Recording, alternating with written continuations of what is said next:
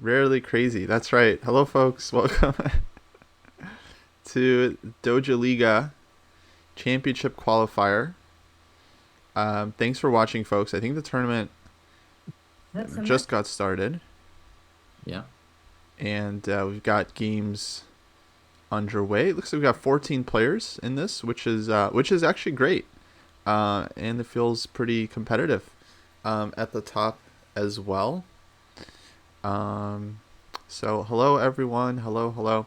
So if you're not familiar with this, that's uh, totally understandable because we have not been doing a good job in promoting this league or explaining to people how it works or why they should play. But we'll hope to change that with today's stream. Thank you, Pepper Chess, for the 5 gifted subs. Um, so basically, All right. folks, today what we have is a qualifier for the 2023 Dojo Club Championship. Last year we ran this, or the previous year we ran this, I think, in December. This year got pushed to January, but basically in September of the previous year, 2023, we started a new kind of form of our league, aka the DojoLiga, and we've had a number of monthly qualifiers since September, so 4 months of qualifiers that have been invited to this tournament. And today they're fighting for the top 4 spots in order to get into the 2023 Dojo Liga finals. So, David, I'm actually not even sure what to call this tournament because Championships qualifier is, I don't know, kind of an odd title to me. To me, it's already the championship. It's just like the tournament stage, Right. like a match stage. Yeah, exactly. These people have Um, already qualified. you could call it the candidates tournament. Ooh. It is kind of a candidates tournament. Yeah. That's true. Dojo candidates. Okay, that's better. Um, then By yeah. next year, we'll have a good name for it. That will be like set on as well. Well, yeah. I mean, we've got. I like candidates. Yeah. That's basically what this is. It's a 7 round tournament. There's 14 players, so it's a Swiss, Yeah. and yeah, the top 4 will then qualify for match play in the semifinals and finals. Um, and let's see. Yeah. Just a quick note to Banausos or anybody else who's playing and listening to the stream at the same time. The participants in the tournament, the candidates, should mute their streams while they're playing. Yeah, definitely mute and then watch later because we'll be looking That's at true. Even games. muted if you watch is not exactly what you want to be doing. Right. Yeah, you can watch in between games, so when you're not playing. But yeah, if you're in the middle of a game, yeah, 100%, you're not allowed to watch the stream because we'll be discussing the games.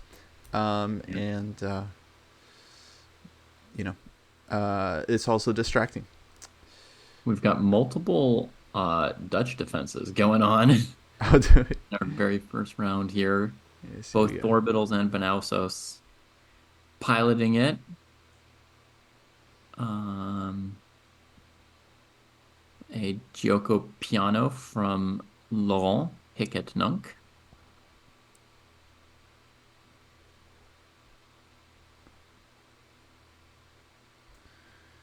Yeah, I'm just opening up all the games. Yeah. King's Indian from Riverash.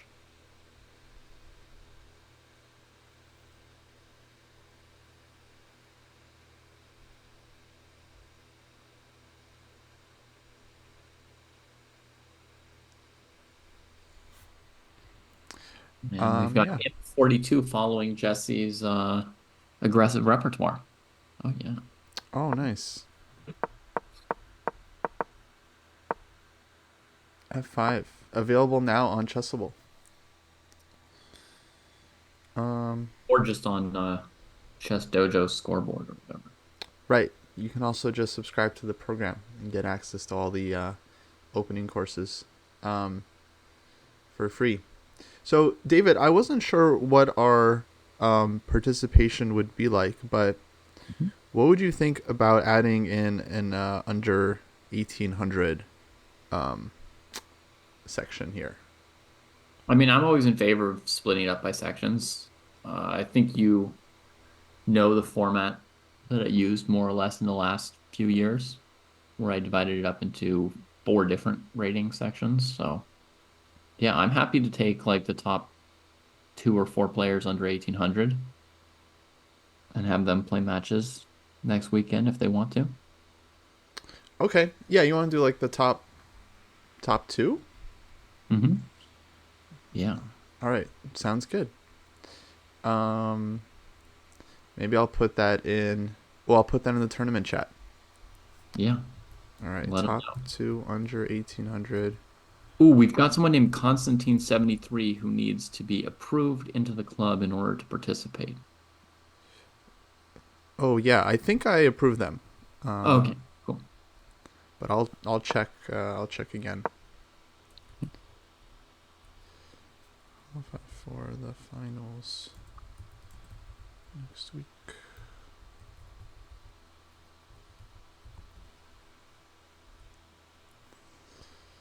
Already.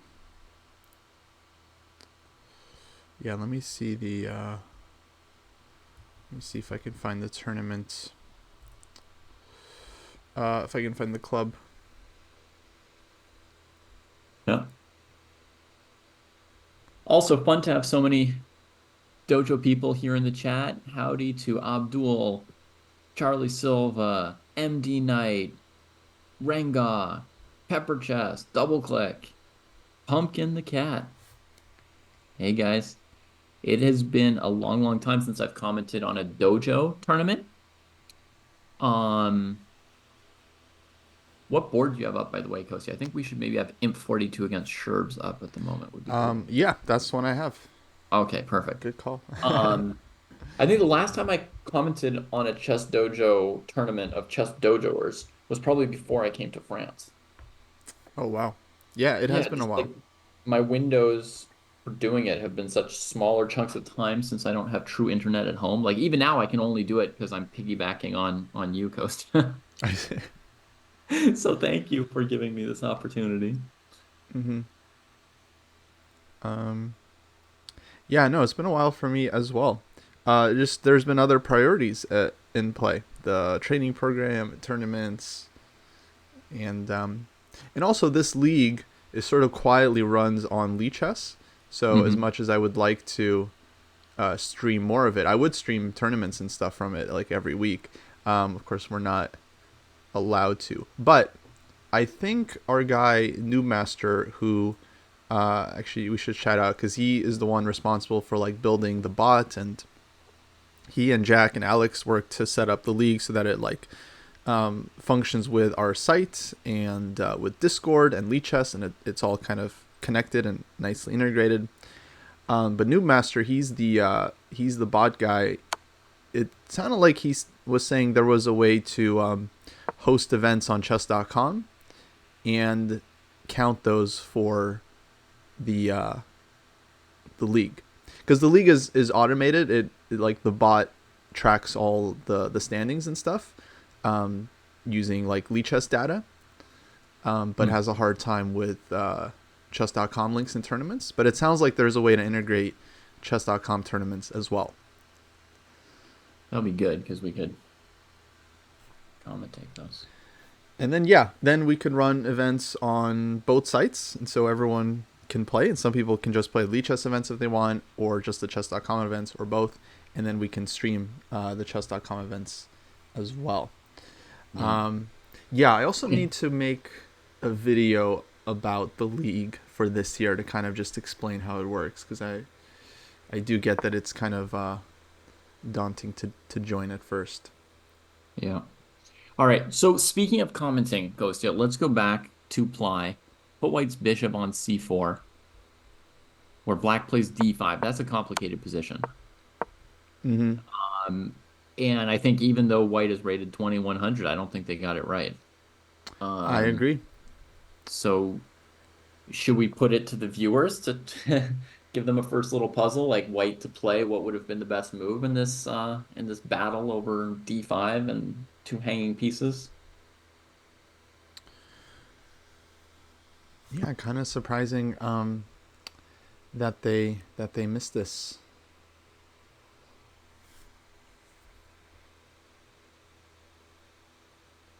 The good thing about the league, let me just explain while you guys are thinking about this position. It is very easy to join. You just have to be a member of our Chess team, which is just Chess Dojo. And if you join the Chess team, you'll see there's a number of events that you can play. And all you need to do is just play in any of those events. So there's blitz tournaments, rapid tournaments. We do classical arenas every weekend. We also do these sparring arenas where you get a chance to play like a middle game or an end game position on Saturdays and Sundays as well. All the events are listed, so you can find them in the schedule. Basically, you just need to play, and our bot will track the results and put you in the standings automatically. So the only thing you have to do to join the league is join the Chess team. And yeah, for 2024, folks, the season has already started. The way we do things is we have like monthly winners. So every month there's multiple winners for different sections like Blitz, Rapid, and Classical. I think different rating categories as well. And so you just have to play a lot during the month in order to get up on the leaderboard. Mm-hmm. All right, David, I think we're ready. So what were All you right, we're thinking ready. here for white? So two people in chat are saying that A takes B4 would have won a piece. At least two people said that. Um, I think they may not have noticed the move bishop takes G1, which makes things slightly more complicated, Mm-hmm. right? And then if white plays rook G1, they don't really have anything, right? So after A takes B4, bishop takes G1, white should take on D5, and then they have an extra pawn. Yeah, and you got like bishop G5 coming. So take here. Black has to save the bishop, so like bishop B6.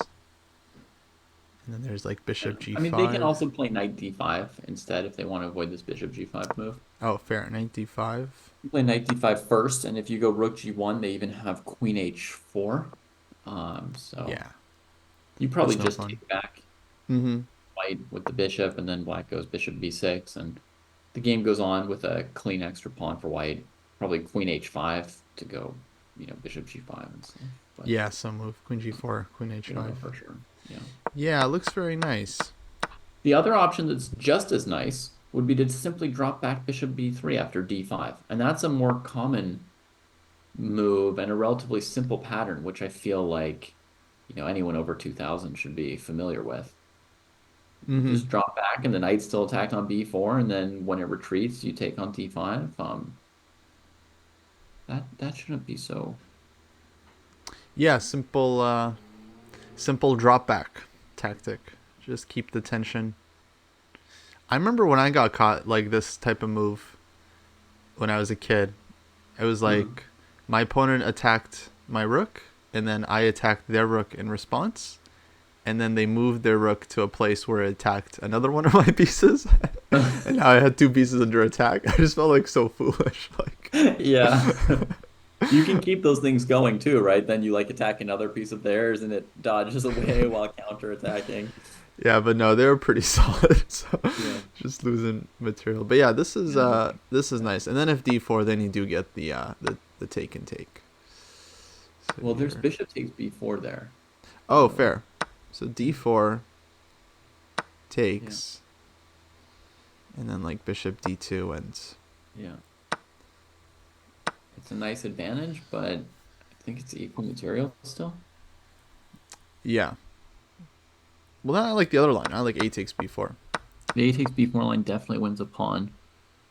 In this position here after d4, I'd also thought of knight a4, knight a6, Mm-hmm. which hilariously achieves nothing, particularly. Oh, we've already got a score. Banausis game ended. let's see this one. Banalsos won. The Dutch is up 1-0 for now. Dutch, Dutch rules the day. So yeah, now if you finish your game, you guys will have time. Basically, once all the games are done, the next round will start automatically. So just make sure to watch out for that. We've got a sacrifice on the board in Timpa versus Riffarash. The King's Indian is trying to strike.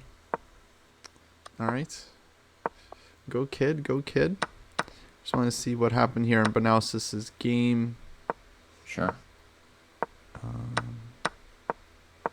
Looks like black got this strong A pawn, and oh, rook takes e3. That was too frisky.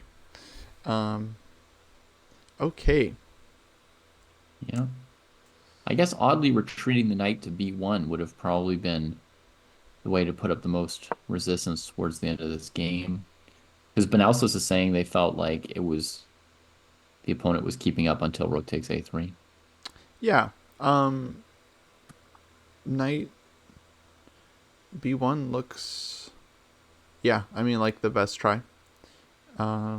Definitely like black's position, like bishop a6. Mm-hmm. And then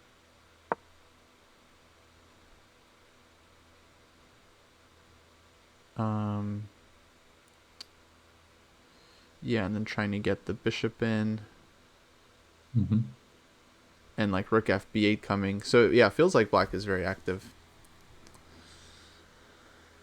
Yeah. Oh, maybe a2 first. I'm not sure. So a2, knight c3. Probably doesn't change too much. Yeah, I felt like it was similar. But I don't know. We gave white tempo to get the knight out, so I don't know if this is an improvement. All right, nice game.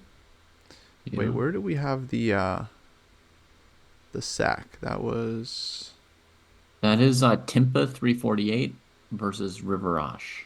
Ooh. Yeah. Ooh, this got spicy. Okay, what happened here? Yeah, actually, and black is the player rated 400 plus points lower and going all out here. Oh wow, king e2, and then that walked into knight takes g4. Oof. Yeah, what was he mainly thinking he wanted to do here? This looks like maybe a queen transfer idea, like queen g1, queen h2 or something. Mm-hmm. Or defending f3, right? So the queen can move at all. Like even just queen d2 to f4 or something. Even queen d2, yeah, exactly. Yeah, I definitely love making these kinds of moves, but they have to work tactically. Usually I make it and then I just get hit with f5 and things get very sharp, but yeah, it definitely doesn't seem right. Probably just queen e2, I would think. Mm-hmm. And then castling. And white's position I feel like is quite reasonable. You're gonna castle queen's side, right? Yeah, I think so.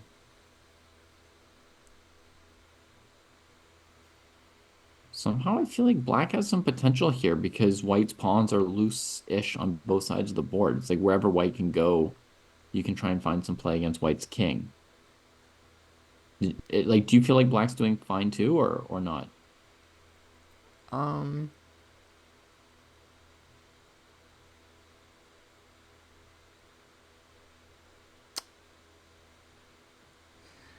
Yeah, it's hard to say. I do feel like black is all right.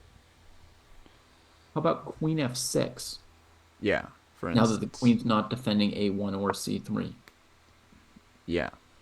It's a cheap tactic, but it's Then my instinct would be king d2. king d2, right? Yeah, I thought you were gonna do that.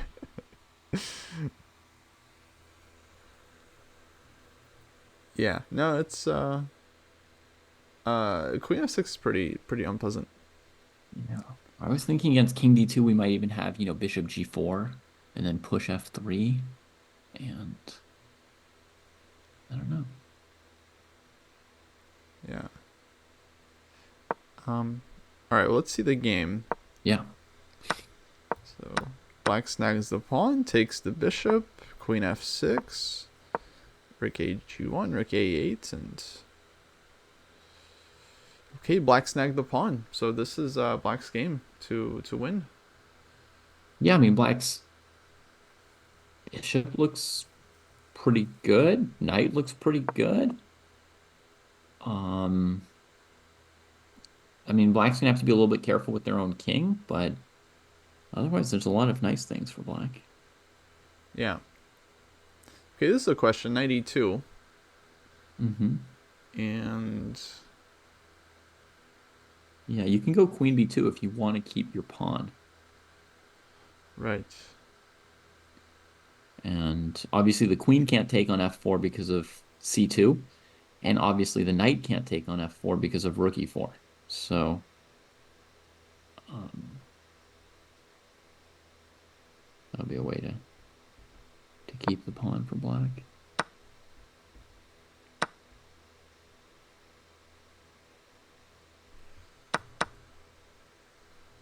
Yeah, queen b2 looks strong.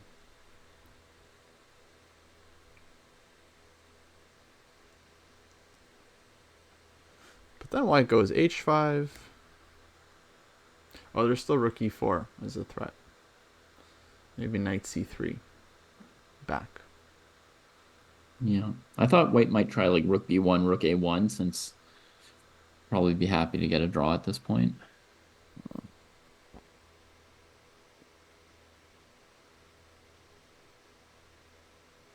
But I was thinking that maybe when the rook goes to a1, black could play knight takes b3. Oh, And so it might not work.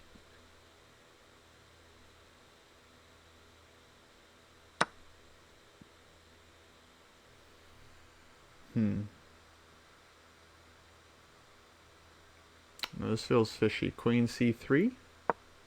Mm-hmm.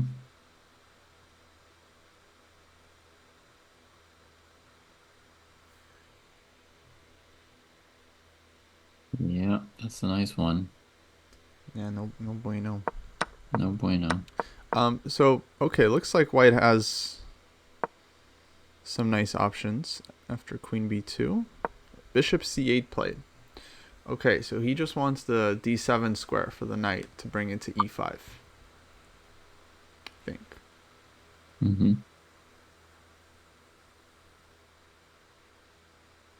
They're using their time at a pretty good pace.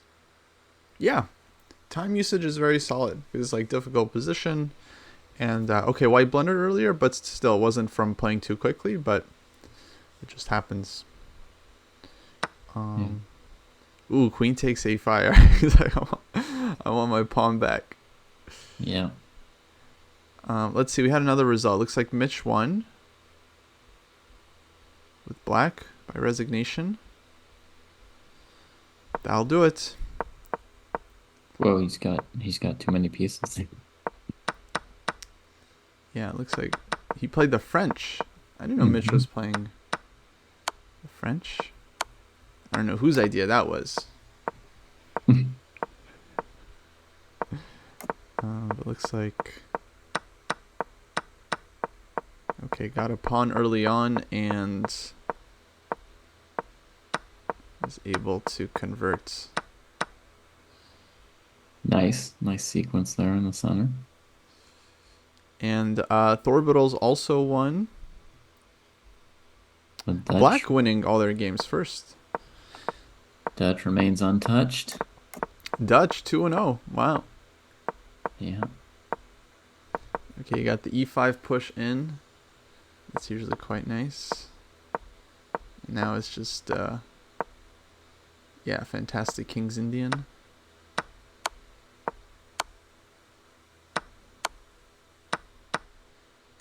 For one move there, Kostya, I think I saw a weird move for white. Oh yeah? Like maybe a chance to break with g4 right after king h7. I mean, it went really fast, but I guess it would be instead of f4 or instead of queen there. So knight h4, king there, g4. Yeah, probably like e4 for black. It look it looks abysmal, but the idea is knight g4, knight g6. Maybe then queen g5 wins for black. Oh yeah, this could be even. I mean, that's really pushing things to open our king when we've got one knight on that entire side of the board. Right. Yeah, this would be. This doesn't look fun for white. Even this. Yeah. Um, but yeah, I was thinking also just like e4 and Just cutting off that bishop's diagonal and then saying, go ahead and open the king side for me. yeah, or even Yeah. yeah, knight e4. Okay. Yeah. Terrible Um, idea. But sometimes you have to fight back where you're weak. Occasionally, like before you get rolled up even more. sometimes it could be strong. Yeah, if the yeah, if the king side opens up and black's king gets caught for sure. It's a nice move though. Yeah, looks like Double attack at the end too. Oh, got defending. got the extra rook. Um, okay. So 3 of the higher rated players are through. We got Timpy, who's definitely struggling a bit. Aged White Cheddar. Ooh, his position looks fun. I can tell you that Laurent is up a piece over on another board. Aged white cheddar. Yeah, that looks fun for black.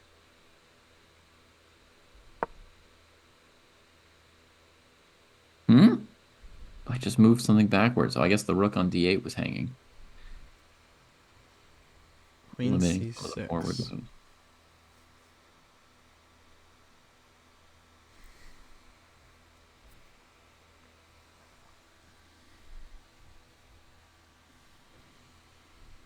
Yeah, fun position here. Like 2 pieces for the rook. Feels like white's king is gonna be vulnerable at some point.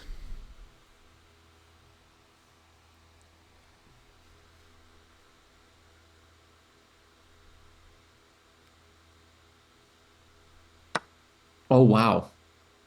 I may have found a combination for black instead of queen c6. Oh yeah? Bishop takes c3 check. I just seem to be looking at all the most violent moves today, no matter what. And like, maybe Mm-hmm. they work, maybe they don't. Bishop c3, rook c3, Queen b4. queen b4, King bishop b, c2. bishop b. Oh, yeah, maybe that too. Bishop b3.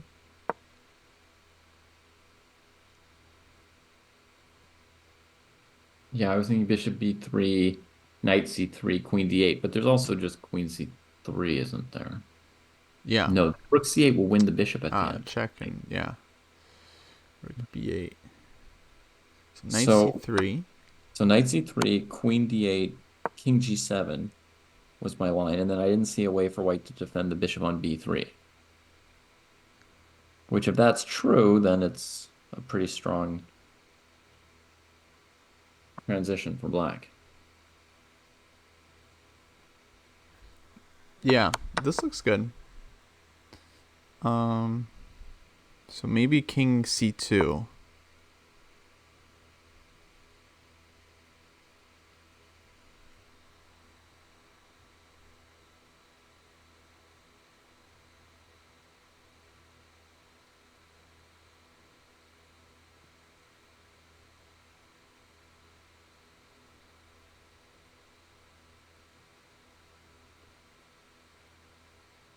Yeah.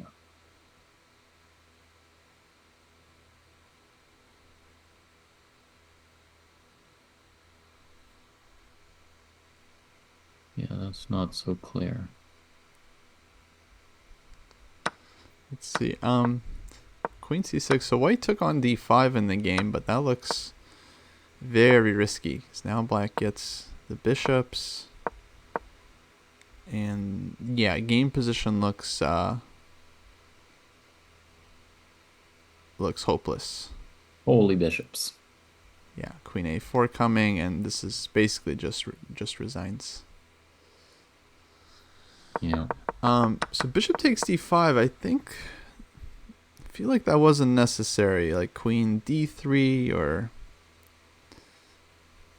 some other move.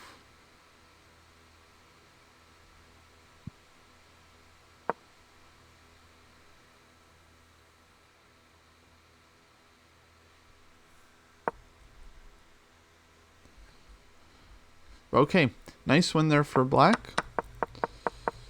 I assume he's gonna win. Yeah, he should convert this. Oh, Tempe won their game. That seemed like the most competitive Yeah. game, but even there, the high-rated player has come out on top in the first round. Ooh, 93. Oh, so black got caught with this g5 move after b4. Nice resource, 93. Tried to give the exchange, but yeah, not enough. And now white just going to be up a piece. So good fight there. Mm-hmm. Yeah. Let's see. Laurent also won his game. Yeah, good fight from Riverash. Not quite enough, but... And we got our final game here of the round between Imp and Sherbs. Yeah. And it looks like a very competitive rook and pawn ending, except that black can't stop checkmate.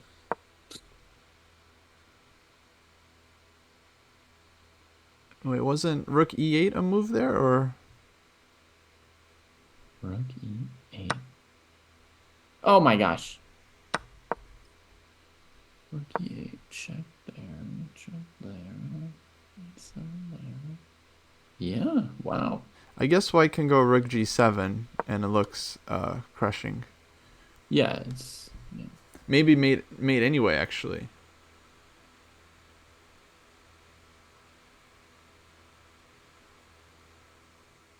Because you're just going to play rook f7. Huh? In the game, Imp missed a checkmate, by the way. Like, what? Taking on f7 instead of playing rook g8 check first. Very... Oh no. Yeah, very sloppy by 2100 standards this whole game. I feel like Imp was not properly psyched up to play down, 800 points in round one. And maybe we'll need some stronger opposition to bring out their best in later rounds. Yeah, but okay, a rook's a rook. Definitely good enough. Yeah, but, I mean, you've seen a lot of 2100s play. Normally they see something one move ahead when it's there. Yeah, that was findable.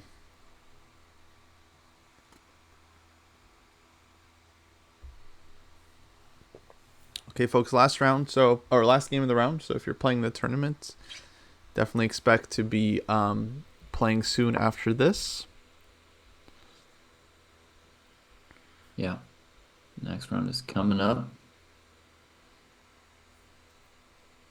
Pepper Chess, you got to experience a slump. Cool. Now you've experienced another classic chess experience.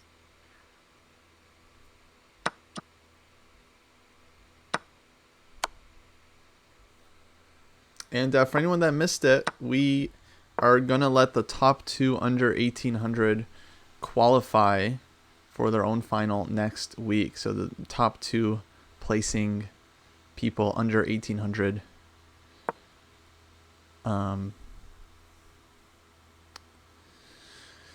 will get to play a match of their own next weekend.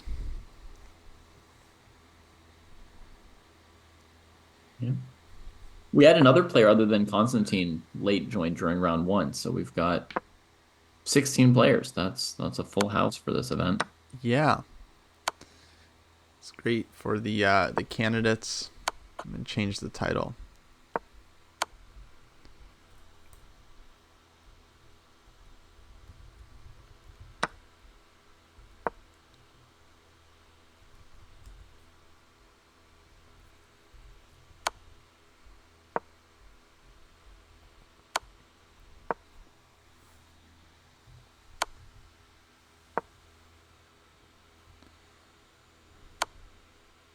This checkmate is dragging on, Kostya. Nice. All right, got the job done. Round 2 should be starting soon, folks. There it is. Okay. Oh, we got some big matchups already. Thorbitals versus Imp. Mitch versus Timpe. Banausos against Cheddar. Laurent against Constantine. That was the late showing. Shout out to my fellow Kostya.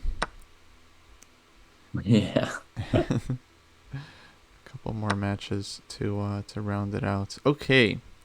So board 1, we got Thorbitals against Imp, who just finished long game. And oh, this is Smith Mora. Thorbitals specialty.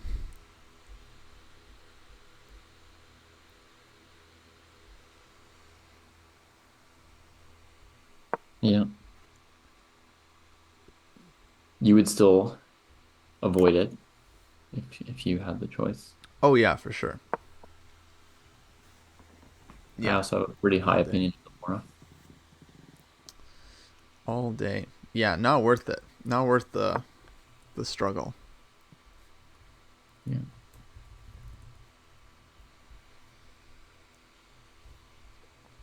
Okay, I need to give me a sec. I need to fix some of our commands because they're old.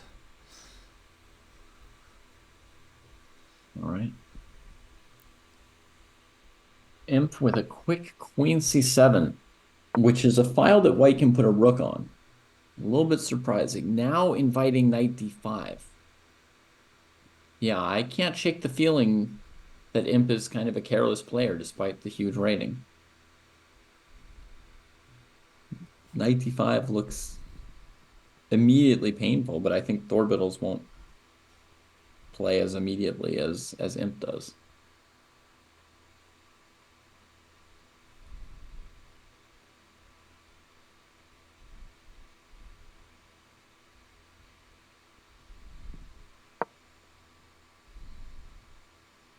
Ooh, what happened? You didn't like e5? No, I think it might lose to knight d5. Yeah, knight d5 is hurts.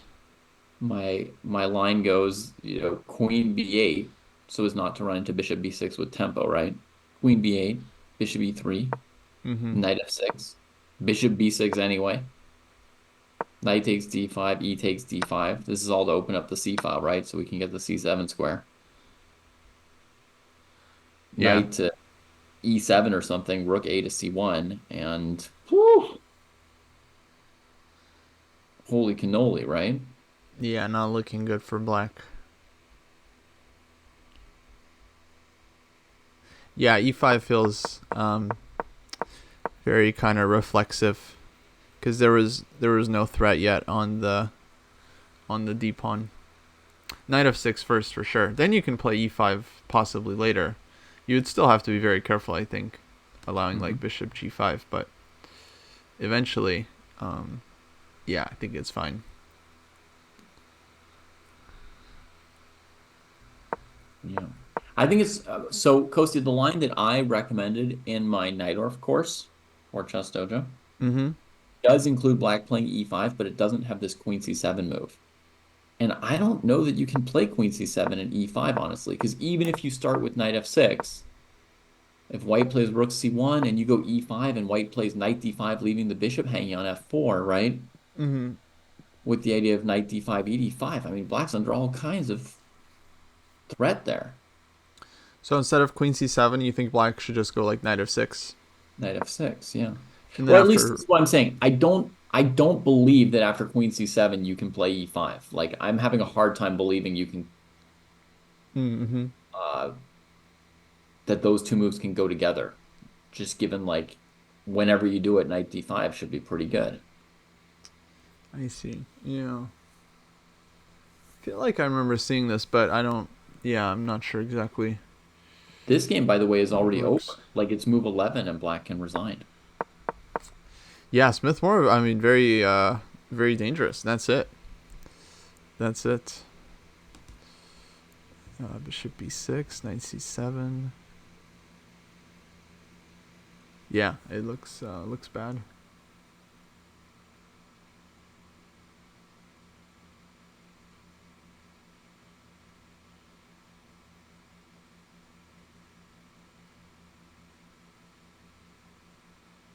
Oof. Yeah, Yeah, looks really this is a bad. good night, sweet imp moment.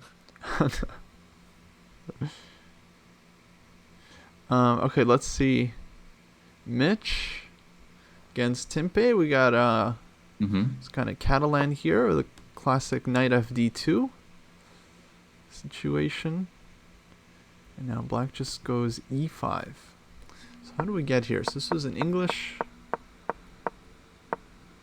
double fianchetto, d4.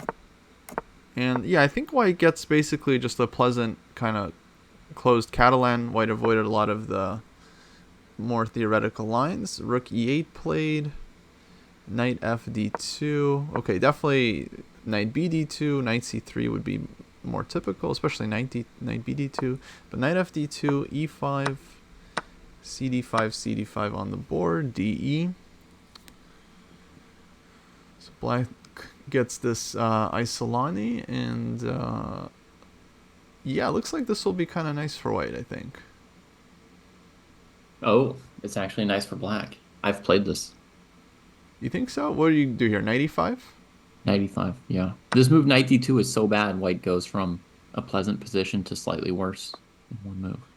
Okay, let's say white goes back knight f3. Yeah.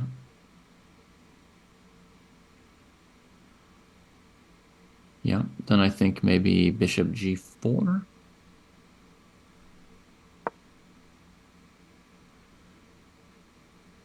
I mean, white's just gone from being white to being black. Knight bd2. Maybe, I don't know. I'm not sure it's so bad. Actually, there was also knight takes f3 and then bishop h3, which I thought is annoying. I don't know. Maybe just rook e1. Mm-hmm. Yeah. Yeah, everything is fine. Um, In the yeah, I game, feel he like played white's knight. fine. Yeah, white's only slightly worse, but I mean, it's a pretty big deal to move back and forth and lose two moves in the opening, no? I mean, I mean, I like playing against the IQP. So if a position is equal, then I'm like, oh yeah, this is playable. yeah.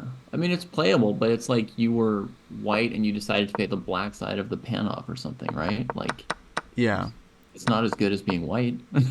I'm not saying it's dead or anything. He didn't hang anything. Well, other than two tempi. yeah. Knight fd2 doesn't feel right for some reason in this position. Yeah. Like I can tell you, I've had the position with knight bd2 in tournaments many times. Yeah, this is normal and slightly better. I guess you could try knight c3 if you want to be fully ambitious. Hmm. Because then let's say black played b6 and you went knight d2 here, then e5 is no longer working because of the d pawn, right? So Hmm. this would make some sense. Yeah. There is a line where knight fd2 is very strong, and it's a knight c3 line without even b3. So Yeah, if white plays instead of b3, bishop b2, if they just play like straightforward knight c3, black's rook would still be on e8, on f8. And if black is afraid to go into dc4, e4, right, and just keeps developing instead of taking, then in that position, knight fd2 is super strong because suddenly e4 is coming very quickly. And if you take on c4 or e4, you lose a tempo exactly right here. yeah. If you take on c4 or e4 next move, you'll lose a tempo to your bishop on d6. This line is very, very difficult for black. I've lost with this position twice out of twice that I've had it, I think. Yeah, this is pleasant. But yeah, so this This knight has to be on c3 already, because otherwise e5 is Mm-hmm. kind of strong. Okay, that's interesting. Yeah. So knight a4, bishop a5, knight f3. I don't know if Timpy's played this correctly last couple moves, because now I'm definitely starting to like White's position.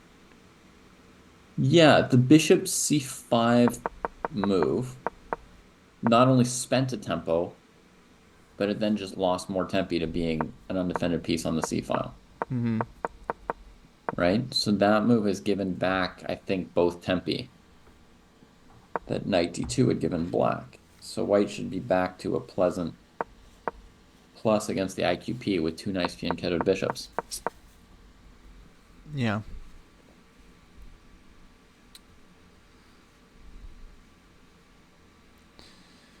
Yeah, Yes. Foos, the line I mentioned only makes sense against bishop d6, right? With the bishop on e7, there's no reason to play knight f to d2.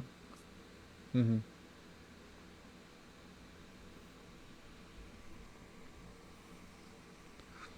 But yeah, it seems like it could be kind of nice for White, like knight f3, bishop f3, bishop h3, bishop g2, and then queen comes to d4 here. So I definitely start to like it. Um, But at least your bishop h3 was something, Kostya, because you chose to play it in a position where white couldn't play rook e1, which would normally be more desirable. yeah, So they have to go bishop g2. And you could consider playing queen d7 here as black as well. If you wanted to sort of throw caution to the wind with your structure. Hmm. Yeah, white could probably take on f6 and h3 and then just yeah, and d5. Yeah, I wouldn't like play that. knight c5, knight d3, knight f4. Yeah. Um. Okay, knight f3, knight c6 played, knight c5. Yeah, now I think White's just getting like a dream IQP. Once it's plus equal, then it's basically over. just a matter. Ah, No, I'm sure it'll be complicated. But often the position it like I almost didn't plays itself. I didn't know this bias appears. You're Um, not like an obviously biased person, so yeah, but no, I definitely I have some biases and I have to yeah, work against them. everybody has to have something. It makes sense. You know. Um, yeah, I don't like taking material. It's a big weakness of mine, Hmm. and I really have to work on it. Right. Like making your whole position unpleasant to be up upon. And you're like, why would I ever go through that headache? Yeah, yeah. I mean, I Oh, don't like doing that. did you see Gukesh versus Nepo Kostya No. from Wei Kanze? You I think should I play missed through it. that game to fight your bias. Yeah. Yeah, I don't know how they do it. They like take a pawn and then they have to move their queen like 8 times. Oh my God, it was miserable. I was like, he's gonna lose, but he won, like it was so miserable.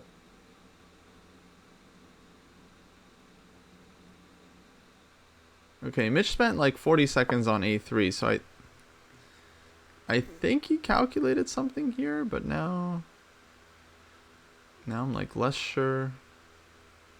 Hmm. He's got a threat of bishop f6 rook e1 that's noticeable. Yeah. Also, he could have gotten his pawn back with bishop f6, queen d1, rook f d1, g f6, rook d5, right? I mean, that's easily playable. Right.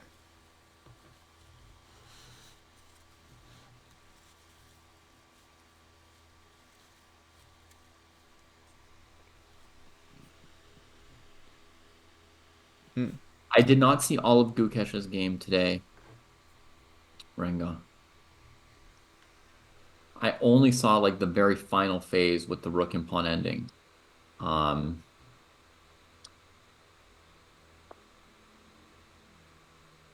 which was pleasant to me.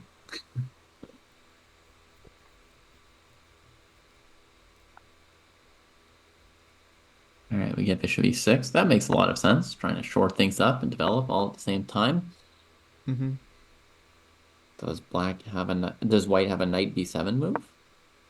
Oh my God, what is happening to that queen? Is she Oh trapped? boy.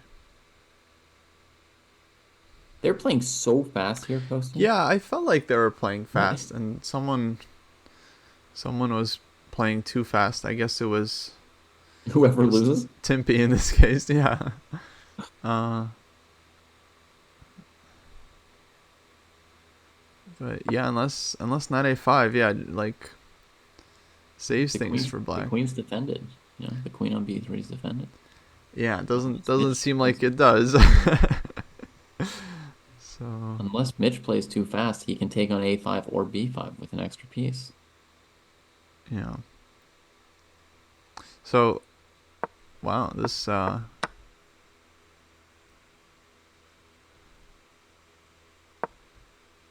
queen e2 was very risky. Maybe black needed to go back like queen e7. This rook fe1 was just killer.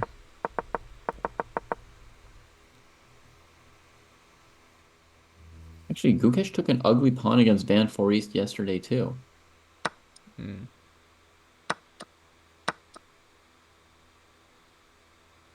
Think Okay, about it. well, piece up here for Mitch, so So yeah, yeah. he should The one piece out and check out a different game. should win it. Yeah, Thorbitals is I'm sure he's enjoying his position. How is Thorbital's game still going? He's up in It's exchange. yeah, chugging along. He won the exchange with knight c7 and now f4. Makes a lot of sense to open up the f file.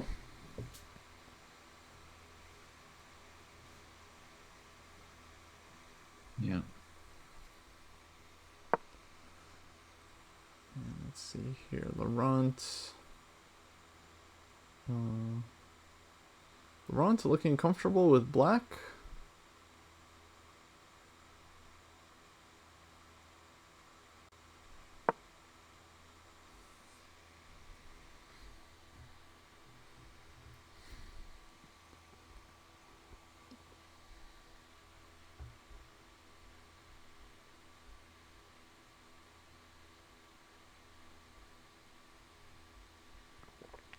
Oops, some other games. And Yeah. then Age White Cheddar against Banausos. Extra pawn here for whites. Sorry, yeah, what were you saying? No, I was just trying to catch up with you on some of the games, and the one between Constantine and Hickhead Nunk is pretty controversial, I guess. Yeah, let's go there. Queen takes d5 check here. Looks like should be nice for whites.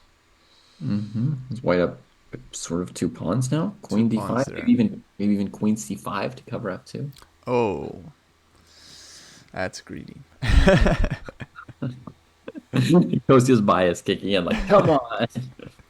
No, I was thinking of rook e2, f3. E2. Just pull it back. Yeah, sure.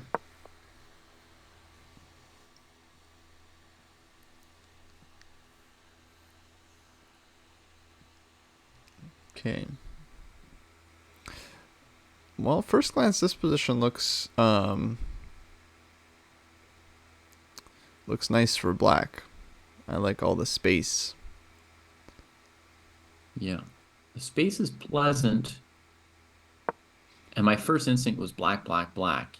And that move I like for black because what I was thinking is if white just sort of trades on f5, the light squared bishop's always pretty good. I mean, it's hard to beat the bishops, I think. Right. Yeah, f4 is quite good. Ooh, gf4 does not look No. nice. Prudent, advisable, resignable. Now he's facing knight f3 and f3 as threats.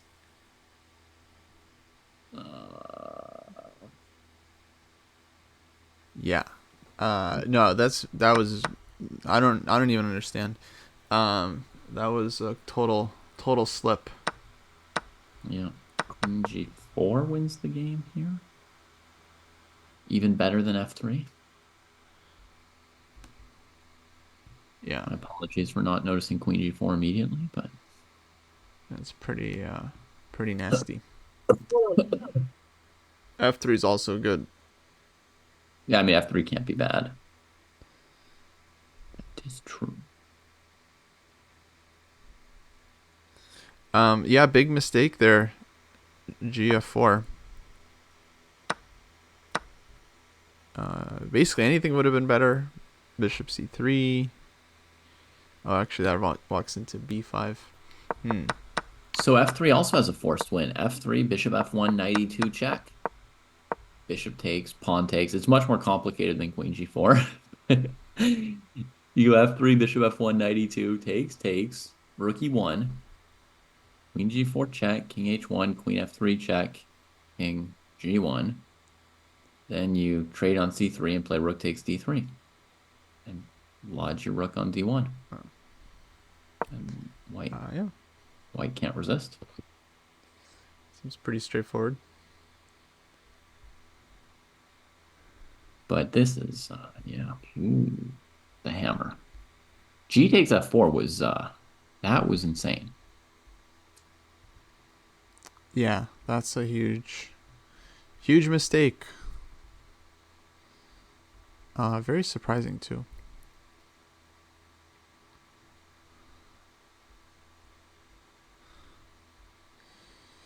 Okay, let's see what else we got. Crunch. Okay, Cheddar's winning. The orbitals is close as well. Mitch had that extra piece. Okay, so people are cruising to 2 points. Some cruising happening.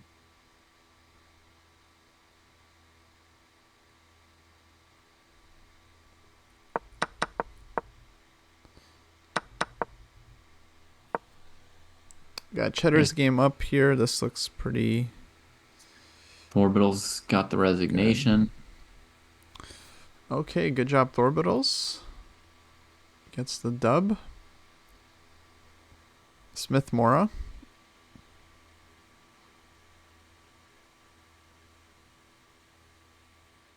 Let's see, we got Laurent's game. Okay, some tactics here to finish up. So F3 played. Knight F3. King H1. Takes on C3.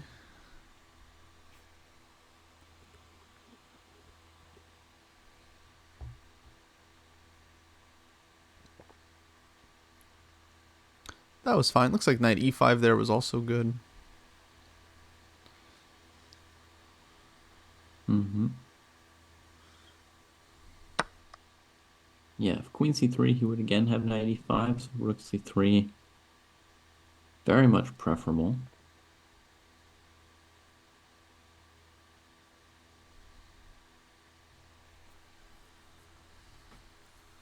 But this is still just lovely for black. Like knight D4. You got F3 coming. Total domination. Nothing moves.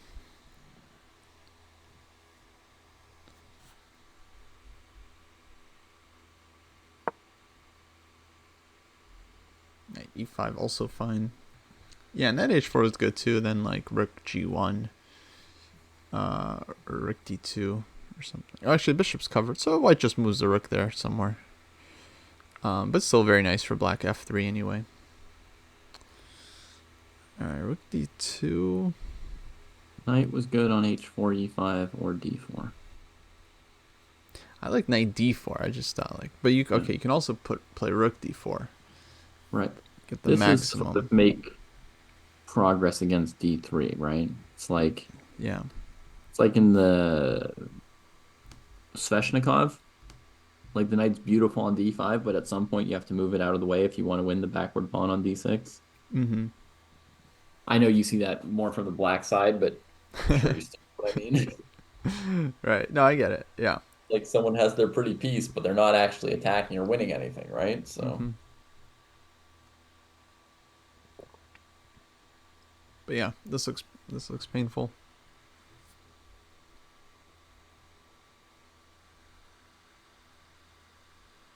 Um, okay, plenty of time for Laurent to figure it out. He goes f3. mhm.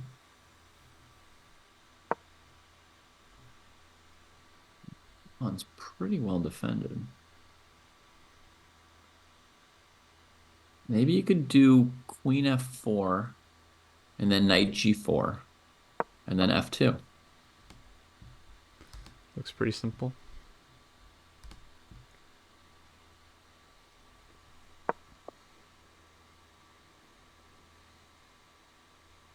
Maybe threatening queen d4. I'm sure the queen and knight could beat the two rooks and a bishop, even if white got queen takes d4 in. But rook c d8, Yeah. f8 would make a lot of sense rather than allowing that. Yeah, you just improve your position and avoid any possibilities like that.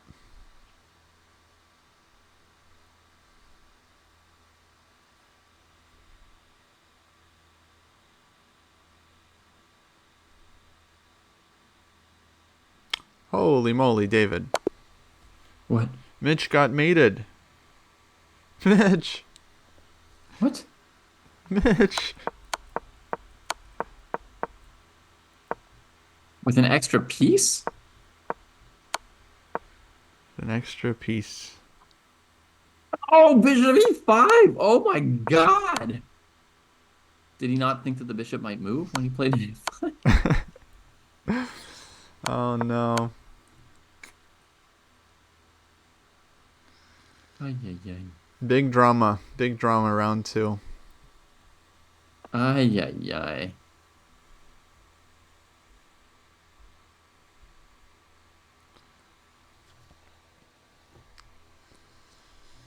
Too Okay. much cruising. Too much cruising, Kostya. Too much. Yeah. Yeah, it's never over. You know, I once got maiden 2 against 2600 GM in a classical game Mm-hmm. that he just blundered in winning position. What? Yeah. Like an end game. Like maiden Like this 2 kind of a moves. thing here. Yeah, exactly. Yeah. Basically similar. Against a 2600 GM in classical. Classical. Yeah, and he had time. He wasn't like stressed or in time pressure. He was just relaxed. He was just too relaxed because he was just up a pawn and cruising. That's not once in a lifetime. That's once in like 100 people's lifetimes. Like you're the recipient of like all the luck of your generation or something. Like, Yeah, that was a big one. Yeah, that was round 1. and you've never been asked to return that point. Like you've been walking around with it your whole life. Oh, I've returned the point many times. I'm Oh, okay. sure. We won't name them PB Corporeal, but it did happen. Yeah. Yeah. Okay, but at least that was I think that was World Rapid Championship. So that was, you're supposed to play fast. Right. Yeah. But I mean, you're also supposed to know scholars. I don't even want to talk about that game. I feel too bad for it. Yeah, Doesn't that make was just a glitch in the matrix. sense. I wonder if Look, my game is in the database. here's that Queen F4 Knight G4 plan from Lafont. Looks very effective. Very effective. Okay, I heard the sounds. Okay, Laurent wins the game. GG. Next round will be starting very soon, folks. Round 3 coming up. I mean, Pepper Chess, it sounds like anyone would have a chance to beat a 2600 GM. You would only have to play really well for a million moves to make it to an end game, but not too well because you want them to relax. Exactly. You want them to be Oh wait, cruising, but it takes a lot of moves. sorry folks. There's one game still left. Riverosh against Mudla. Yeah. David, how do you say this? This is a kind of flag. This is French flag. It's a French flag, but the name looks much more German or English, right? Germanic somehow. Yeah. River is the English word for river, and ASCH is the German word for ASS. Oh. So I I don't know what the French part is in this thing, but I see.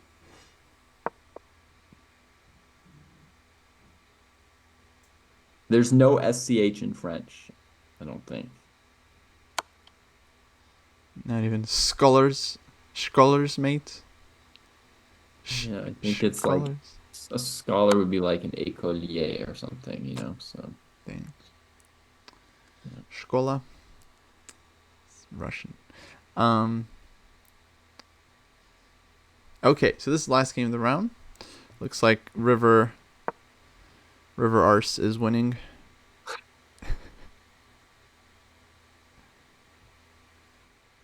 Just Yeah. gotta find a way to remove the Promote the rook C. from c5. Yeah. Coming. It's coming. So the schedule for next weekend, folks, is going to be matches That's right. on Saturday and Sunday at around this time.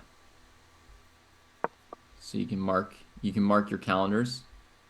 I'm not Yeah. exactly sure where to mark the calendars nowadays to update like what streams are going to be, but Oh, we're doing it on the calendar now, David. through the scheduler. Yeah, you can do a What is great. dojo wide event, and then it shows up as green. Yeah. Um, Okay, that's what I was thinking. Actually, I need to put up our dojo talks. We're doing dojo talks tomorrow, guys, at Mhm. 2 p.m. Eastern time. Yeah. And we haven't. Oh yeah, we haven't picked the topic yet. But we're gonna do that.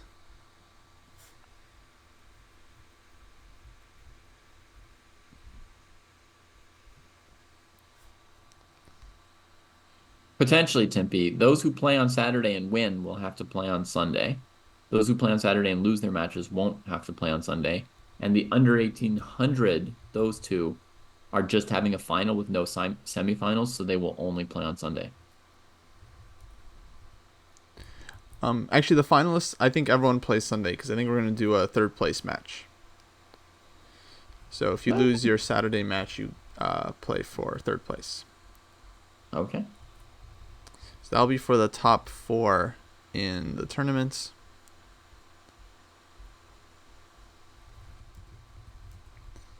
And then, yeah, top 2 under 1800, they'll just play on Sunday. Championship Sunday. Championship Sunday.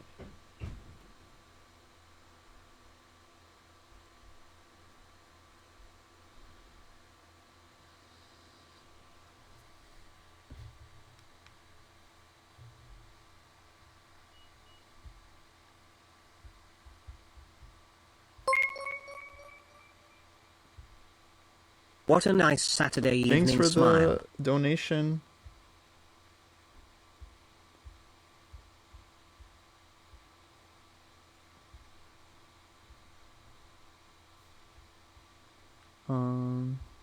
Charlie, I did not get this email.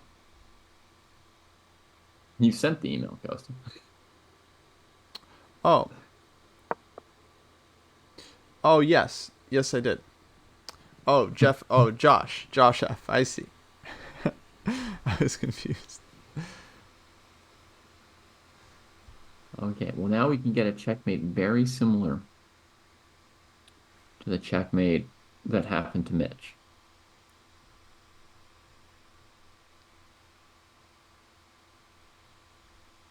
I see. So that was just a question for the chat. I understand now.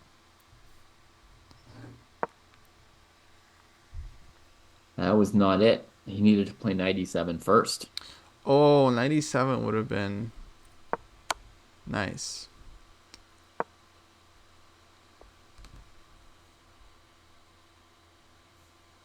Beautiful. Now, how are we defending the c pawn? The rook is on a tear. What a tear to wear.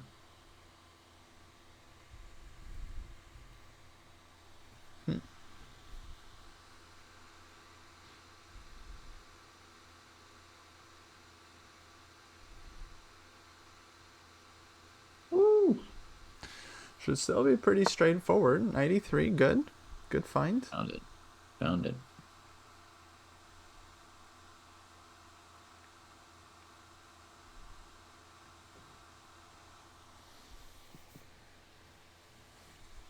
Feels like not the best technique from white, huh? Well, compared to the checkmate with 97, yeah, not the best. Checkmate one thing, but I feel like we could have If you don't have gotten the c checkmate, pawn to yeah, move. if you don't have checkmate, you should play king e5 to d6, and then shove the c pawn, right? So going c5 and rook h2, if you're not going to checkmate, is not effective. Right. Just giving some checks. Yeah, his rook's kind of wandering around, but doesn't have the same purpose as when it was just behind the c pawn. Okay, here we go. Okay. Now we're back on track. We had a little phase.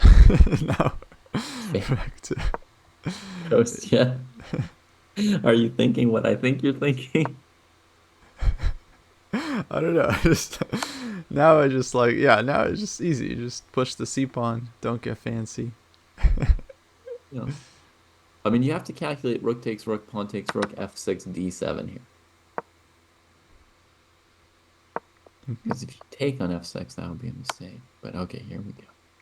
I mean, taking was still fine. Reeling it in. Always repeat. Always repeat. Good.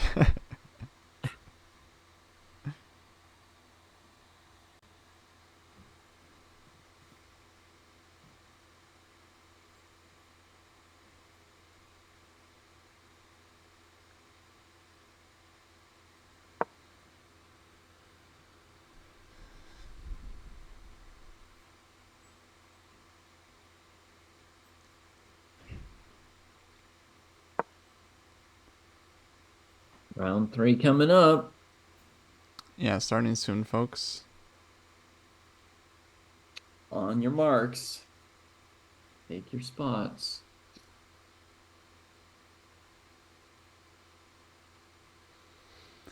Not too nervous. In a blitz game, I would be, or in a sub battle for sure. Here, not really. I don't think. Yes. Yes. I always get nervous for the players. Even when I like both of them, I'm still always like a bundle of nerves when watching dojo tournaments. Yeah. Oh well. Ranga should probably know my answer from watching enough of the Saturday Rapids. Yeah, I guess I do too a bit. Oh, I'm not loving this. Yeah, delay. It's a bit too long there. But all right. Game concludes. Yeah. Round 3 starting. Yeah, around stalemates for sure. That's one thing I can get nervous about. All kinds of situations I can be nervous about. Okay, we got Thorbitals against Cheddar, Laurent against Timpy, who received a big gift last round, and then Imp against Riversach, Mitch against Road to 2001. Oops. But now Sos, Constantine. Okay. All the games started. All right, Cheddar Thorbitals. Got Rossalimo, Castles, Knight G7, and C3. Yeah, folks, if you want to join the Dojo Liga, actually there's a link pinned in the chat. That'll take you to the info link. Also, you can join the Discord, and we have info about that there. But 2024 League is ongoing, and January is well underway, so you still have time to play in events. We basically do rapid events, I think, a couple times per week. A couple blitz events. We do classical on the weekends and sparring as well. So yeah, definitely join the league, and you can play those events.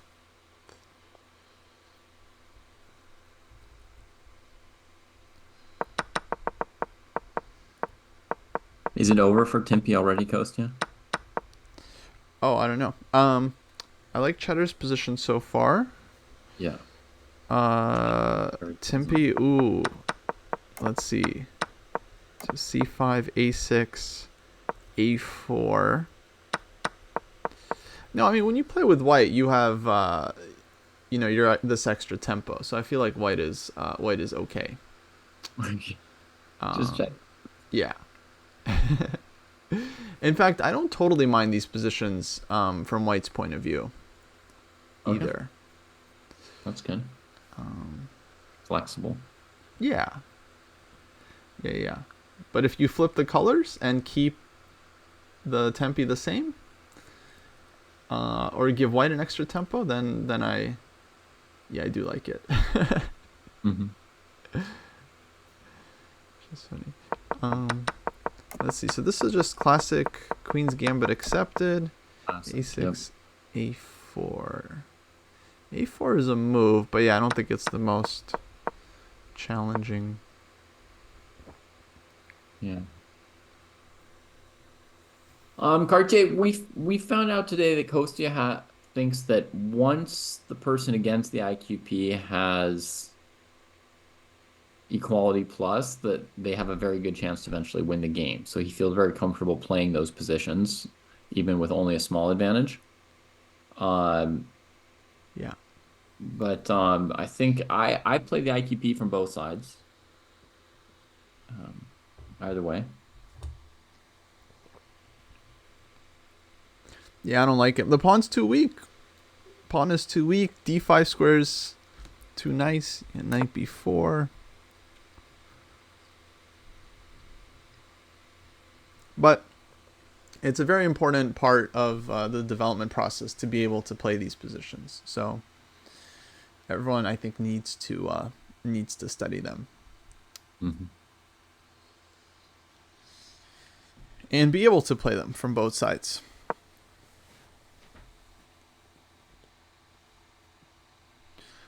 So far, so good, though. Rook e1. I'm guessing we'll see queen d2 somewhere. Rook a d1.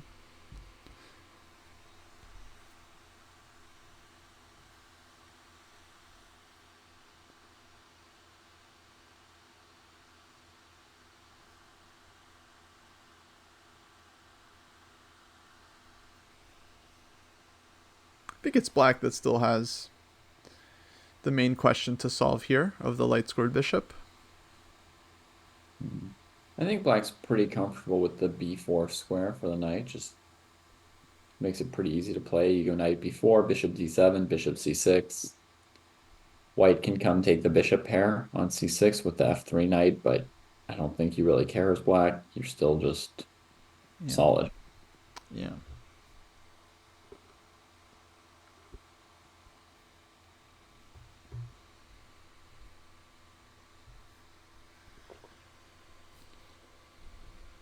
Okay, then we also got Cheddar against orbitals.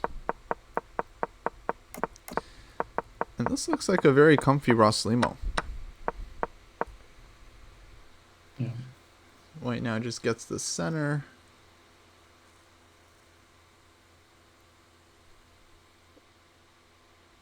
Black's fully allowing this d5 move.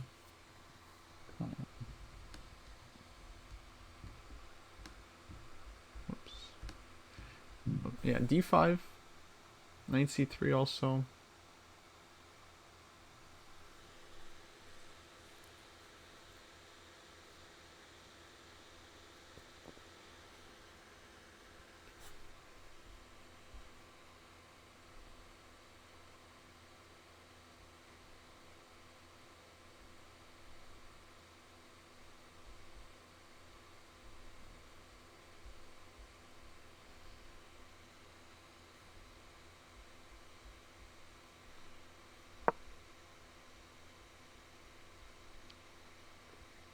Okay, just goes knight c3. Castles. Yeah, the space here I feel like is gonna hurt black. Yeah. What do you think of playing d5 from white? Because there's like a perspective where it's good to leave the pawns just next to each other. Um, unless you're doing something pretty decisive. But there's also the thought that as long as you allow black to play d5 themselves, they could regain some space. So maybe it's kind of a question of how bad is black's French if they go d5 and white plays e5. Yeah, I don't love that position. So a3 played. I think because on d5 knight b4, d6 would not win a piece, because black could take. But after a3, this is now possible. Rook c8. Mm-hmm. Now d5 and d6 looks super annoying. Well, the Maybe knight's just going knight to go to e5. e5, and then against d6, you go bishop f6. Wait, but knight e5, knight takes, f4. Ooh, going all out.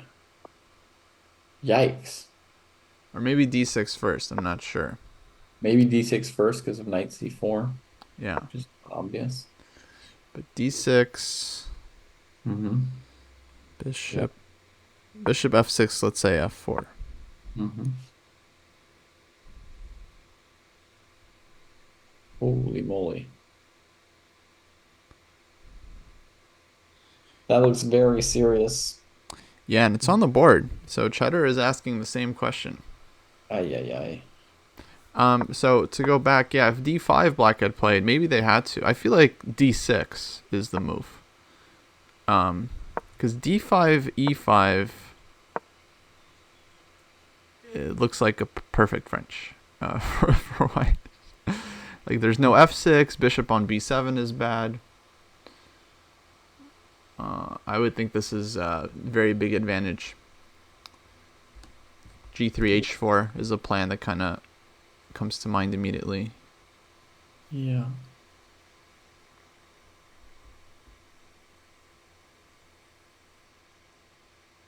Yeah, I feel the same.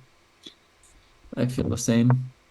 So in that case, I liked that aged white cheddar waited and left d5 as kind of a threat, but didn't just try and play it too soon. Yeah.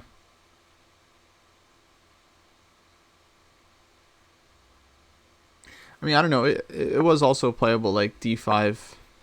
Because if knight b4, the bishop could move somewhere. Like bishop b1, let's say. Mm-hmm. And then you're threatening a3 and d6. Mm-hmm. Oh, a3 is another threat, huh? Yikes. So yeah, maybe it was just good right off the bat. And he needed one of these clever drop back moves. Oh, here would be a move to survive. Well,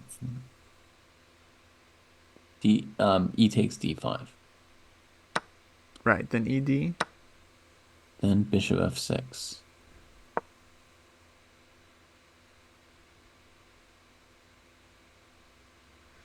I see.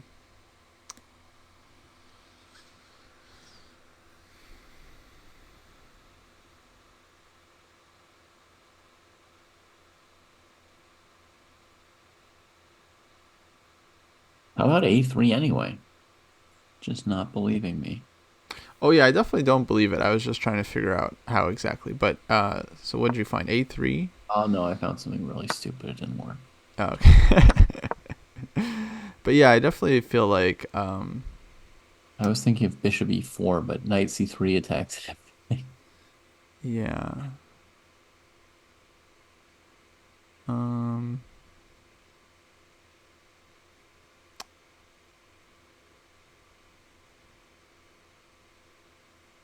right, maybe queen b3?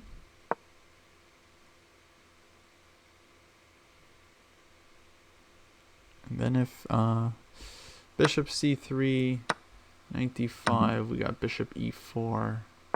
Mm-hmm. With some tremendous pressure. Knight e7. Bishop a3. Bishop Rook a3. e8, bishop takes 9. Rook d1. Yeah. Yeah, that's game. And also, by the way, the bishop could have gone to b3, Mm-hmm. which I put it on b1 exactly because of this e takes d5 and to open it up on the diagonal, but on bishop b3 it overprotects the pawn nicely. Mm-hmm. Yeah, you just have to calculate a5, just a little extra work. Right. Well, in the meantime, it looks like we got that line on the board. So knight e5 played, takes d6 first. Mm-hmm. And yeah, here Thorbidals has to tank basically to figure out if he has any way of surviving this. Like some bishop h4 or something. Mm-hmm. But is there anything? Bishop h4, g3, queen f6. Yeah, so unbelievable. Like, Super f4. sketchy. What'd you say? Super sketchy. I mean, Yeah. nobody believes this. Yeah, for sure.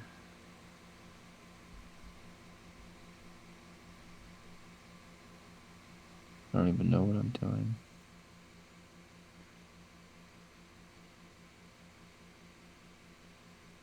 I guess queen g6 in that position. Mm-hmm. Then if fe5, bishop takes g3.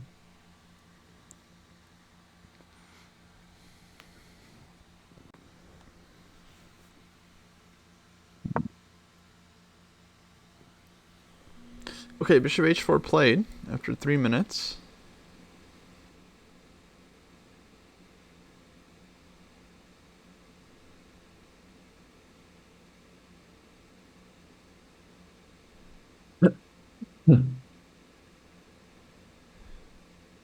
You can sack the exchange of Chiromo, but I don't yet see how that keeps you from losing the dark squared bishop that's getting kicked around by g3 and f4, etc.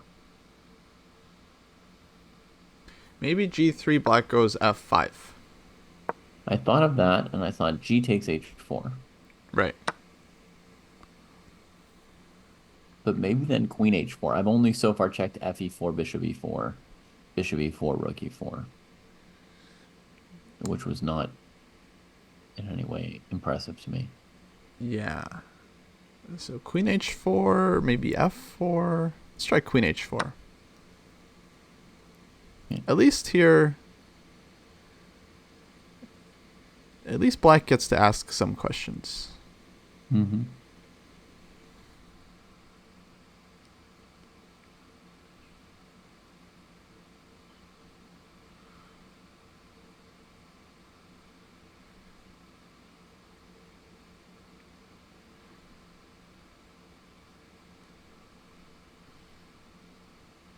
Rook e3 kind of walks into f4, I think.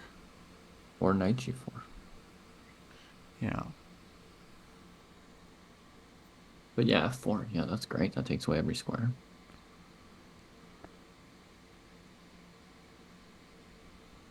Okay, let me see if I can find a move. This is like a weakness I've been reminded of. It's trying to Defense. cope with defense. Yeah, Okay. defense is tough.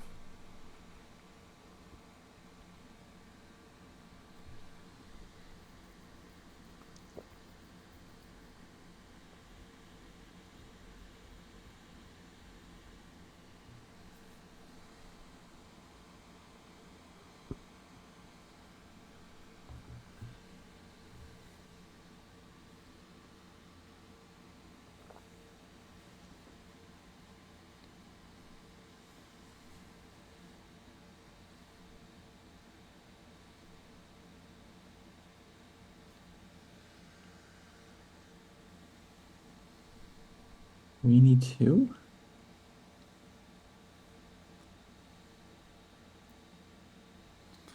Queen E2, F4.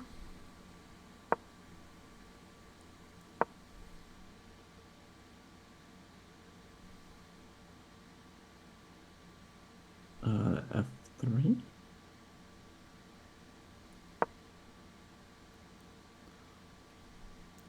Then I got either Queen E1 or Knight F3.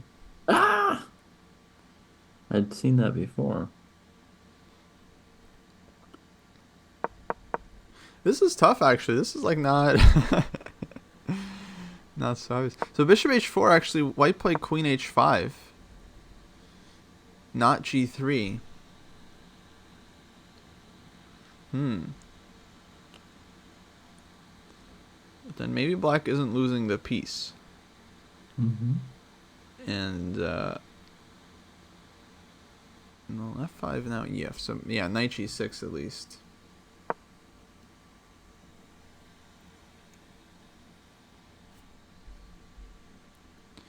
Or Knight C4 played. Mm-hmm. Okay, so this game is gonna be messy. Yeah. G3 F5 definitely. Now after F5, we should say GH4 was not. You could also start with F4, which maybe is easier for White.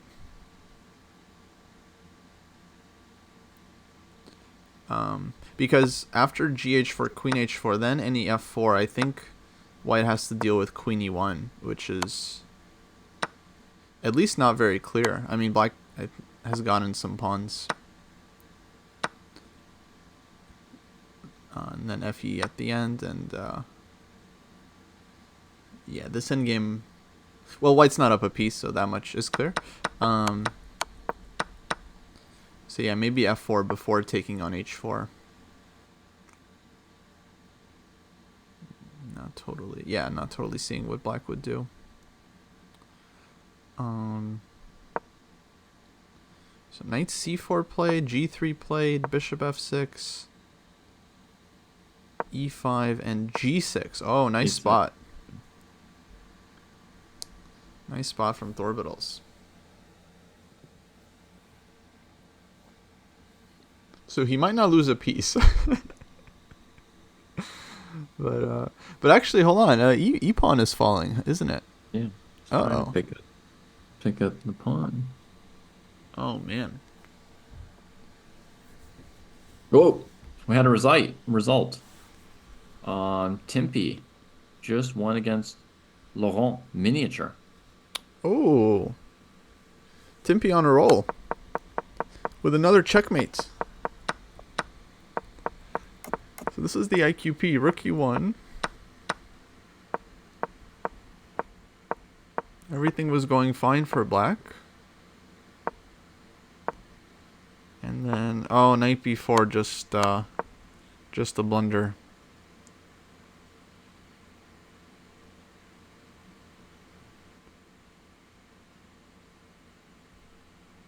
Yeah, definitely the wrong knight there. Okay, Timpy on 3-0. Laurent, though, still has chances. Has to make it into the top 4 to qualify. Looks like Imp also won their game pretty quickly. Whoa. Okay, bit of a howler there to end that game.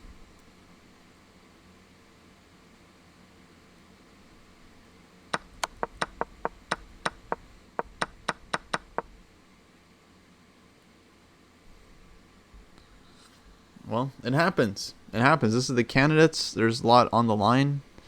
Players are stressed. We see all kinds of mistakes. Let's go back to this cheddar game. So Queen E2 played, Knight takes E5, and now Bishop E4.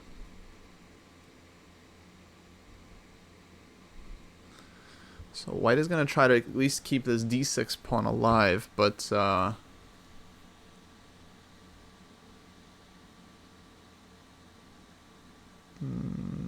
Looks dead to me. I don't see any comp for the mean, I feel like there's some play on like the dark squares, like knight e4, and then bishop g5 comes next. Mm-hmm. Um, so it's not super obvious for me how to handle this position. Okay, bishop g7. Now bishop g5. I guess just f6, huh? Just temporarily, and then eventually you'll play f5. Yeah. Because I wouldn't want to allow any knight f6 or bishop f6 stuff. That just looks unnecessary. I agree.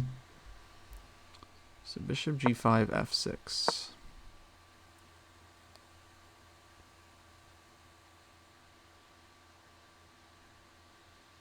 Bishop will move back somewhere. Let's say d2. Or there. Yeah. And then I don't know. My gut says knight f7 to cover the g5 square and prepare f5. Mm-hmm. And look at the d6 pawn. Yeah. Yeah, totally. So yeah, should be nice for black. Rook c6, queen comes somewhere. Mm-hmm. Definitely looking nice for black. Okay, bishop e3 played.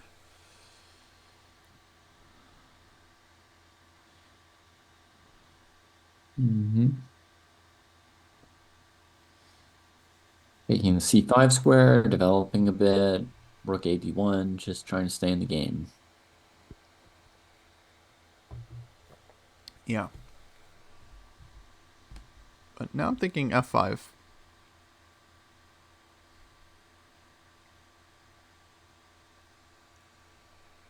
And then on Black bishop should.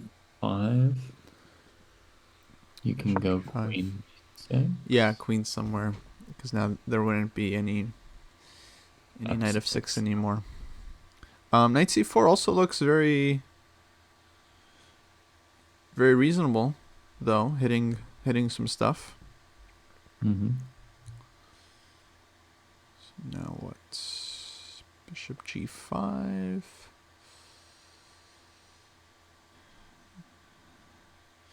Well, bishop g5, I feel like you got to go f6 anyway. Yeah. Seems like that's always going to be better than letting white outpost on f6. Or e7, right? I mean, bishop g5, you move your queen away. White can also go bishop e7. Yeah, Can't. it's annoying. All right, so bishop c1.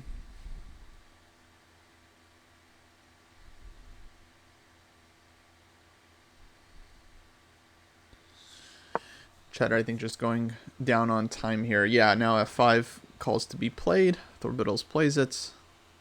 Quickly, too, putting the pressure. Mm-hmm. And I think once this d pawn goes, then yeah, it just looks totally lost for white. So Thorbidals with the comeback. Wow. That was a very, very scary opening. I mean, Cheddar was looking for the knockout. Yeah. Yeah, good one to analyze later. I've had that game a lot where I'm doing well. I maybe don't take the material, don't find the best way to deal, and then things go very wrong.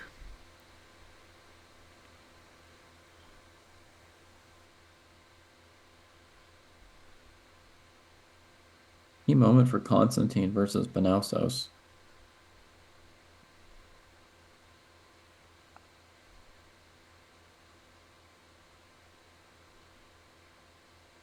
White's just played b4.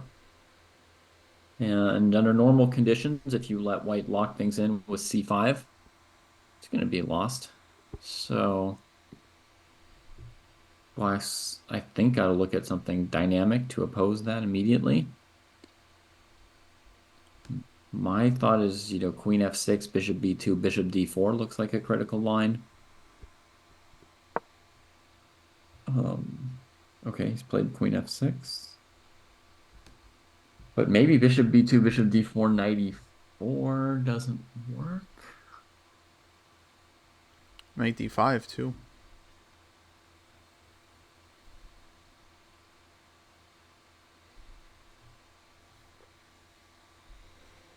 Yeah.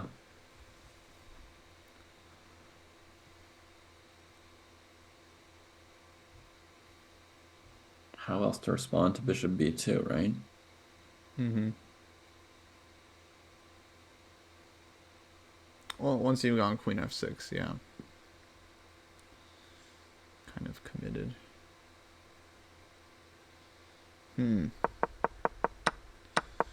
So last couple of moves were bishop f5, d6, c6, b4.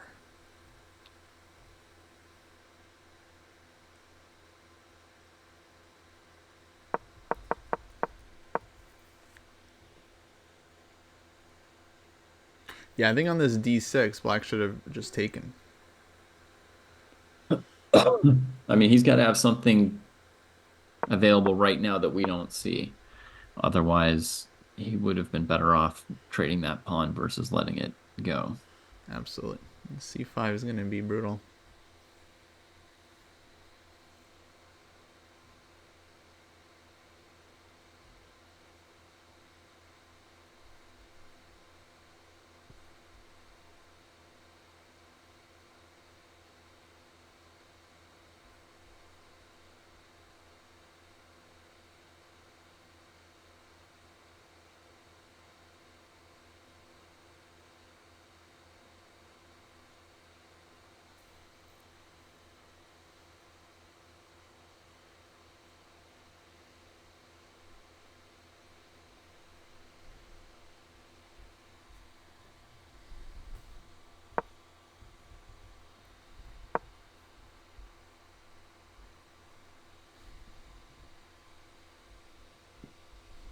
Yeah, I mean, Constantine recognized what the moment called for. He needed to get that bishop to d4 before the door closed with c5. And now it's on Benausos to calculate it.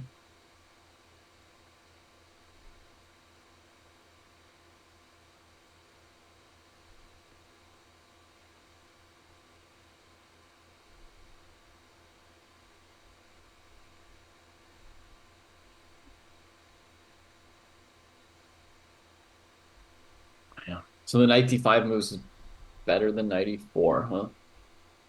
Knight d5, pawn takes, bishop takes d4, and then if queen d6, you go bishop c5.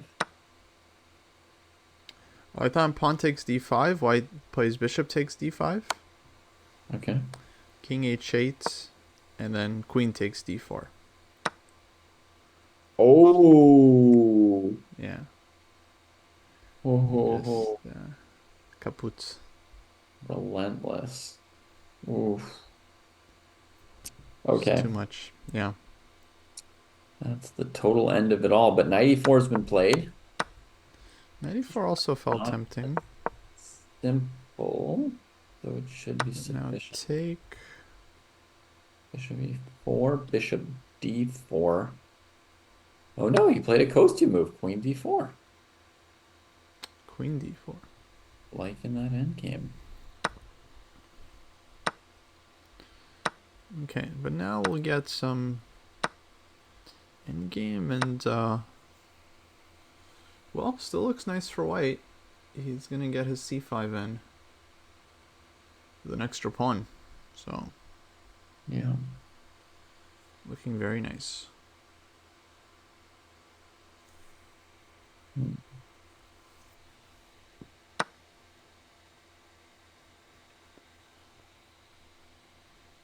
Okay, takes on g2. G2 without taking on d4. I'd probably take on f6 here. Yeah, I mean, then you have to go rook f6, bishop f6, right? Or Oh what? yeah, rook. I blundered rook f6. All right, maybe just king g2. F6, bishop f1. Uh-oh. I feel like he's gonna go gf.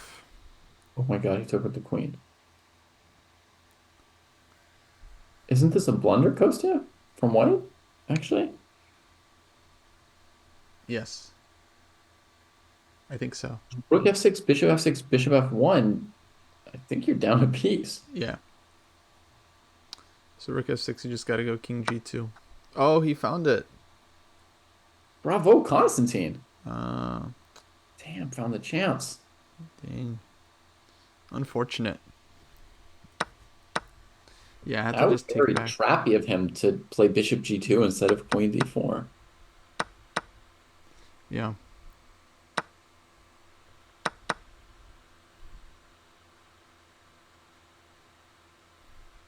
Okay, now Benausos needs to like regroup. Recognize Yeah. he's still better after king g2. Like, you still got bishop versus knight, rook 20 d1. seconds is not a lot to regroup. No, it But is okay, not. didn't hang bishop f6 at least. Yeah. So now he's into an endgame that's sort of equal, but he plays c5 instead of rook d1. Feels like it gets a little bit worse. Rook gets trapped on a1 for now.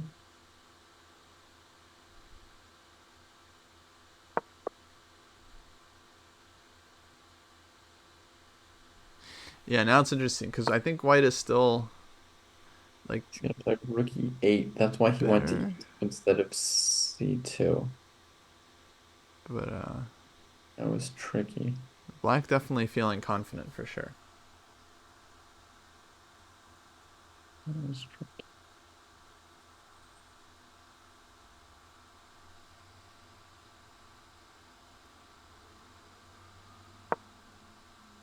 Ooh, a5. That's a Huh, nice move. interesting.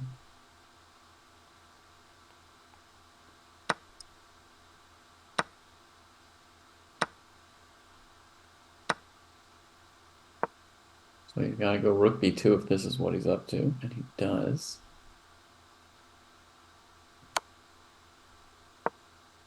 Rose in a check. I don't know about that. Yeah, I don't like the check. Looks like some burned energy.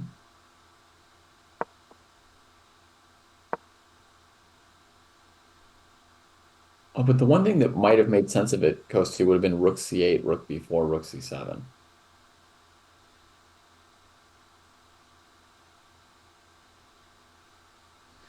Yeah. Just Just trying to thinking be about that. super active and maybe King target g7. f6. Bishop d2, All right. rook b3, bishop back to e3.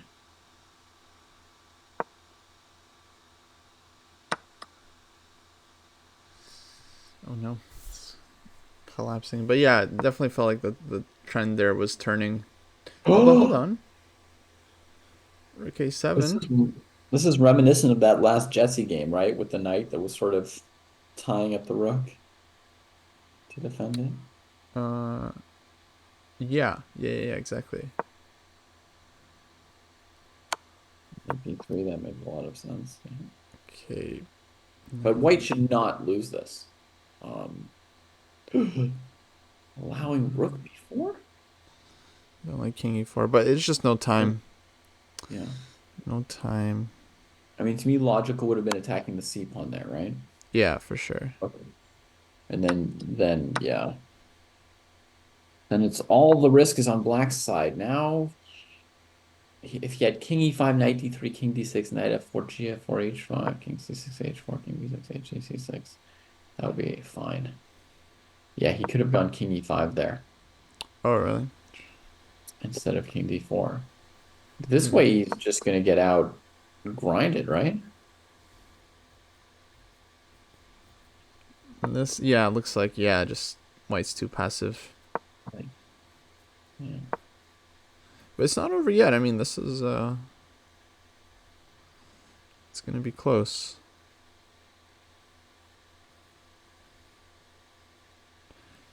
Can feel like both players are pretty nervous.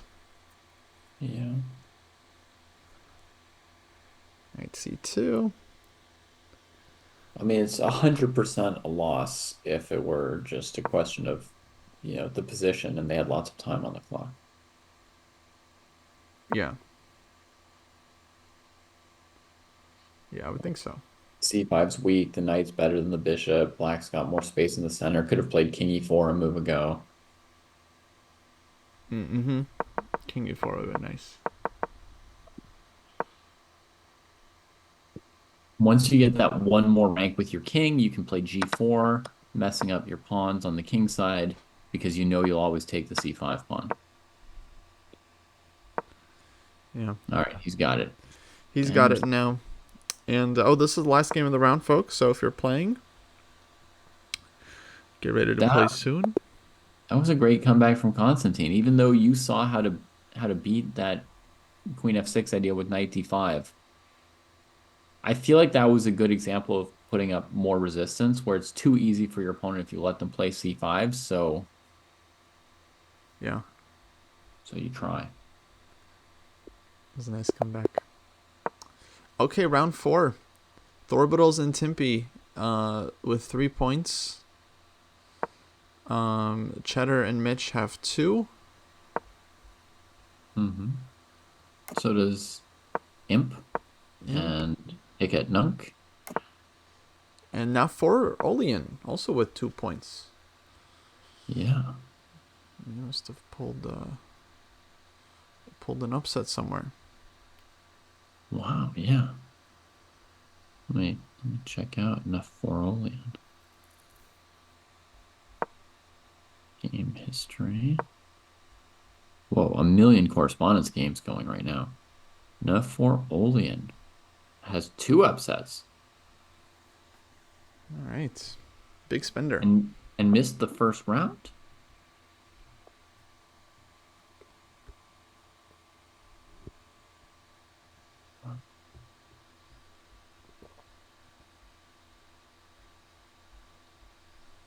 So actually, they have a perfect score still, Kostya. 2 out of 2. Mm-hmm.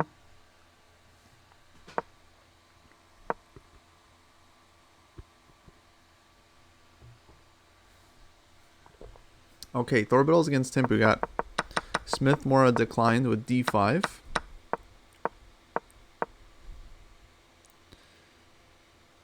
And this line is pretty sharp. This is there's some theory here, like bishop takes f3, gf, queen takes d4, queen takes d4, knight takes d4, knight b5. What? That's insane. Yeah. This is theory. And I think black is like okay, but it's actually hard to play this for a win, I found. Oh, Looks Renga's like saying if knight e6, there's knight takes a7. looks like Thorb has had this before. Yeah, that's a sick line because if rook a7, bishop b5, king d8, bishop e3, and looks very violent.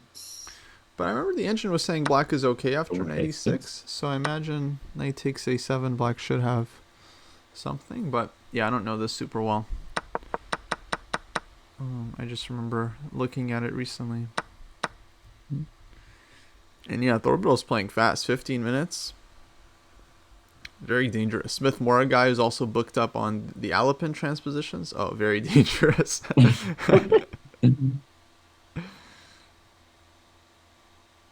Yeah.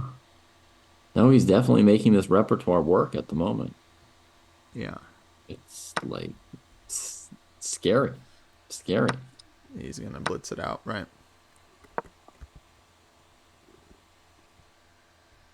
Reading from the same book as Ranga.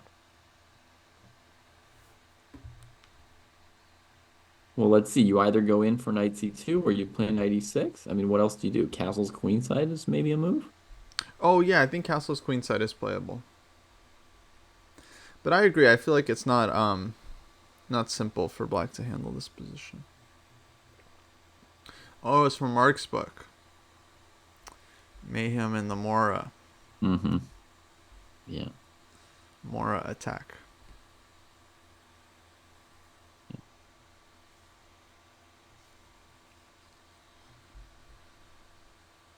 Okay, big chance for Thorbitals to get out to 4 out of 4.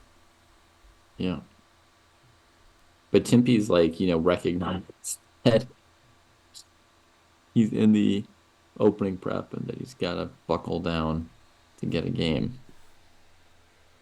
Yeah.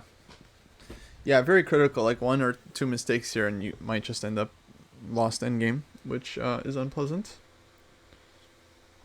Yeah.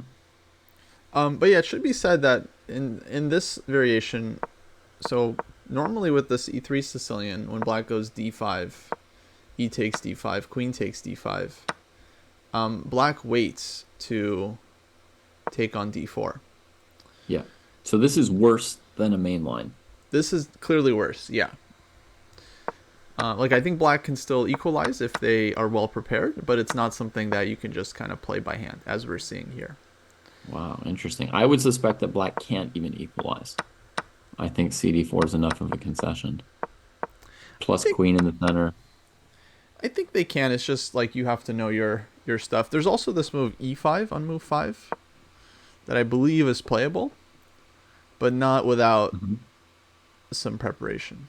That does not look playable. That looks like knight c3 is going to be played immediately by any gambitier. Yeah, but I think it's not. So you like take queen d4, Mm-hmm. knight b5, knight a6.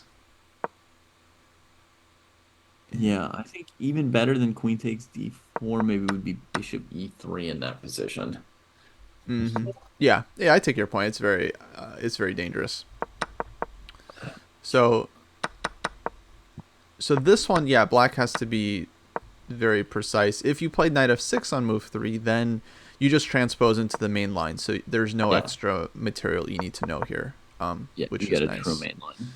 Yeah, but for lower rated players, I feel like the d5 lines in general are a lot easier to play for black than the knight f6 lines. So it's kind of kind of a tough choice you have to make. Yeah.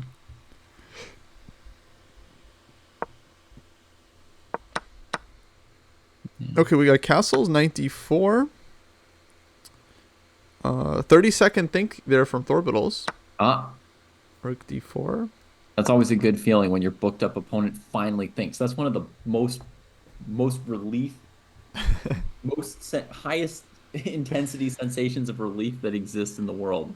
It's also a bit terrifying for the first few seconds because It's also like, did I just do something really bad? yeah, there's blunders. Was there an only move that I didn't make?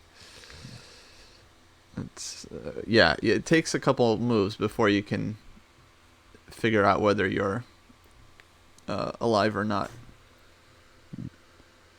Still pretty critical. So bishop e3, if you play a really neutral rook d8, then after bishop takes a7, the theory would be white has the bishop pair and a healthy pawn majority on the queen side. They don't care so much about the crippled pawns because those aren't the pawns they need to push. Yeah, this Right. looks very uncomfortable. Yeah. So then there's the possibility of rook a4, which is the second move that comes to mind, defending the a pawn. Right. And then you have to calculate the bishop b5, rook a5, a4, and you're being forced to sack an exchange you didn't want to. Yeah. And that's just bad, no matter how you cut it from there, I think. So he's tried rook Yeah. d7. Somebody in chat said something about rook c4, but I don't know where that would be because white's bishop has been covering c4 so far. Oh, this makes sense. So you can cover with rook c7. He's going to try and trade a rook if white goes for initiative. Yeah. So this, I feel like black can at least get out without. But like, what about bishop b5, right? To get a tempo. And then when you put your rook on c7, white goes like bishop b6 maybe.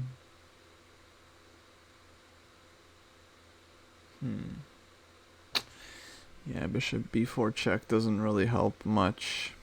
No, it brings white's rook out faster.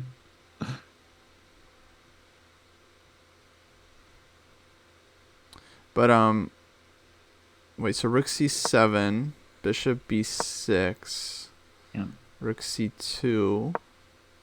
Yeah, and then white would castle. Castle.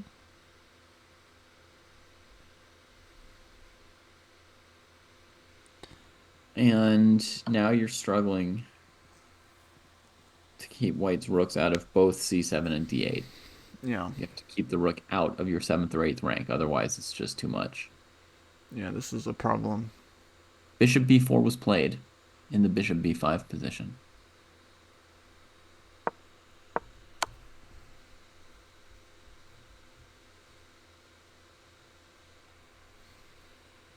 Okay. So, okay, main line would be king e2. King e2 feels... Oh, king f1 played. As the king was in my hand.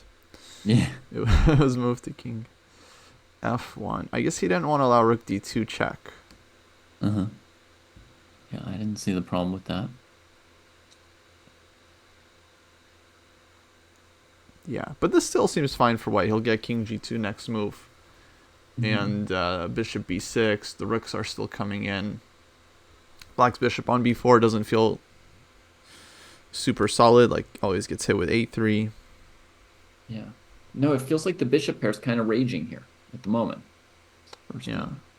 But I think the tempi are super important. King e2 versus king f1 to g2. It's a question of whether the black knight will be off the back rank and you'll have mates or not, right? Yeah, the tempi definitely seems important. Whoa. He allows rook c1 here. How is he not just walking a plank here? Looks pretty bad. Bishop b6, rook c8. It's dead. It's dead. Guess his king. If he goes king d6, possible? No, it doesn't. It's all dead. Yeah, looks very nice for white.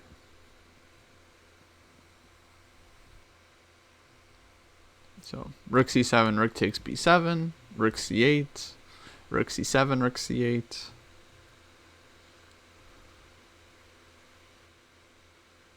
But you do have to pick something.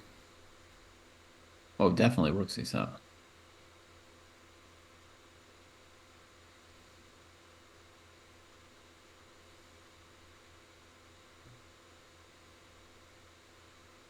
Actually, yeah, rook c8 is pretty good. Yeah, yeah. Rook c7, king f6, and then like king g2. Mm-hmm. And now there's, yeah. Yeah, Technically 97. very So difficult for black.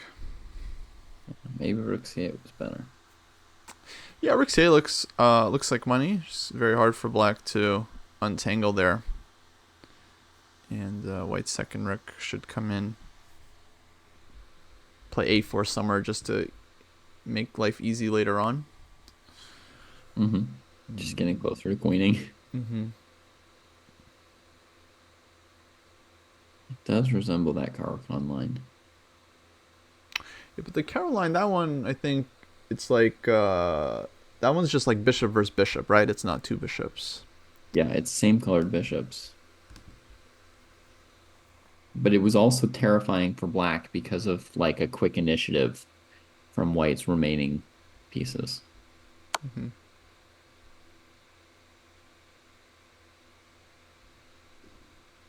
Okay, goes for c7. Yeah, it gives the check. Looks plenty strong.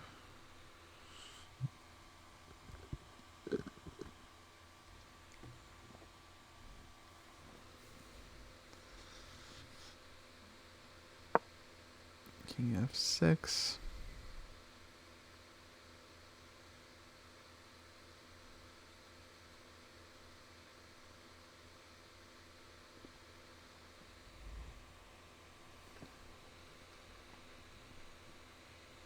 So we got rook c8, rook takes b7.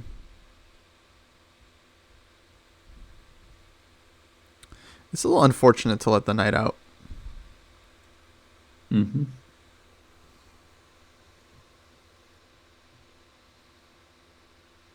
Yeah. You could also go bishop e3 here. Yeah. Try and encourage rook d1, king g2, rook h1, and just play it technically, because that rook was sort of active and could harass your queenside pawns from b2 or whatever. And now we're saying we allow knight e7, but then we take on b7 and have two connected passers, and it's like not super challenging. Yeah, I think that's pretty clean actually. That's just hopeless. Just you trade one pair of rooks off the board, it'll be a million moves until black can make another threat, and meantime your a pawn is just running. That seems very clean. A3 sure is fine as well, but A3 is like passing the buck until the next move. Yeah. It's like, please blunder, and if not, I'll figure it out. Big question is, the obvious move for black is bishop d6. Does he have anything specific planned against that, like rook d7? Mm-hmm. Because if he's just going like rook c8 or rook b7 or something, it's not so obvious that he's helped himself. Yeah. But rook d7 looks pretty strong. Mm-hmm. By the way, did you play last night? Club? Yeah. Oh, how'd that go? Friday night at the club, it's just like it's not like a tournament game. It's just Or just casual? yeah, like I teach a lesson at the club. Oh yeah, in So French? yeah, Oh, yeah, every week. that's cool. You have like a lecture? Yeah. Like with demo board? No, the club's small enough. We just gather around a nice wooden set. Oh, okay. Yeah. I teach them some exercises from the dojo training program sometimes, have them do opening sparring, end game sparring. Nice. So black was in a hurry to play knight e7, but now the time to take b2 is past. Oh no, it was always past because the bishop on b6 Mm-hmm. was never available. Yeah, I like your bishop e3 idea now. Yeah. Yeah, it's pretty clean. But I did play on Sunday, Kostya. I did play on Sunday in the French league. Oh yeah, you mentioned it was a very technical game. I think, yeah, it had elements of technical game. I played one knight f3, Mm-hmm. Nice. last moment inspiration, and I accepted some trades that I would normally avoid in some kind of crazy attempt to checkmate. Good. Yeah, I think it was a pretty good game. Nice. What was your opponent's level? Maybe like 2280 FIDE. Nice. French? French via Russia, I think. Oh, okay. Always dangerous. All right, we got our bishop e3. Yeah. Rooks have been traded. Now black threatens to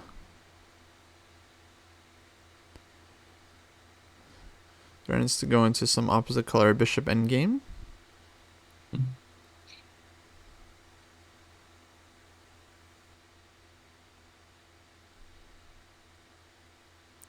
Bishop d4 check. I don't see a reason to avoid this move.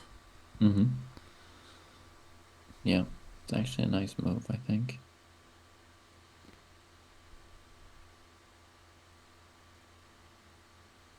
And then after e5, bishop a7.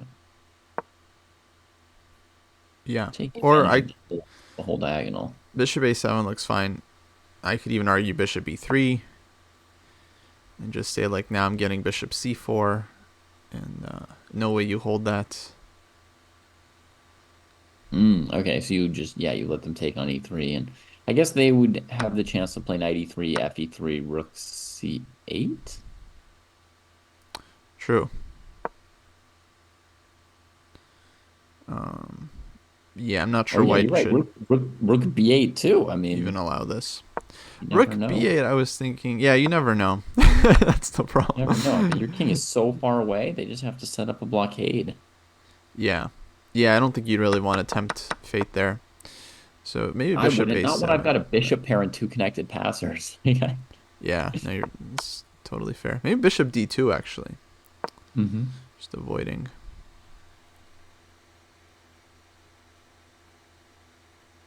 Yeah.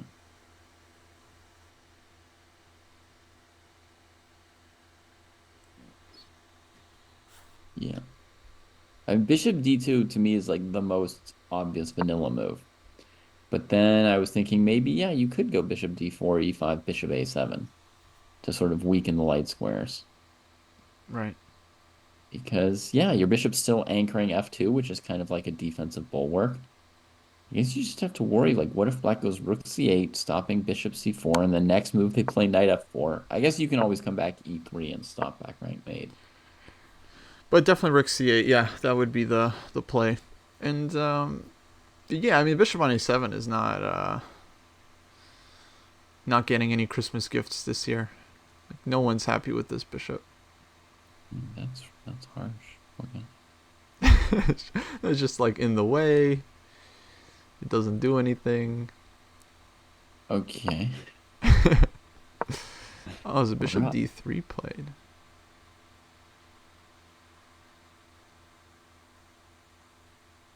Yeah, I definitely like the bishop d2. So bishop d3 allows black to trade if they want. Yeah, they've got 93 rook b8 again, among other things.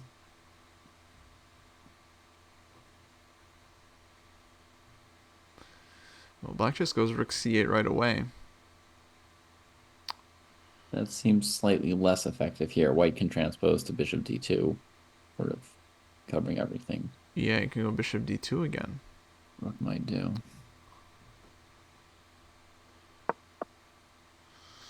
Played. Second time around. The orbital just needs to be asked twice.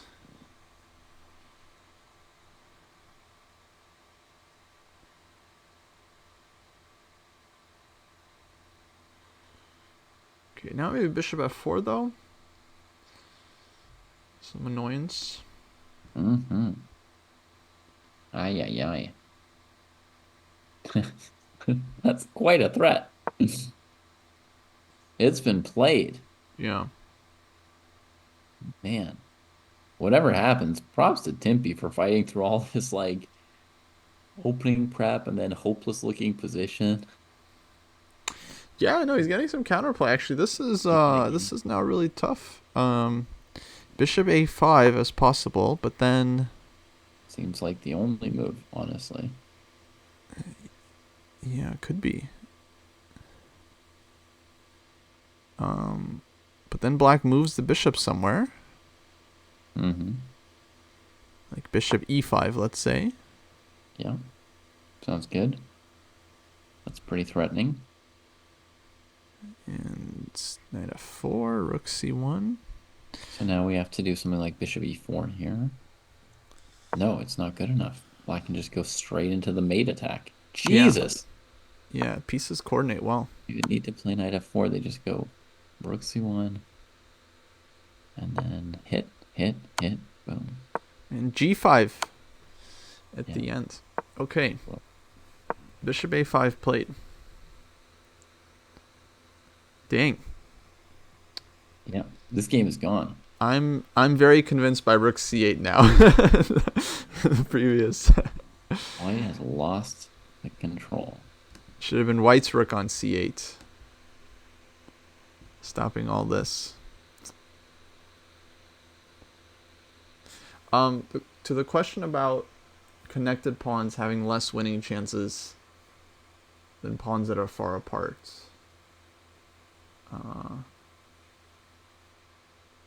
Maybe. It depends on so many things. Like, are the pawns on the color square of the bishop or not?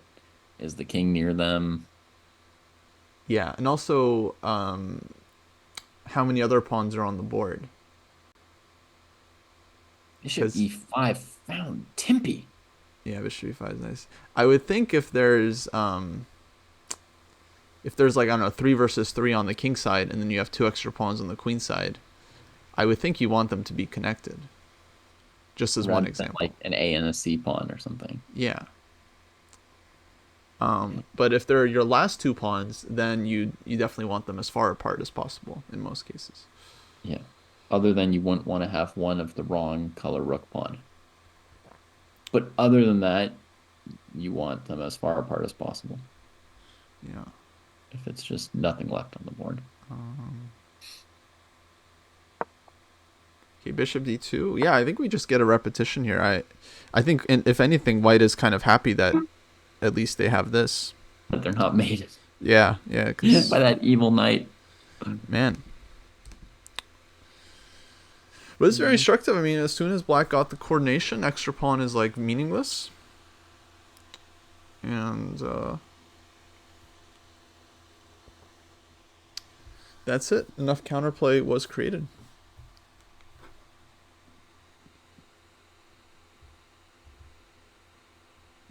Yeah, that was amazing. A Um, liga is yeah, another word for a league. league.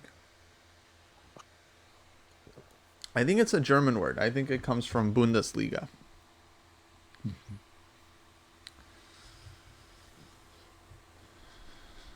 Makes sense. Okay, well, we'll see if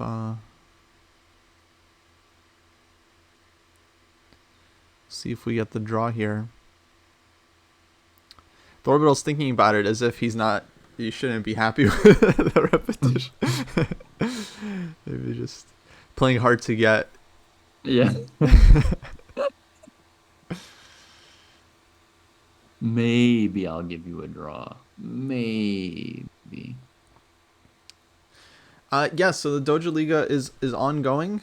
We have tournaments every week that are run on Chess. Though we might start doing some on chess.com as well. But blitz events, rapid events, classical events on the weekends, sparring events as well. Check the link pinned at the top of the chat. You can join our Chess team from there, play in any of the events. Join the Discord as well, so you can keep track of the standings. The league has a very cool bot that keeps track of all the results and then posts the standings in daily leaderboard in Discord, so everyone can see who's winning every month. We got prizes for the league as well. Every month there's monthly memberships up for grabs, like chess.com, aimchess.com, dojo training program as well. You can get a free month, I'm pretty sure. And, oh, Timpy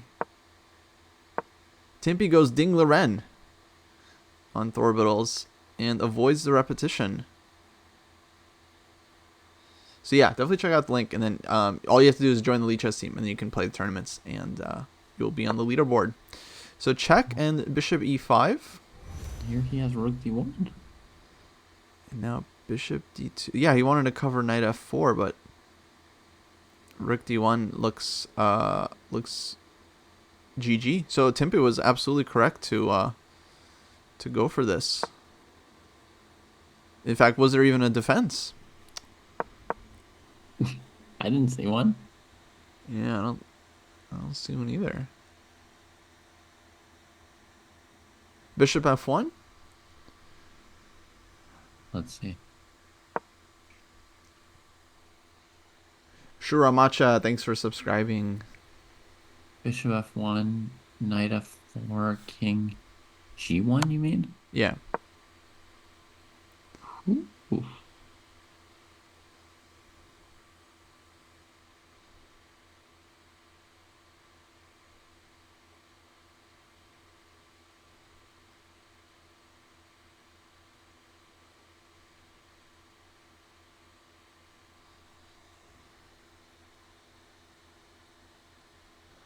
Bishop to d4.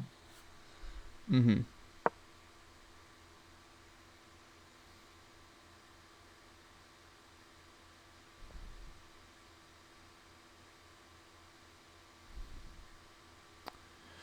Well, it definitely looks bad, but not resignable. Or Mm-hmm. yeah, like bishop c3 here at least to keep the game going.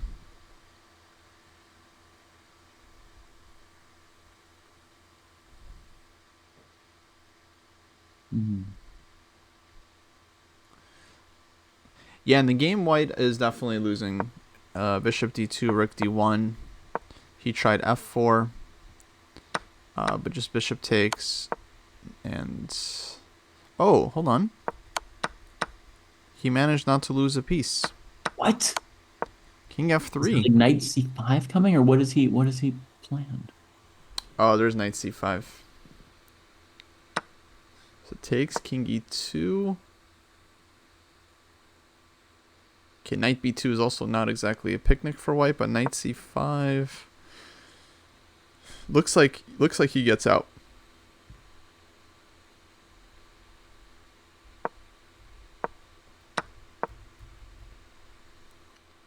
Looks like knight c5 followed by rook d5 is... Oh! He missed it. Knight b2, the choice.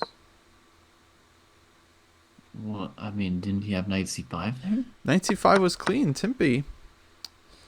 Oh, just totally blundered this one. Or missed something. I mean, rook attacks knight. We go back and defend. Rook d5. It's just a piece up. Yeah. Wow, now we get a real rook ending. Dang.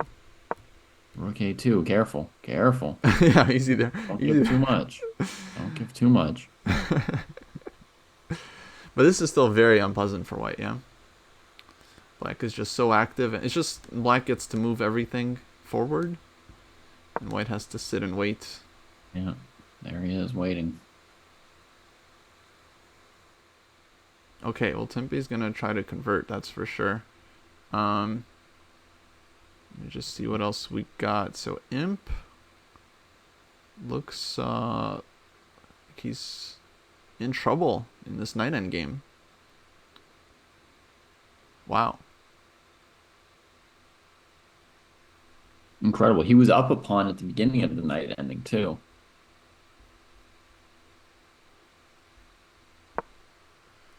Oh, how'd that happen?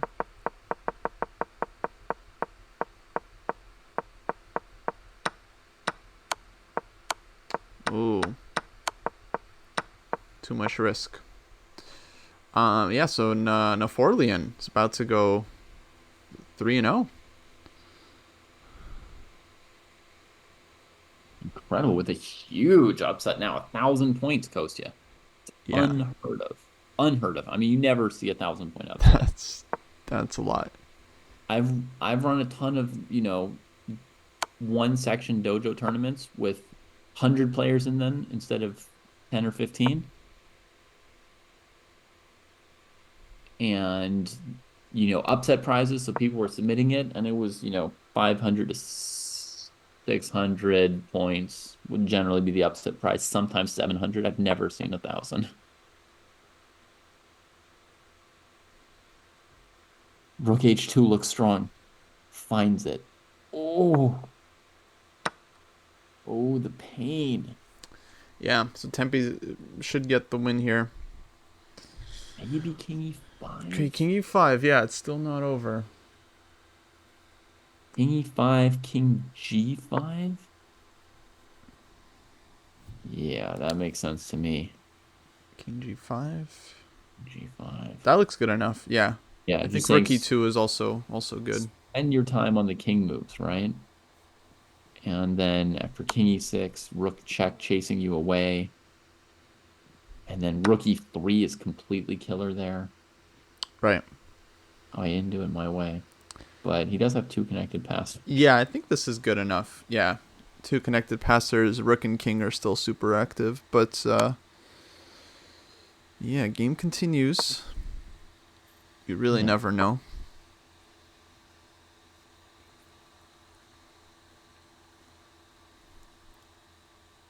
I thought you once said when you know, you know. Did I say that? When you know, I mean, it sounds like something I would say. Oh God, throws in an errant check. Rook A2 back. Oh! Mate! No! The errant No! check. What?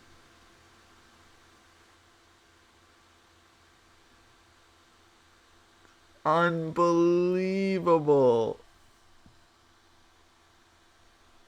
The errant check was the sneakiest thing ever, Coast. After King G3, there's just nothing. So sneaky. Oh, I guess there's Rook H1. That was Rook H1. There's Rook H1. Oh my God. Oh my God. That Holy was moly. So Tempe returns the point that Mitch gave him in round 2. Oh, man. I don't even know what I'm seeing or what's going on. Wow. Yeah, we had a kind of fun, Timpy. That was unbelievable. That was a very interesting game, for What a sure. battle. And Imp somehow saved it. He was 2 pawns down. Well, he could still play King Oh, C8 here. pawn blundered the pawn. B5? What?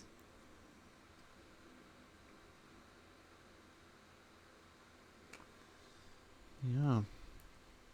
Some big turnarounds.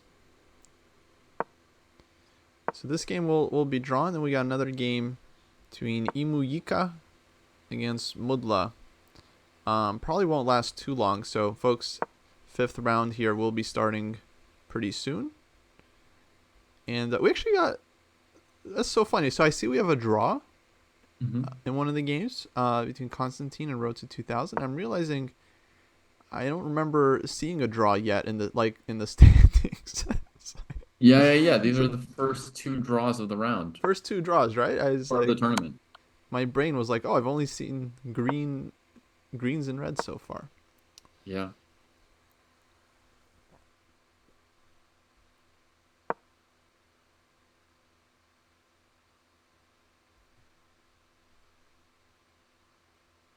Yeah, it's wild. It's wild how many blunders happen just at all levels. You think like no more, like that's it. People are gonna learn, and no, like crazy blunders still happen all the time.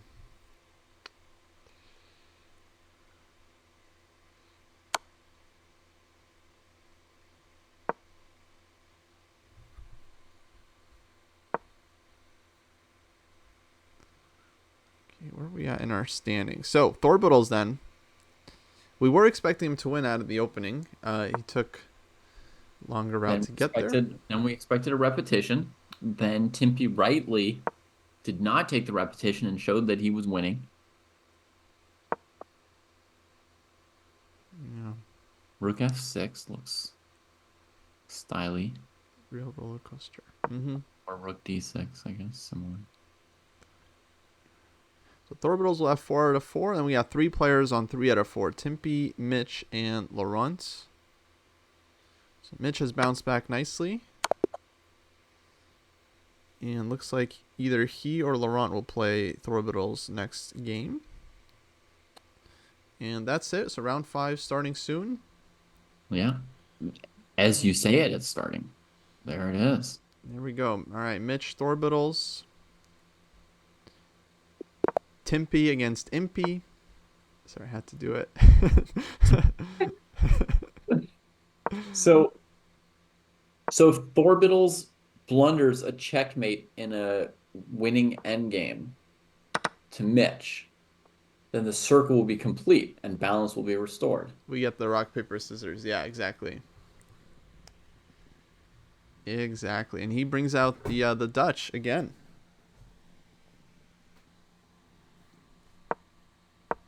MD Knight with a bold call, 7 out of 7 for Thorbittles. I don't know, man. I don't know. Let's see. He's already defeated Timpy and Who else did he play? He played another one of the top guys. I forget who. I don't know, but there's no shortage of strong Oh, he players. also played Imp. Yeah, he won that game with the Smith Mora. So doing very well so far. Oh, that's true. Yeah. Thorvald has been actually one of the most active players in the league, so I'm happy to see him do well. He's been playing Yeah. every week. He helps captain our Lee Chess team that plays twice a week in their Blitz League. So he's crushing it today. King's Indian defense. We can feel your imprint on the dojo, Kostya. There's so many King's Indian players. Oh yeah, that's cool. Yeah. Oh yeah, I see Imp going for the King's Indian. Oh nice, very cool. I've been working on that course. I'll be I think adding some new material to that soon. Cool. I haven't studied it yet, but I will. Nice. Yeah, enjoy. It's on my it's on my itinerary. Sweet. I'm gonna take a quick bathroom break. I'll be back. Okay, I'll do the same. Just So let kidding. me Not really the best. Huh. let me put it on our board Yeah. one. But yeah, see y'all soon. All right. So we're on the King's Indian game here. I should, Cartier. I could actually try to do something just a little bit later than what I used to do. Just a tiny bit. Like just an hour or two later than what I used to do. Like we would be playing now. We'd be getting, yeah, it would be a similar schedule to this event. We would be maybe in round 3 or 4 right now.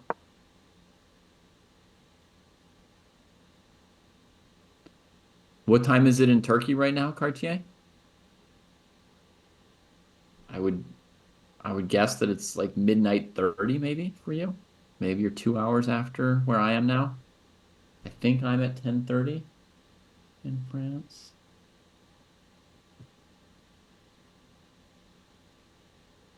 First closed Sicilian. Yeah. Both players have some strong space on their own side. I strongly favor black though already.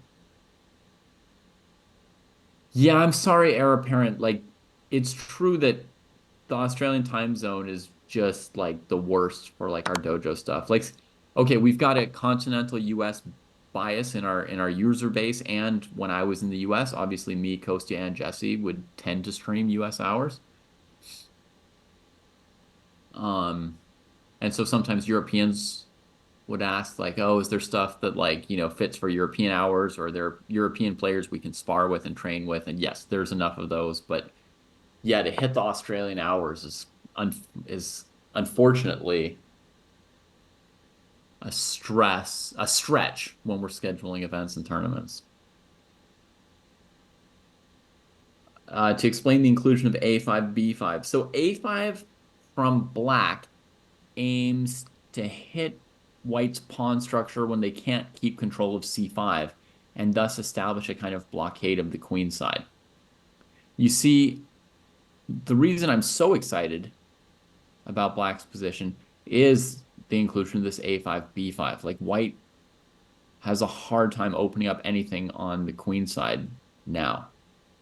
So when black plays A5, ideally as white, you normally want to play A3 and just hold that position. Let me see if I can figure out exactly when it happened and what the option was there. So A5 happened at a time when white could have played A3. Yeah, coulda and shoulda. But then you might ask, why did black even play A5 at a time when white could have played A3 and held? What's the point then?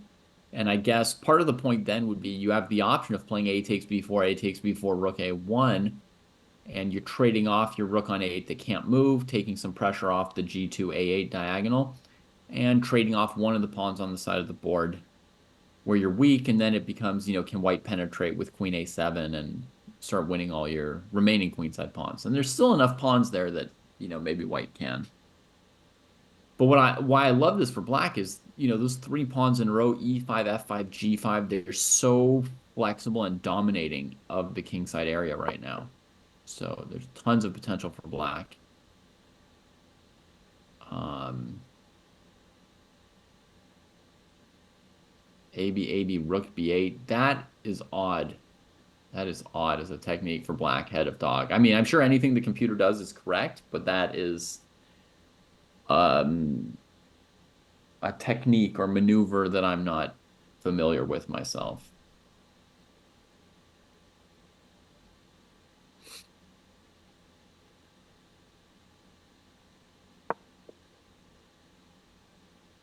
But yeah. Let's see, Mitch trying to fight back on the king side. Instinct for black is to go queen h5 and maintain the g5 pawn. And the other option is to play f4 now that g3 is even weaker. Knight to b6 to gain the bishop. Yeah, you could do that too. Grand to Zagor. Yeah, we could go after the bishop on d5 with either knight b6 or knight f6.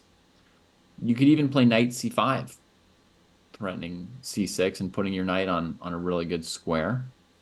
Although white might be happy to play d4 and open something up in the center then. Yeah, so knight c5, d4 is probably not the best black can do. Um, Honestly, even g4 is playable, grabbing space, kicking the knight, and you can still play f4. But we get your move, Grande. We get the knight b6. White needs to be very clear that black might play c6 next move rather than knight takes bishop, right? But Mitch plays h takes g5 quite quickly.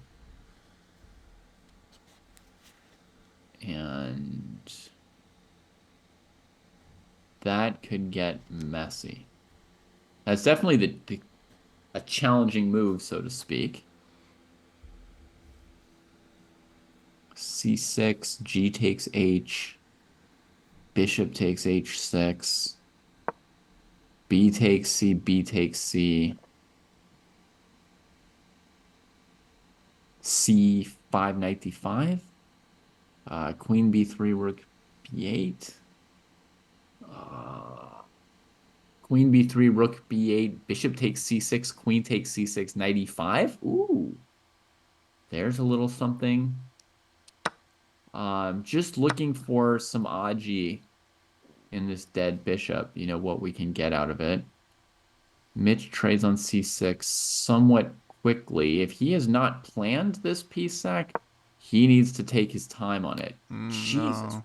what is he doing? Just blitzing too much. This is the time to think. It feels like there could be something. That is unbelievable. Yeah, too fast. I mean, you've got at minimum 2 pawns for the piece, so that's close enough that your moves matter, right? So you have to think about your moves. Oh my God. Really bad time usage from Mitch there. That was just nonsense. Oh my gosh. Orbital's.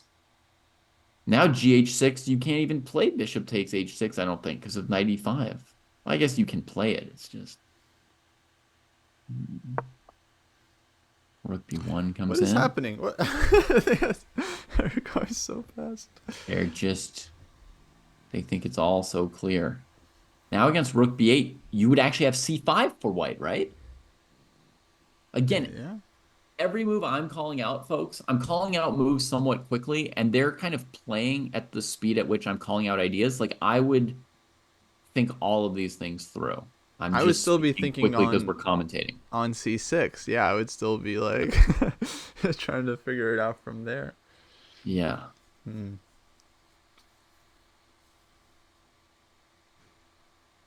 I don't know.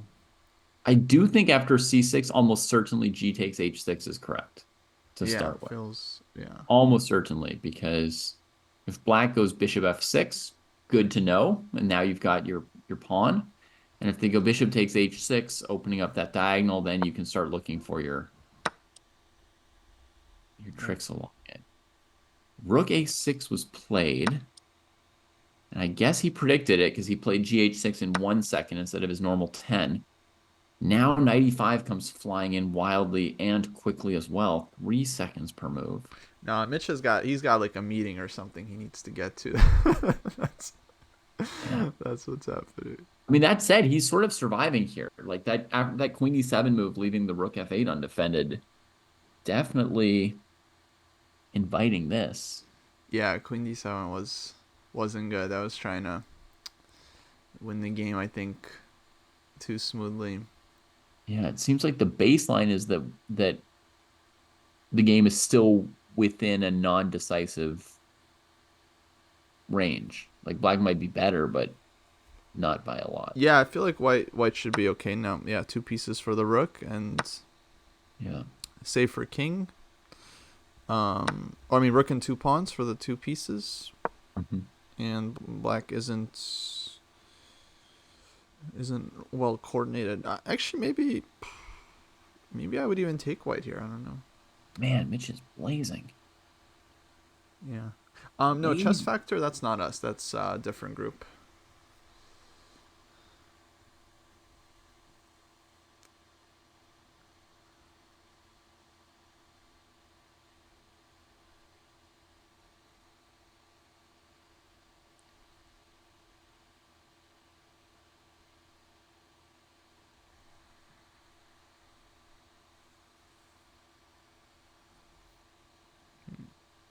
Also, what kind of checkmate is Thorbital's gonna hang in this game? It's hard to imagine.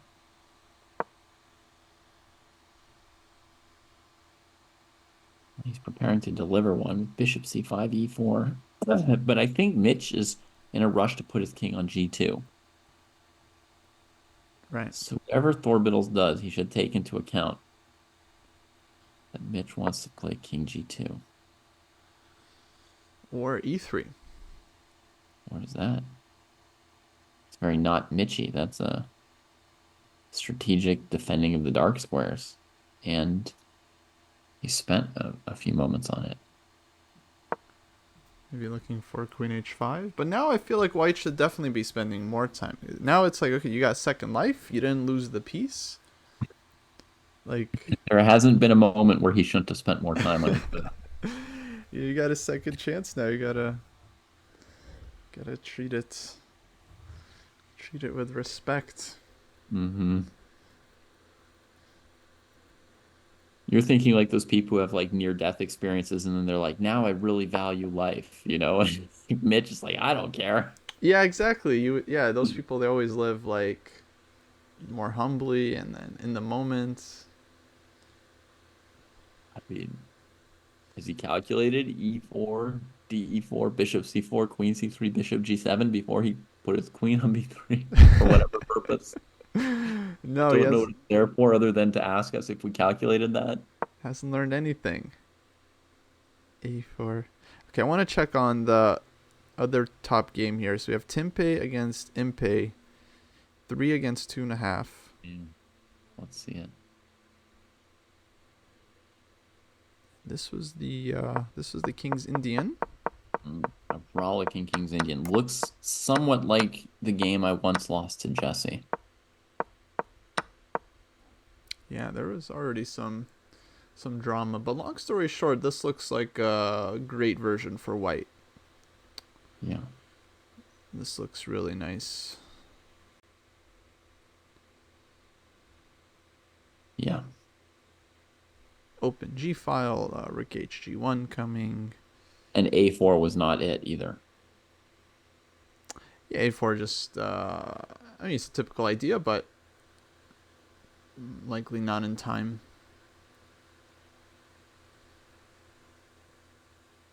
It can always be tricky. Actually, Bishop G4 is also very, very possible move. Yeah, but I would think you slam Rook G1, right? I mean, just building up for something. Yeah, actually, Rook G1. Yeah, I I don't see a reason not to play it. If Bishop F6, and there's Bishop H6. Oh, I've thought of a reason not to do it. You could start with bishop g5 here. Whew.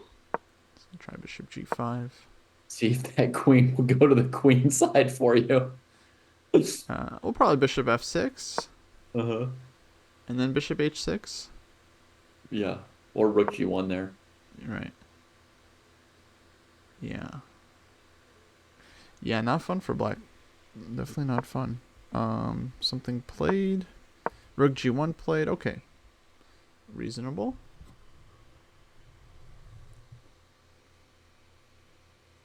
Yeah, this is big problems.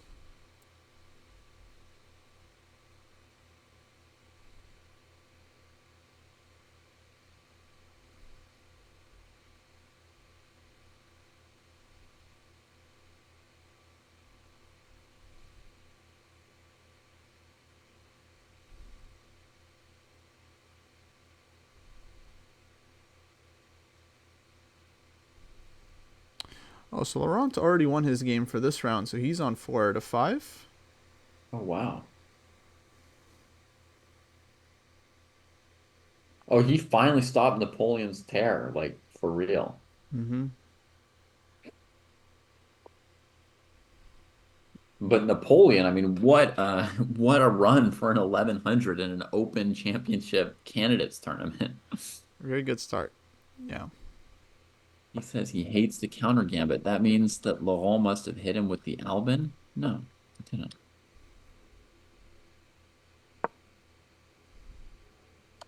Hmm. Who knows?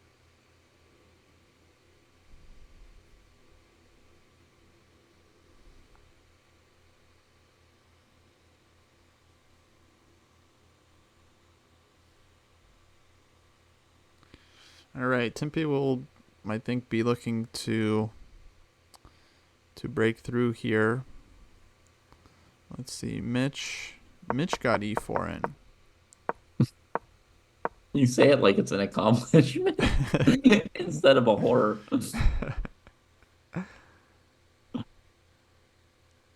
Yeah. I feel like, He yeah, achieved black's the position classic E4 entombing of his own bishop. definitely improved.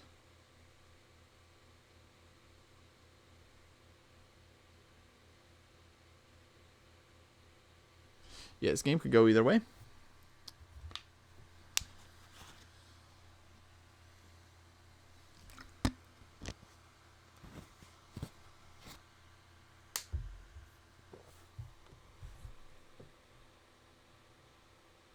Rook G8. Whew.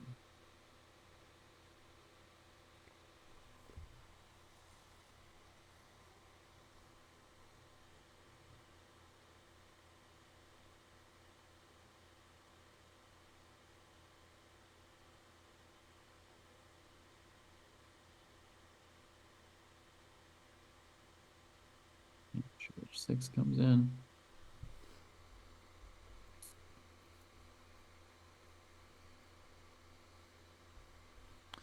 Bishop H6 from Tempe.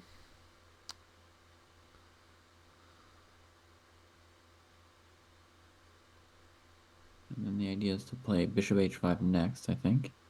Yeah.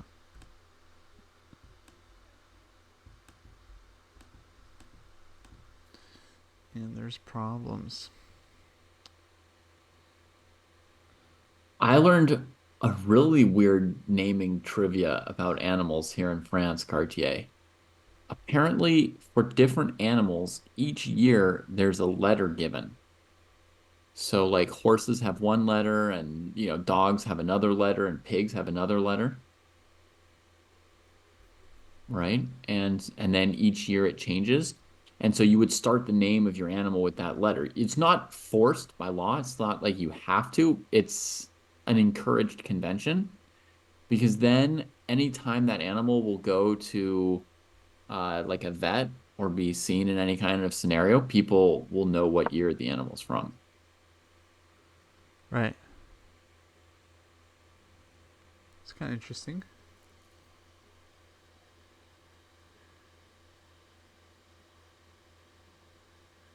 How do you know what letter it is for your animal? It's like given like nationwide. So like this year for dogs, it's H, even though the French don't know how to say an H, but that's, that's their letter, the silent H. Oh yeah, so you gotta be like Hubert. Yeah, but they would say Hubert, but then everybody knows it starts with an H. Hu- Interesting. I guess they would know when you adopt an animal, they would tell you. hmm Well, it would come with a name that starts with the appropriate letter in theory. Also true. Yeah. All right, so bishop h5 comes. There's the big threat. The big threat is bishop takes knight, followed by bishop takes g7. Yeah, I've been looking for a defense. I haven't found one yet, which is a little concerning. Yeah, me neither.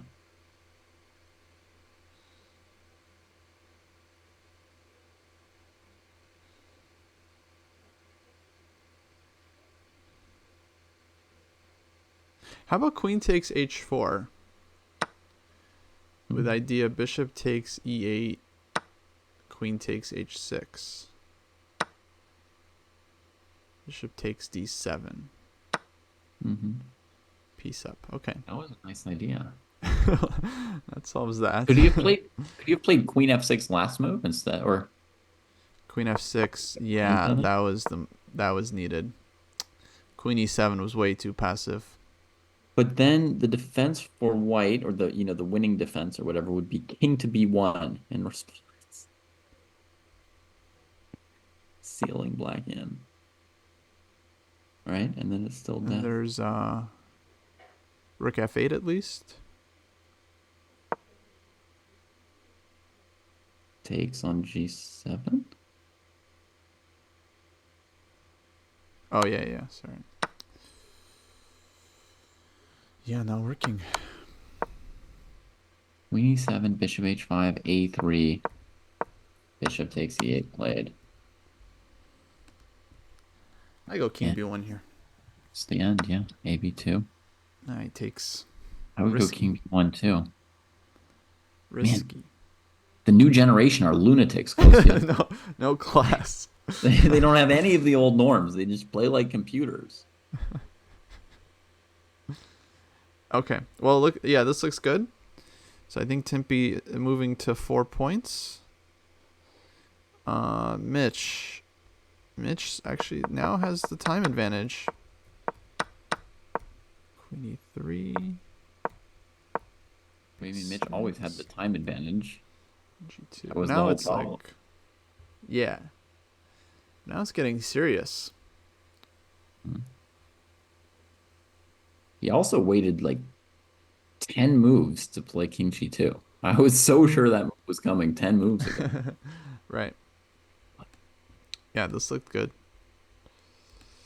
So now there's some ideas like rook h1, bishop d5. But no. At the moment, black can always block on d3, but this knight d3 move might complicate that. Yeah. Yeah, yeah.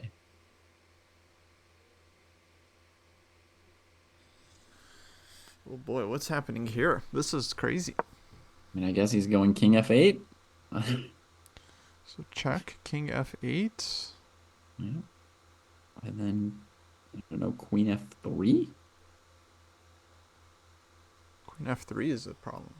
Queen f3, queen f6.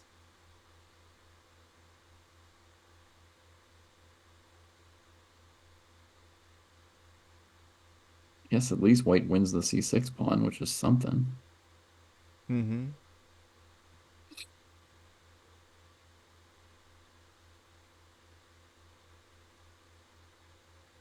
Hmm. Check, queen f3.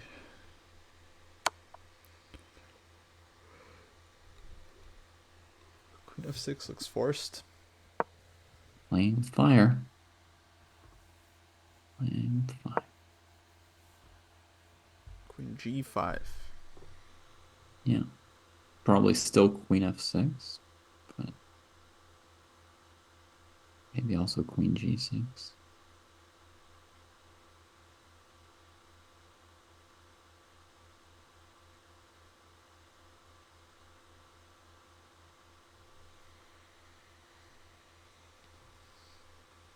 And you should trade queens and play rook c6, probably, right? Try to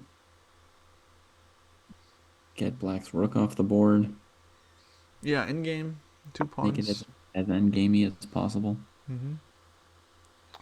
Ooh, bishop G6. Yeah, queen g5 was less forcing. But is there rook h6?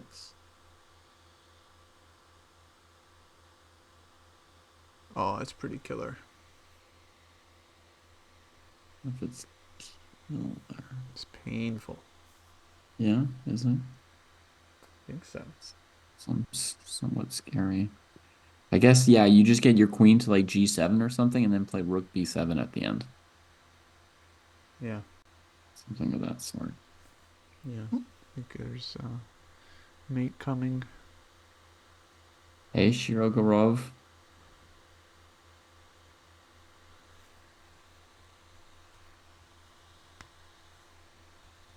Oh, wait, but is there bishop e4 check in response to rook h6? Ah, Ooh, Foos. Same question.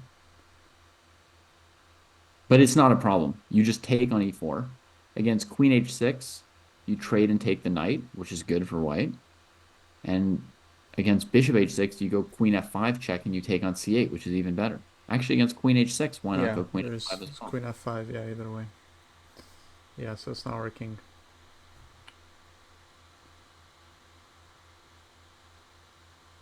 Rook h6 is probably winning, right? Like, It looks winning. Yeah, white's. I mean, everything. All of white's pieces are in. Queen g5, bishop d5, rook e6. Yeah, black had to go queen f6 last move. I was a little worried about like rook h8. I was trying to calculate on queen f6, but I think the king escapes. Takes queen g8, king e7, rook b7, king d6, and everything is covered. Woo. Yeah. c5, king takes c5, or knight takes. We found it. Mitch found rook h6. Wow. He spent his time too. 2 minutes. Look at that. I know. Spent his time. I guess he gave up on the meeting. He was like, it's not happening. I'm just too late. I'm not even going to show up. Yeah, let's So focus. I might as well get the most I can out of this game. Oh, this tournament is wide open if he can deliver on the promise of this Yeah, if he move. wins this one, then yeah, Thorbidals is knocked off of the perfect score. Yeah. Everyone will have 4 out of 5. And we might have... With that pre-move. Nice pre-move. Oof. We'll have 4 players with 4 points.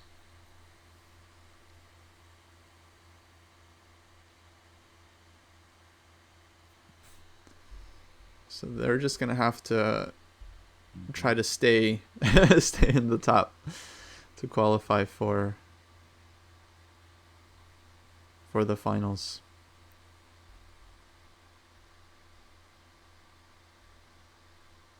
Oof. Not much time for Thor Biddles, but honestly, if he had more time, it would just be more agony because there's no way out, and you just sit there calculating different ways to lose. Yeah.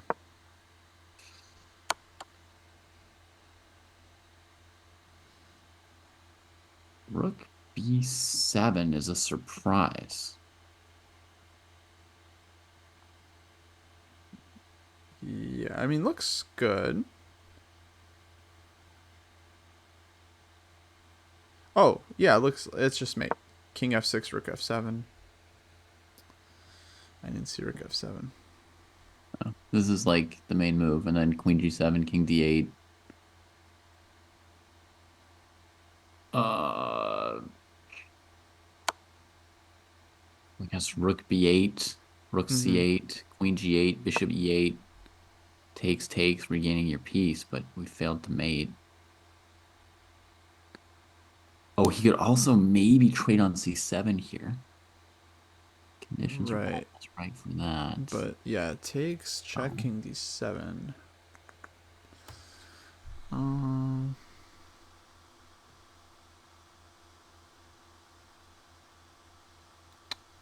it needs to be precise here. oh yeah, that would work. But check queen e7. Rook takes there. Queen check, queen e7. Check queen f8, king there.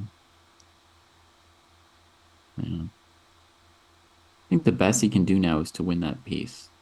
Right. Yeah, this rook b8 line feels fine. Yeah.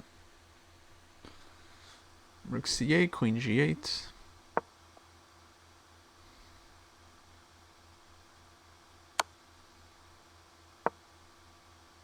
Yeah, 5-second increment.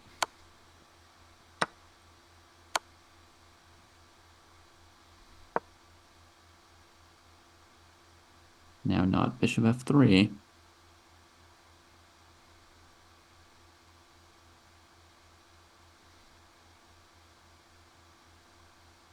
Okay, Thorbidals is back in the game. Yeah, yeah, for sure. This is Just winning not trivial.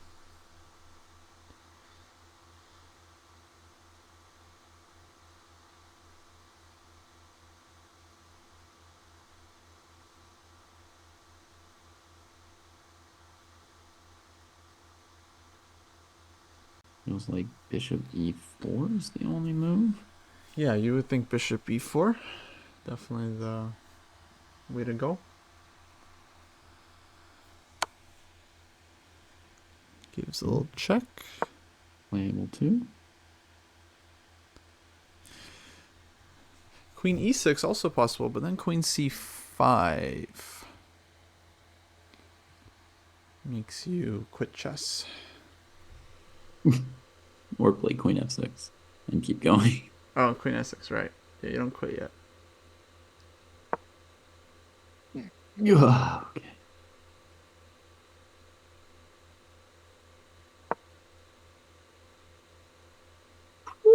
Uh-oh. Yeah, yeah. I mean, the bishop can always move somewhere, like h5 or something. Yeah. But it feels like black is definitely advancing. But yeah, I mean, they've got three pieces in the center, right? That's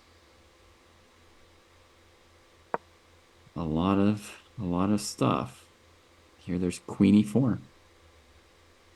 Oh my God. Black wins. Wow. And he'll surely play it even with seconds on the board, on the clock. Well, not surely, but likely.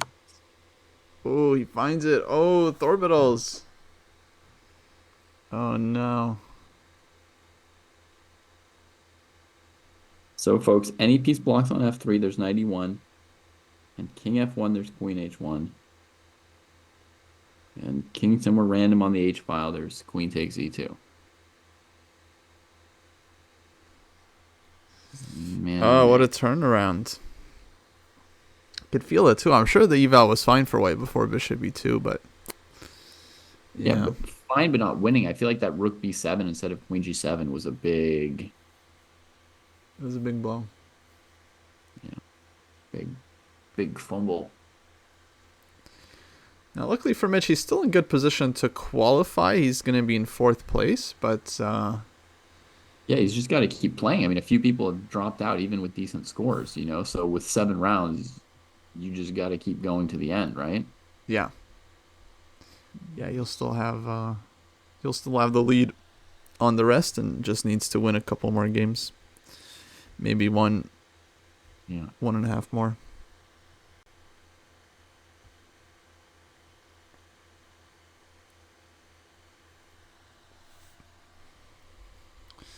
Okay, round 6 will be starting when this is done.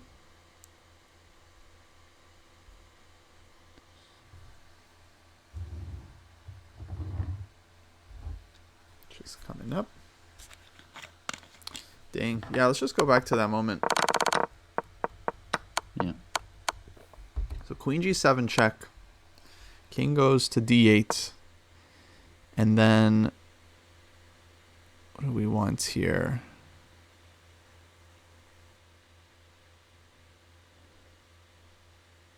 Rook b7, right? C takes d5, queen g8 check, bishop e8, queen g5. Mm-hmm. Mate. Rick covers the 7th rank. Yeah. So that would have done it. Yeah. Dang, it's tough.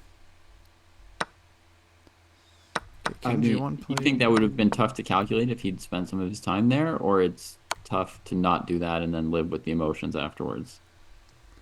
I think it's because he already found rook h6 and he won the game, but then he still had to be precise. It's hard. Yeah. You have to keep your energy up the whole time. Because queen g7, I mean, that did look extremely logical, but I definitely agree. Turns out to be wrong. All right, now Thorvidals needs to just not lose his mind. Oh my gosh, there goes his A pawn. It's a start. All right, that's cool. Yeah. That's cool. C pawn's still alive. Yeah.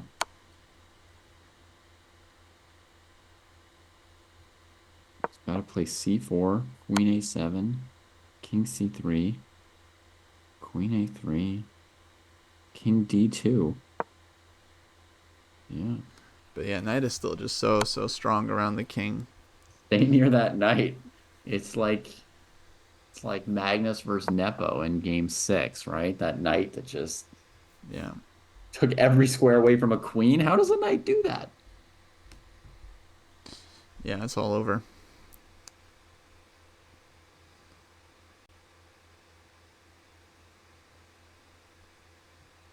The Orbitals, man, surviving.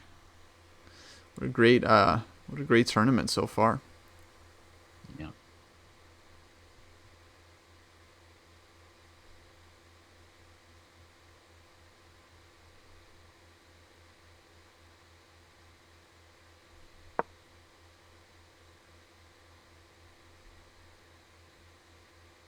I would have gone to a7. But he's just queening the pawn anyway. He doesn't care about queen f2. Yeah, nothing to do for white. Yeah. Gonna be GG. Found another checking angle.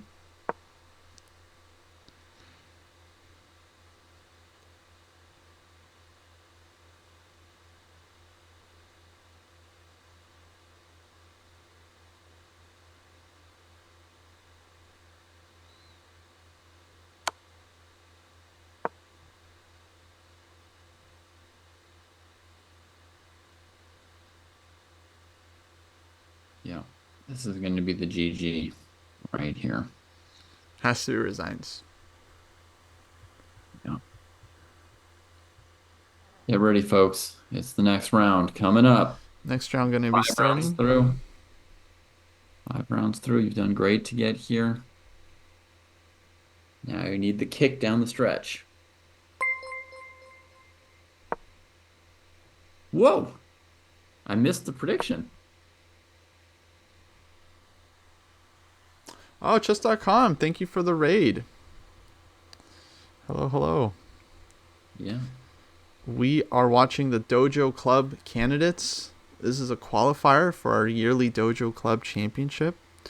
Welcome, folks. Welcome. This is actually the end of round 5 of 7.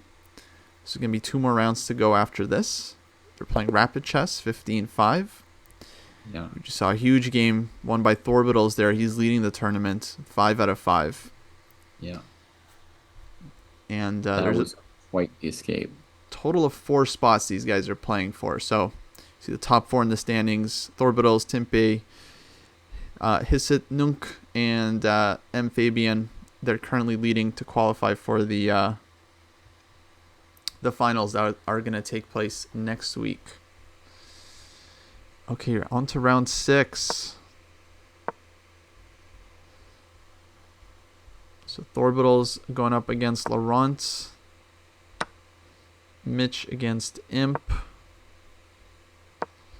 And Timpe against the 2001. So these guys, a lot of them already played each other. So now The pairing is going to be mixed up a bit. Should make for some interesting final rounds. Just going to open up the games here. Yeah, get it all going. Yeah, I mean, to your question, Shiro Gorov, Kostya wouldn't really love playing the white side of the Shire Gambit. Neither would I. We don't like moving our queens around in circles for an extra pawn if the evaluation is going to be anything less than +1. And that said, I mean, Warmerdam and Gukesh obviously know the openings better than us. Um, if Warmerdam thinks it's playable against, a 2700 opposition, he's probably right. He's probably right. It's probably like borderline playable. Yeah, it's Um, definitely playable. I think for me, the question is always like, is it really worth it? Like, apparently, what happened in yeah. his game was that his prep worked out, and he reached the drawn rook end game, and then he lost it anyway. so like, what's the point? Just play Slav, and Yeah. you That's can. exactly what I told a King's Indian player last week, Kostya. We were playing some training games, and he was playing the King's Indian to get off the beaten path, and then he wanted to get off the beaten path in the King's Indian and played like some like knight a6 line instead of knight c6 or whatever. And then he played like knight b4, knight a6. He didn't even play a5 to anchor the knight on c5. He just kept doing like, and he knew all the things that you're supposed to do, but he was trying to like make it like further outside of like theory. And I was like, you're dead lost on move 10. You could have just played d5 and e6 on your first two moves. And Right. like that's sort of that's as you say, it's like the opportunity cost, right? Or like the is it worth it, right? Like you could have just had equality probably if you played a normal Queen's Gambit decline, like every professional does now. Yeah, Why? those positions are boring. You know.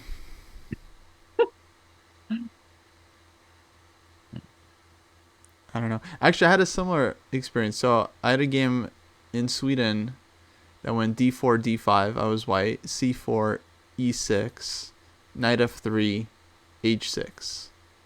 Hmm. Yeah.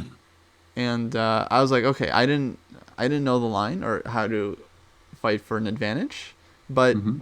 we're still gonna get like a Carlsbad structure at some point. I'm gonna go cd5, ed5. We'll get a Carlsbad position, Hmm. and yeah, black still has to play that. I say this because my opponent was kind of like a dynamic player, like always kind of playing adventurously. So he's looking for these like kind of tricky lines, but Right. even there, you still have to play a very solid structure, regardless. Right. And like you're obviously going to figure out that against h6, your bishop should go to f4 instead of g5. And then, it's like, did he ask you a really hard question there? True. Um, yeah, yeah. I don't know if it's worth it. Yeah. Because the resulting positions still, of course, have to suit you. Yeah, the other problem with like playing these gambits is you have to ask if you'd be willing to play it if it's not a surprise. Because okay, you can play anything for one game and make it work. I think it's totally fine. But Right. yeah, if you want it to be a repertoire, then you have to ask like, well, okay, am I gonna be comfortable playing this the second day when my opponent has can look me up, sees that I play this, and can prepare for it. Yeah, that's another good question for sure. 'Cause if you're only ever going to play it once, then like, wow, great opening. Super useful to have spent time studying it.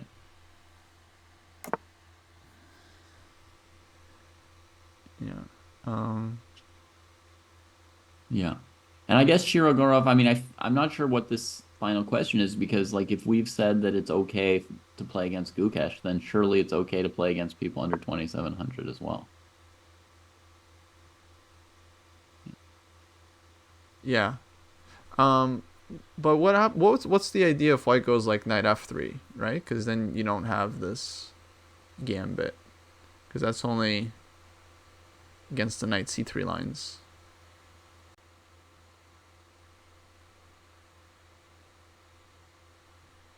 So that's another question. It's like, what are you going to do against knight f3? Because if you're just going to play normal Tarrasch, then you don't get your gambits.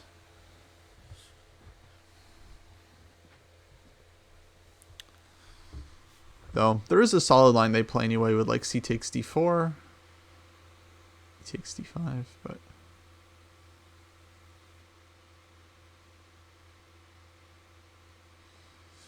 oh, so knight f3 goes c6. Warmerdam had more time than he started with at move 25 still. Like, just adding time to the clock. Yeah, he's well prepped.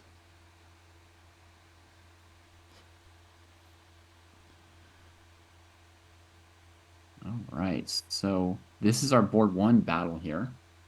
Thorbiddles on a perfect 5 out of 5. Laurent Hicket Nunk, representing France.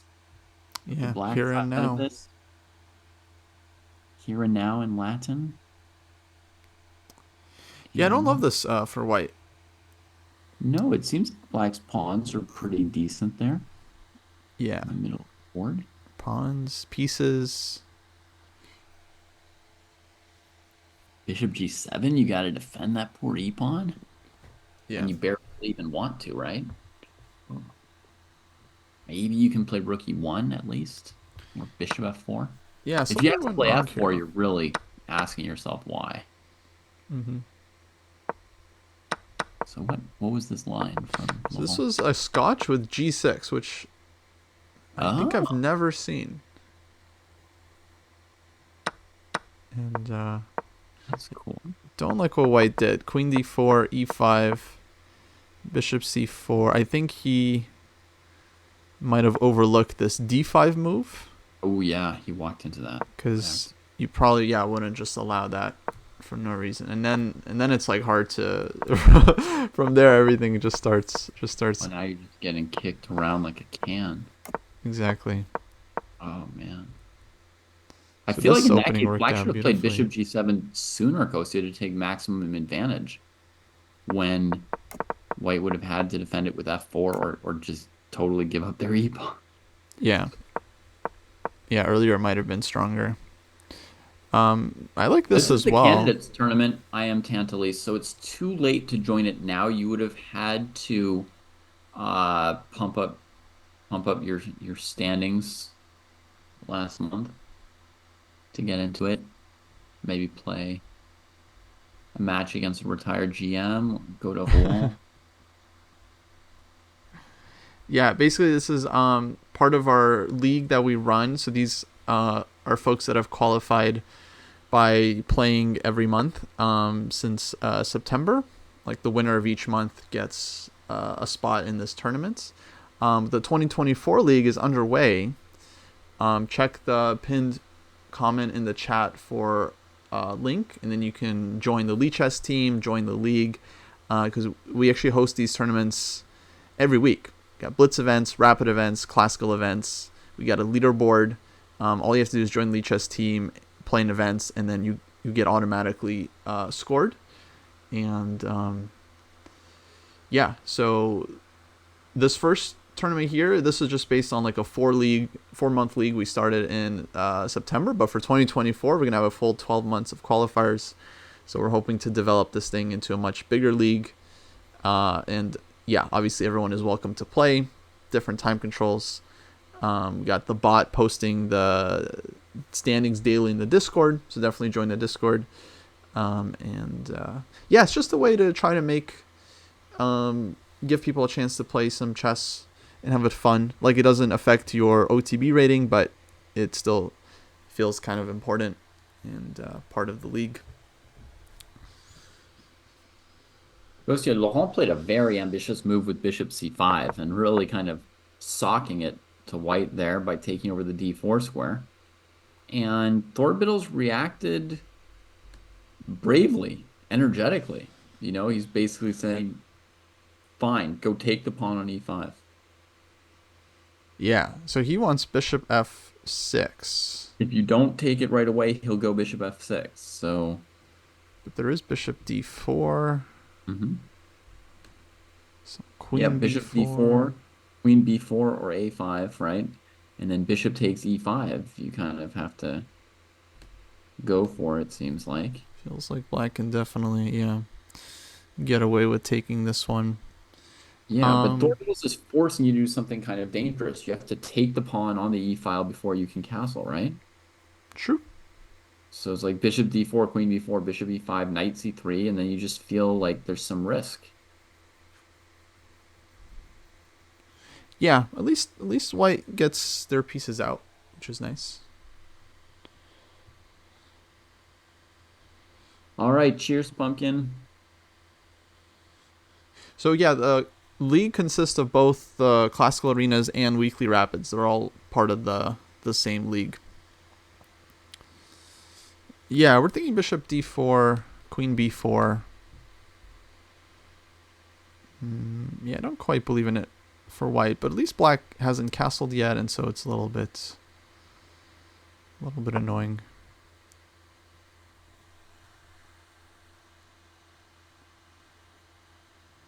So we'll see. Maybe queen a3.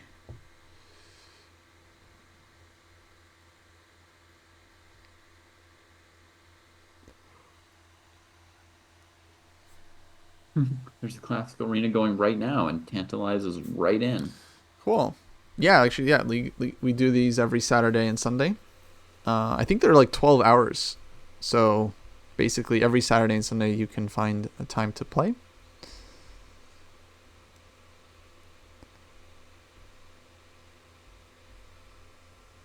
C4 played.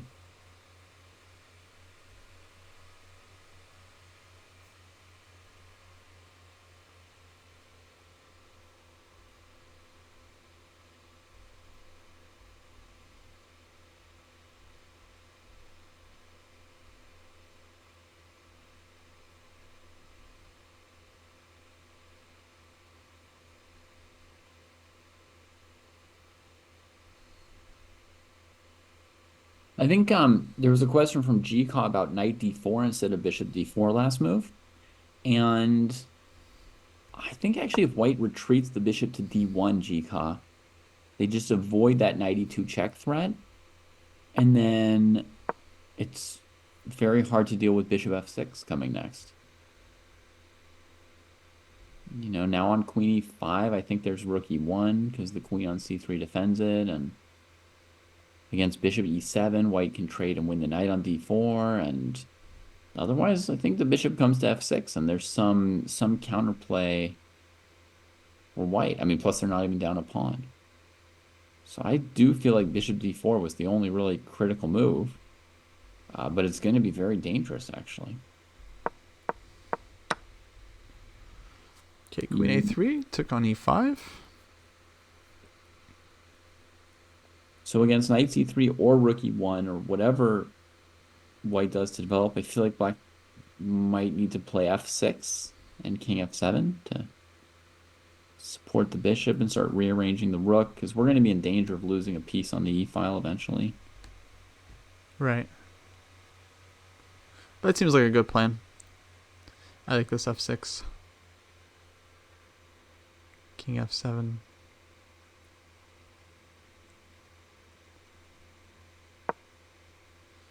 Ooh, bishop g4. Playing for the pin. But I don't know about this. Queen d6 looks like an easy way out. Queen d6, rook e1, castles. Yeah. For example. Cool. That's cool. Okay, bishop d6. Also possible. But wait, queen c3? Castles then probably. Or d4. Queen c3, d4. So, yeah, he's still in charge.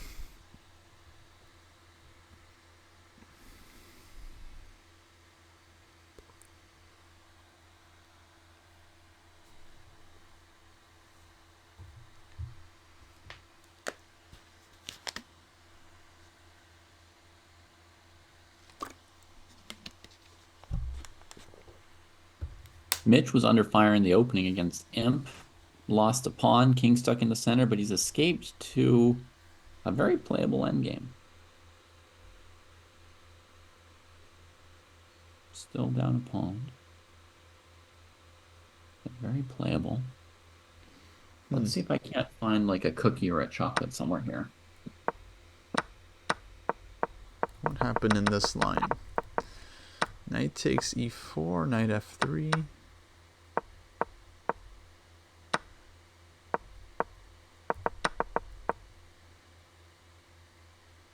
To d5 takes.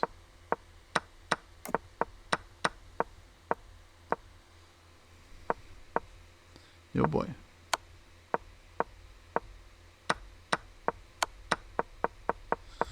So white won a pawn. I don't like this queen e5. I mean, seems like black's king is much weaker. I would have just pulled the bishop back and gone after the king, but queen e5, going for the endgame, and yeah, feels like black is very, very good holding chances here. Rook c4, rook a4.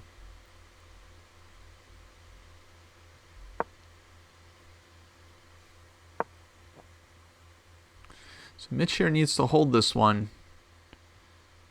And then you'll have good chances for the last round game where he'll have white. He just went in the wrong direction though, right? I mean, Don't like rook e4. Yeah, where is that going? Like, what's the plan, Mitch? We give you 3 moves here. What what are you doing? I would go rook e8 to c8 to c4. Yeah, exactly. Go back. A4 now, right? I mean, just white starts opening it up.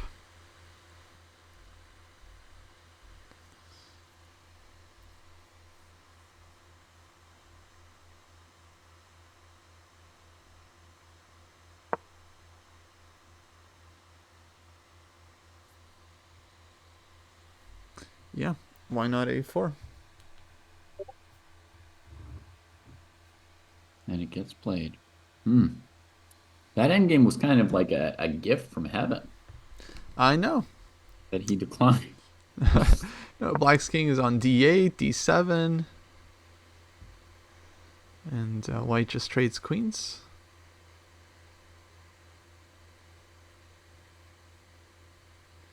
Oh boy, I don't like how this has gone at all. Now a takes b5 for white is just winning a pawn. Brutal.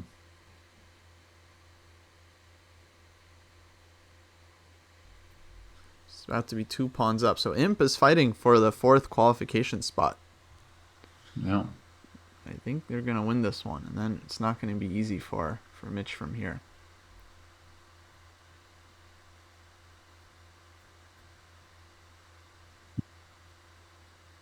Yeah, put Imp into the last round with draw odds.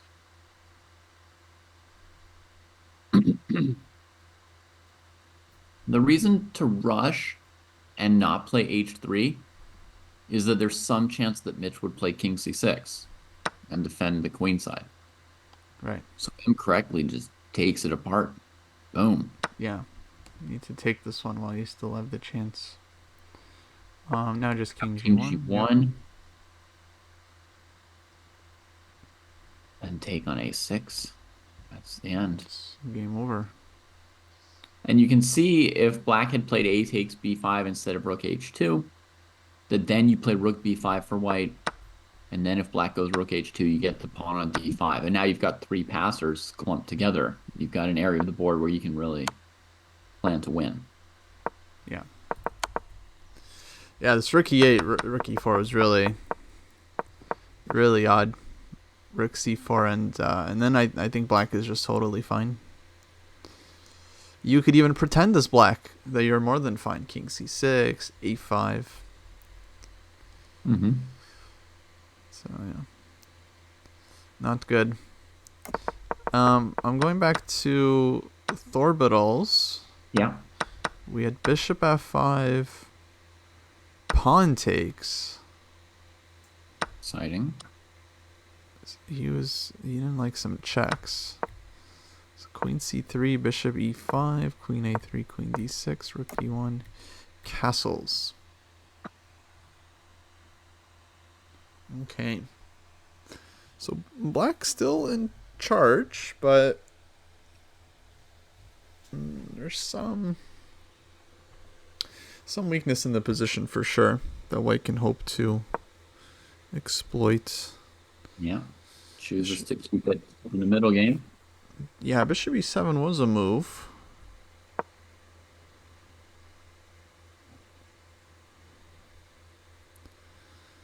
But queen takes a3, I think. Bishop takes, and bishop d6. But then take, rook e7. Yeah, white gets knight c3. Mm-hmm. Much more compensation than before.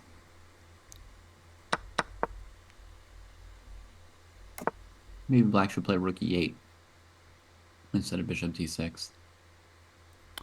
Oh, yeah, that's true. Isn't that bishop on a3 getting a little bit sort of stuck and defensive around b2? Yeah, that's a good point. Rook e8 there is totally fine.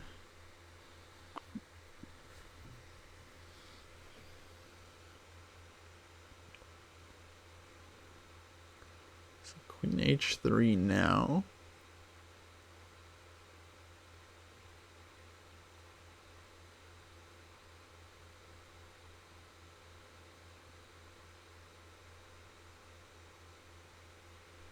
Yeah, I mean, that's a reasonable decision. It's exciting. Black's king has got a ragged structure around him for the middle game.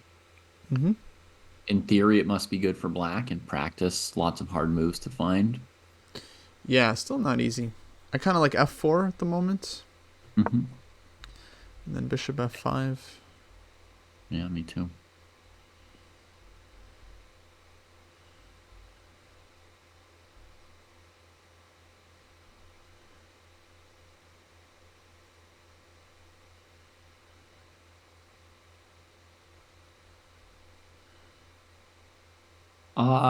Mr. Fedora, in the bishop e7 line that we were talking about, white had a queen on a3 that was sort of defending the bishop through the black queen on d6. So where we were talking about bishop e7, queen e7, white would play queen takes e7 with an extra queen. Oh, Oh, Laurent shows complete b2 is disregard hanging. for Thor Biddle's kingside juice and snatches Oof. another pawn. Oof. That is pretty brutal. And yeah, if white doesn't have any immediate I mean, he does have bishop e7. Kostya would never have taken this pawn. I would if I could calculate what's happening on bishop e7. No, you would play f4, bishop f5. Oh, right, that's true. Make your life easy. Okay, just goes knight d2. Would I take this rook? I'd probably take this rook. f6. Wow. Kostya. But I take the rook because I want white's rook off of the e file. I want the tempo more than I want the exchange. Okay. Yeah, bishop e7 there, rook e8. Would have been the response. Yeah, it's a nice one. Cool. Yeah, rook on e1. It's a problem.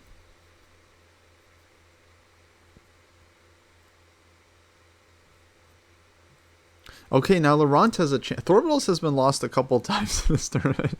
Laurent now has a chance to finally score. We'll see if he can manage. No one's been able to do it. No one's been able to put him down. He must be feeling kind of invincible. Yeah, he's been slippery so far. And Mitch was very close.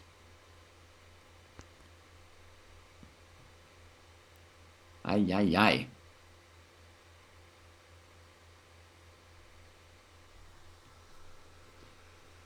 Man, to hit that rook h6 move and not consummate situation. Whew. He didn't consummate the attack, yeah. Brutal.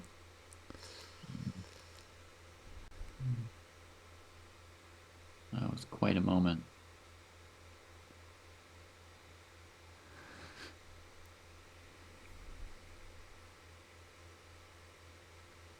He's thinking, I would never give up my dark squared bishop here. Never. Oh, you wouldn't take on A1. Never. Wow.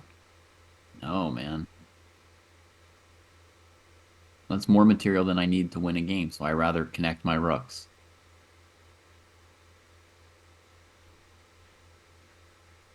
Yeah, but black is only up 2 pawns. I mean, it's not.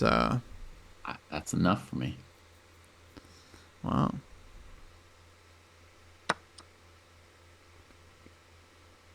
No, I would take. I think this is. I don't think white has enough pieces to checkmate. Yeah.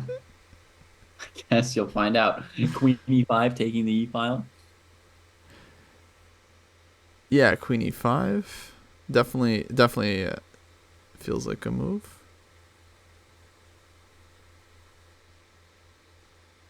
I mean, no, in general, I told you I don't like taking material, but I don't know. To me, this looks like too much.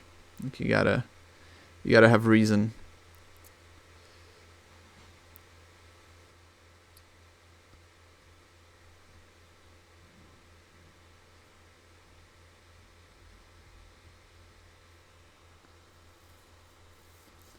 Yeah, queen e5.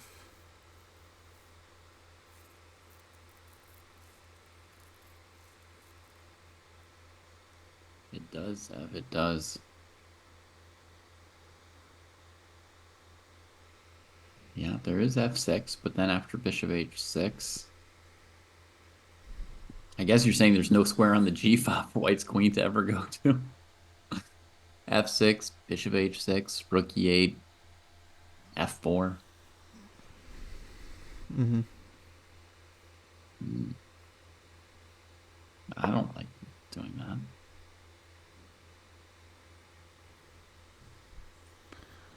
I think it was still okay, but yeah, rook e8 also. It's gonna be winning for black until it isn't. You know. Okay, queen h4.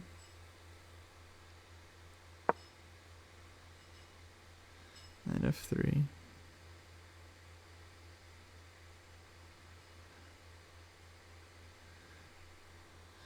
Oh, this is agony with a light squared bishop and a million light squared pawns. Oh. You just need to get like one move in for black, like f4 somewhere. Queen g6. Jim ZW, thank you for subbing. I know something. I know the best, the victual. The best is to not study the chess openings and not make any flashcards. That's the best program. Yeah, I agree. You learn more by playing a lot. I feel like you remember a lot more too when you actually play and you get things in practice. Just play some games, and if you're so lucky, talk about them afterwards with your opponent or your training friends, training buddies. I don't use flashcards for languages either. I use speaking the language. Kind of like what we're saying with the chess. Ooh, the rook tries to get active. He's only one or two moves away from making it look like he's playing checkers, right? Just put every piece on light squares. It's a good strategy.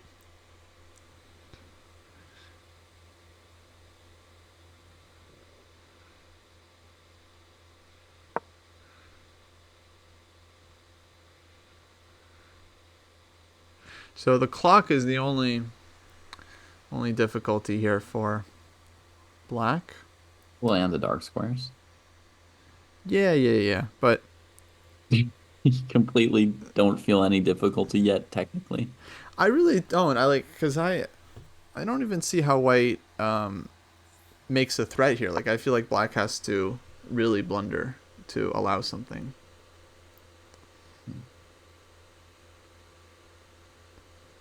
How comes that? Huh.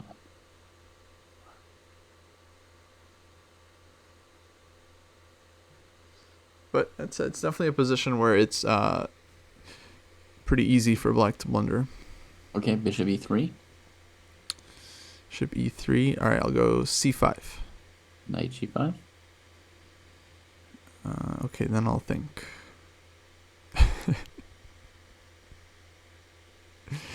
like that.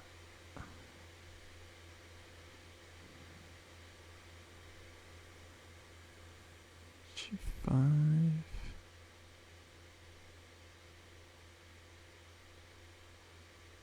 Knight G5, Queen G6. Mm-hmm. Yeah. Good.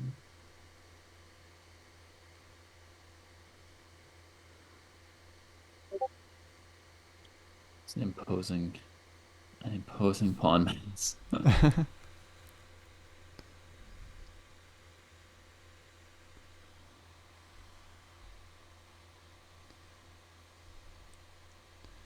Yeah, C3, I think black is going to go D3. Continue the checkers.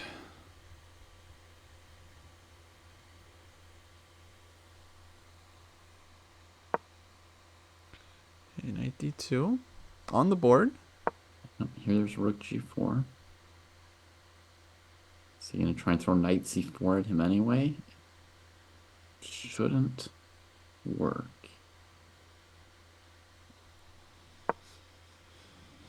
Knight C4 feels loose there. Now, rook G6. rook G6.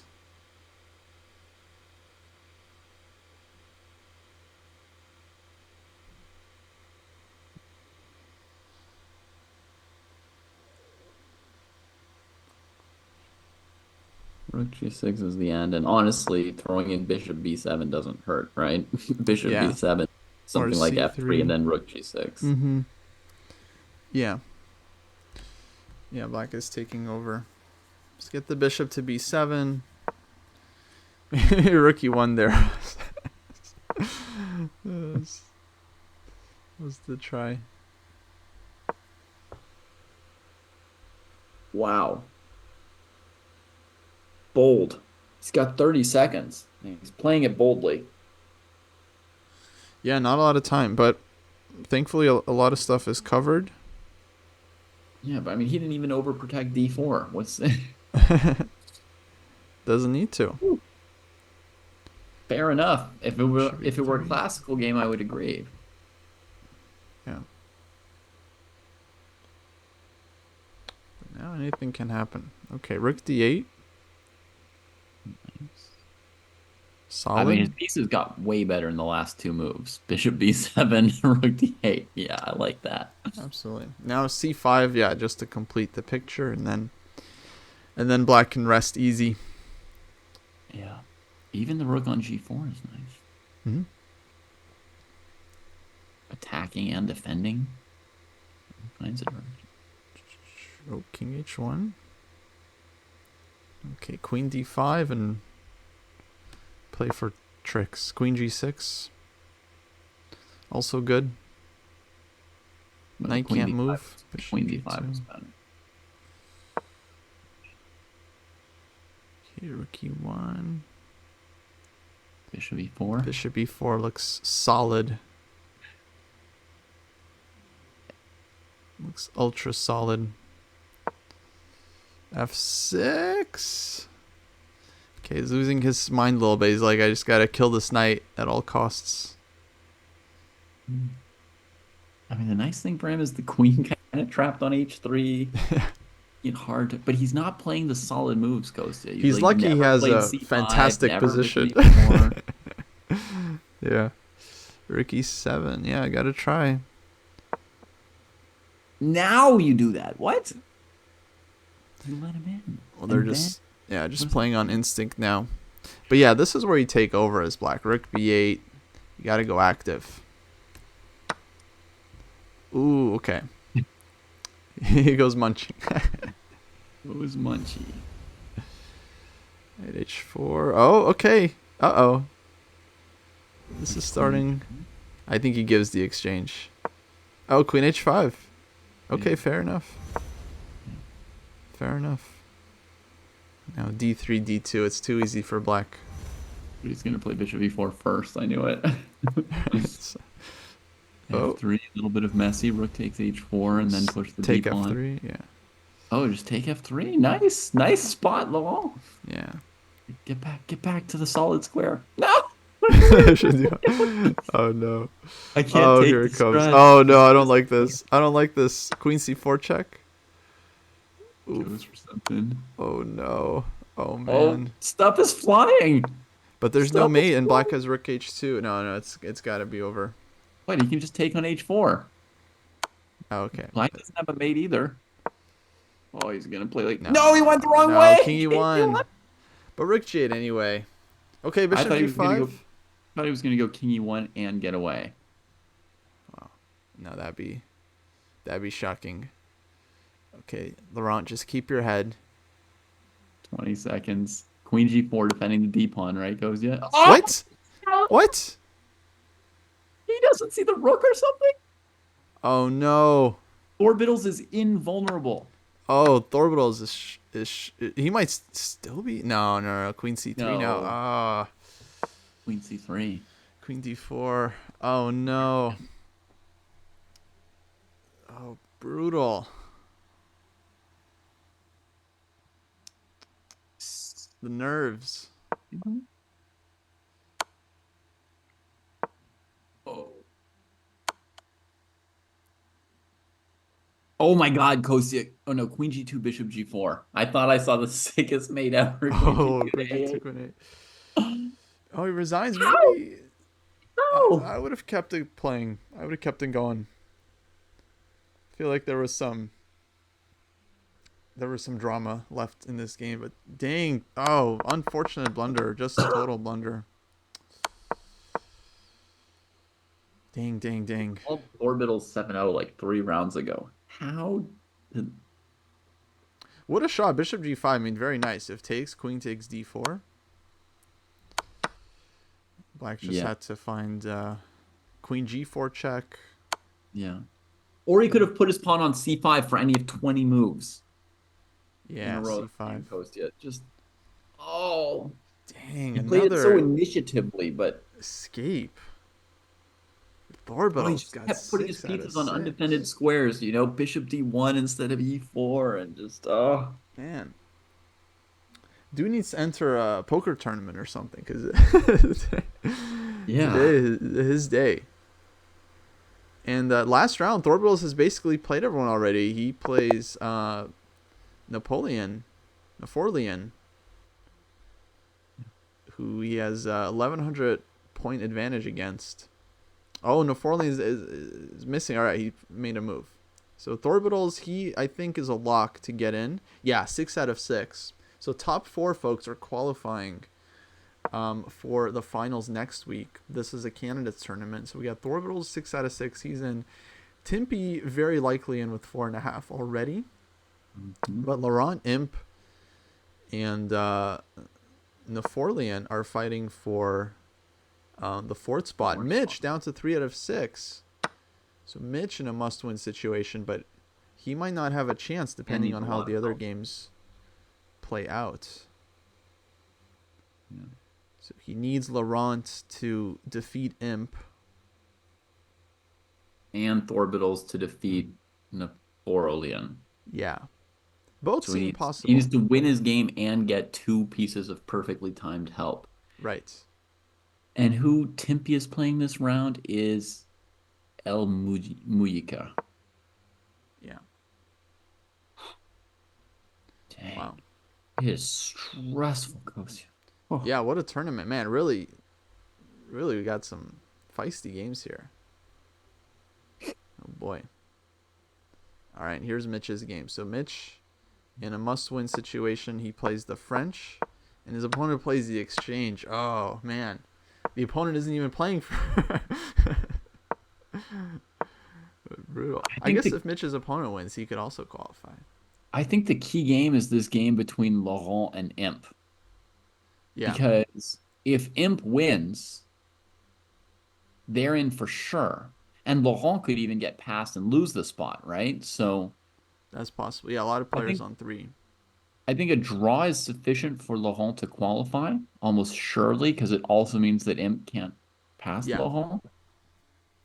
Right? But if Laurent loses, then not only can Napoleon also pass him, which would put him completely out, um, but a draw for Napoleon would catch him, and there's like four other people who could win their game and tie with him. So then it would be down to tie breaks. So I feel like Laurent kind of needs half a point here. And he's got to pick himself up from hanging his Yeah. queen like 10 points. I mean, mentally that was, and yeah, we felt White was gonna win that game, huh?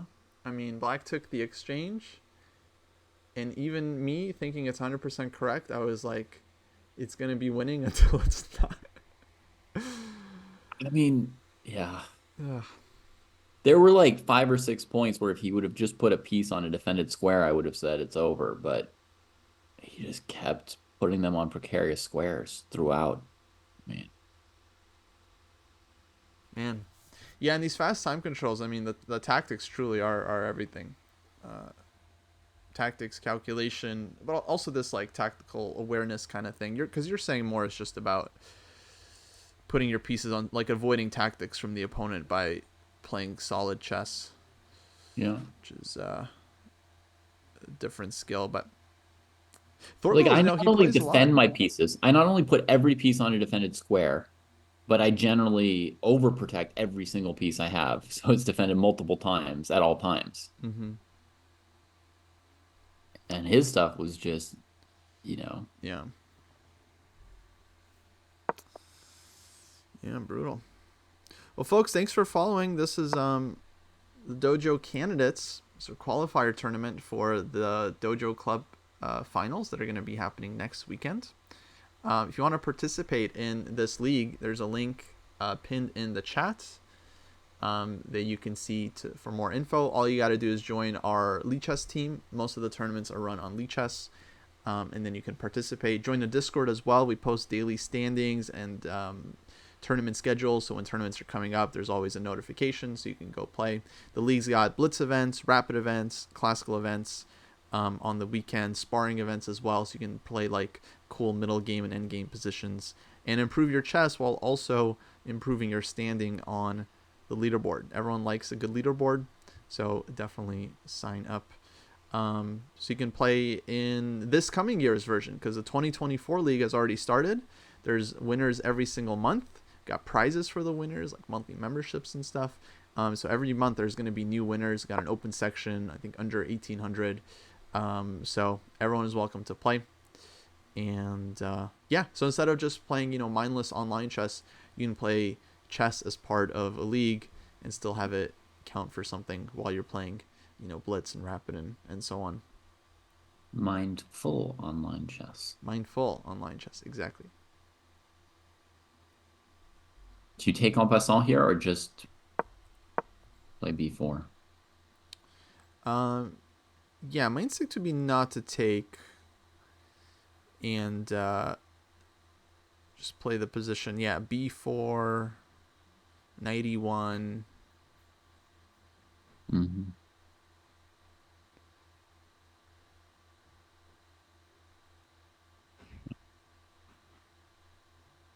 I guess white's better, whatever they do. Somehow Yes. felt like taking on e6 looked okay here. Yeah, it seems all right.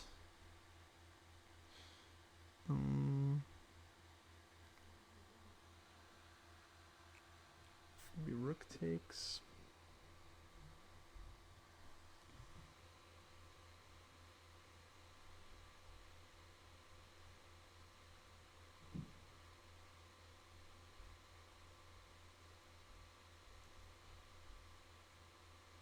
Well, he's played something. Let's see what it was. G5, bishop G3, knight H5. Ooh, King's Indian. Yeah.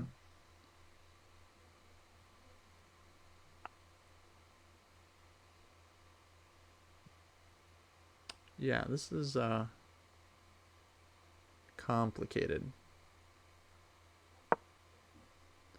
Knight c4. Ooh, nice move. Very logical.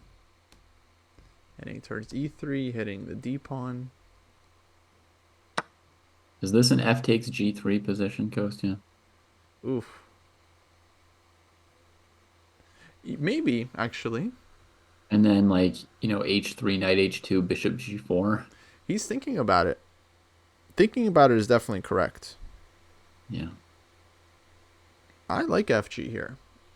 Yeah, it's very Especially, rare that I like fg3. Very rare. But I yeah, think you're this fighting was the for moment. 5 square. But yeah, no, nice find.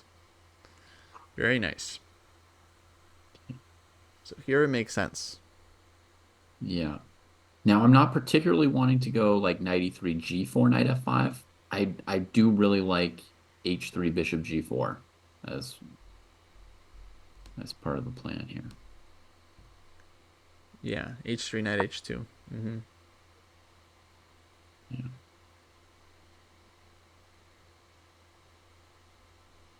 But this went in time. So if h3 here, then I Mhm. would be looking at f5. Takes e4. Mhm. I'm Knight. hoping. Yeah, you're hoping. I guess knight e2 so I can take on e4 soon. Knight d2. Queen e7. Uh-huh. Yeah, I don't believe in it anymore. Yeah. Rook a e1, right? Rook a1, exactly. Knight fd2 played right away. That seems fine. So he could be getting knight e3 and bishop g4. I guess so, but me hate. Me want h3.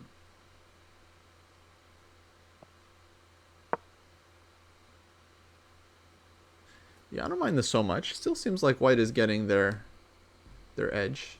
Knight e3 now. Yeah, you're right. This knight on d2 still has lots of roots, and we've still got bishop g4. Yeah. Yeah, I shouldn't say that I hate it compared to h3. I really wanted h3, but this should be basically the same, actually. Oh, you want h3 bishop g4 and then hg4. Or No, I no? wanted my knight on Oh, h2 no. to take back on g4, but Knight takes g4, yeah. Now h3.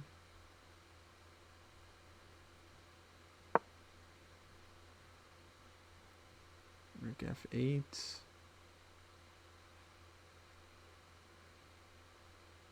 Knight e3, I if would he plays bishop expect. g4, that's going to be a heck of a shocker of a move, right? Or bishop g. Yeah, bishop g4 is a book move. You know, it's the kind of move you see in a book.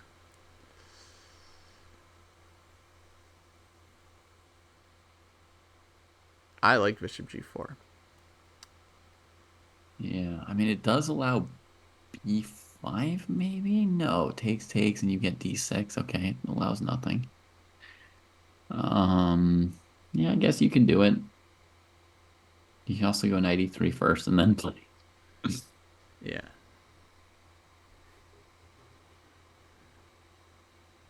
I mean, the triple pawns seem amazing, and you can attack on the f file and the h file and win both black's pawns. But then, after you win the f pawn and the h pawn of black's, the position might be drawn because you you can't make it back. You have two triple g pawns that can't move, right? The Like, what are rook's you? pawns are meaningless.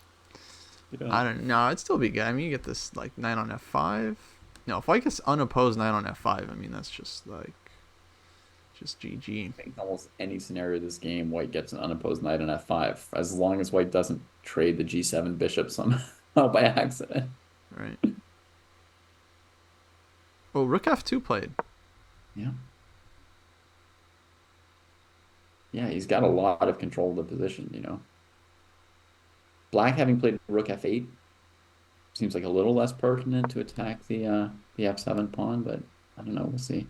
Maybe he wants to do something like doubling rooks and playing bishop h5. Yeah. Or maybe the other knight comes to f1 e3. Mm-hmm. But yeah, so far positional textbook positional example here from Laurent. Very nice FG. Mitch Yeah. I saw was up a pawn. Oh, he's up a queen now. Okay, so Mitch is doing his part. He's winning his game. He just won. So he gets the 4 points. And now he's going to need Laurent to win and the orbitals to win.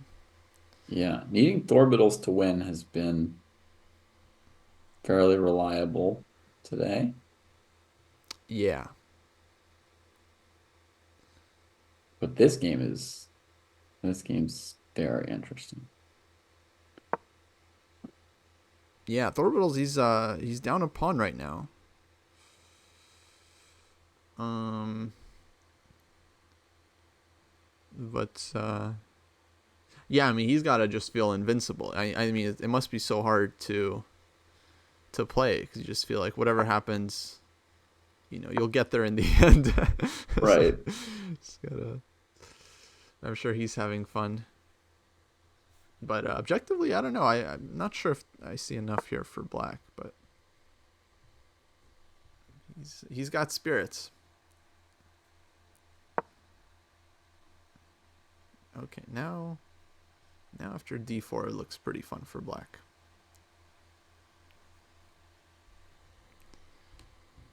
Now I think this one is just going to be hard to deal with.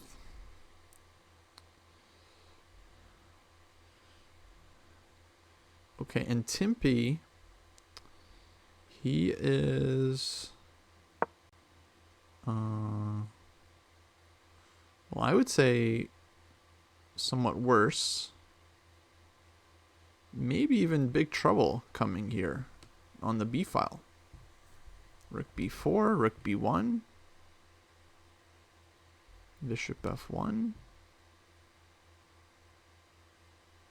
Oh, it's an interesting game, but the B file is huge. Oof. Yeah, B file is huge. don't see Which means this El working for black. Mujica could also potentially qualify still. Yeah, yeah, he still has a chance. And I think El Mujica may have late joined. Let me double check that. Yeah, they late joined, very late joined. They've won 3 out of 3. They just missed the first half of the tournament. Oh, it missed first 3 rounds. Oh, Yeah.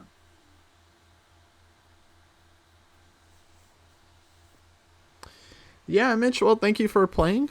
Hope you had fun. You've got a chance to qualify if these games break your way. We will see. Oh, we got the triple pawns. Nice. Laurent playing for the Wow. fans. Even with the knight on E3, he did it. Love it. Oh my goodness. Love it. I mean, when else do you get a chance? When else do you get a Oh, nice chance? timing by Imp. But b5 is good, yeah.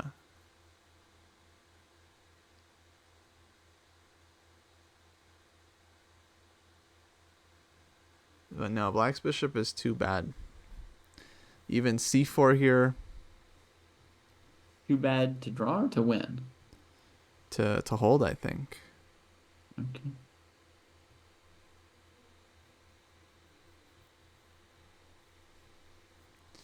Thank you, Scott. Thank you. Yeah, we will try to stream more of these events, especially now we have the chance to put them on chess.com. But yeah.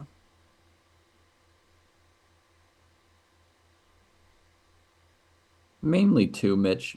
You need Thorbittles to win against the world's greatest 1100 and for Lowell to beat Imp in this complicated game.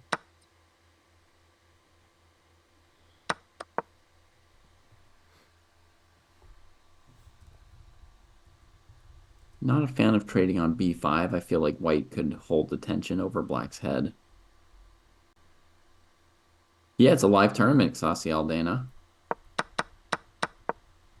We're in Yeah, I round got 7 of it. got some info in the pinned comments.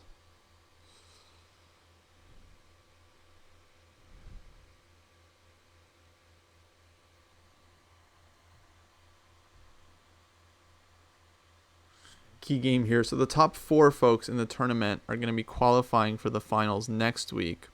So far, Thorbittles is in at the top with 6 out of 6. And we got Timpy with 4.5. Laurent 4 out of 6 still playing. Mitch 4 out of 7. He's done. And then a couple players on 3.5 that can overtake the 4s. And then a couple players on 3 that could possibly catch up as well.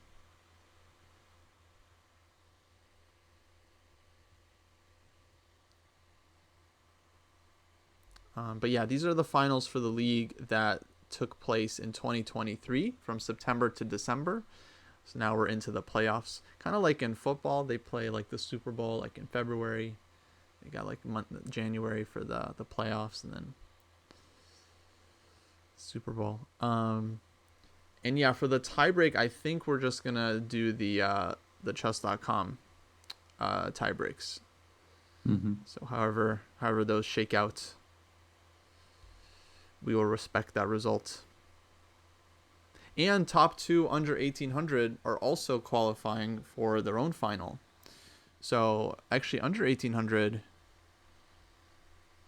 is I mean, the Miracle 1100 must be in the lead in that competition. Yeah, and the Forlian is up there.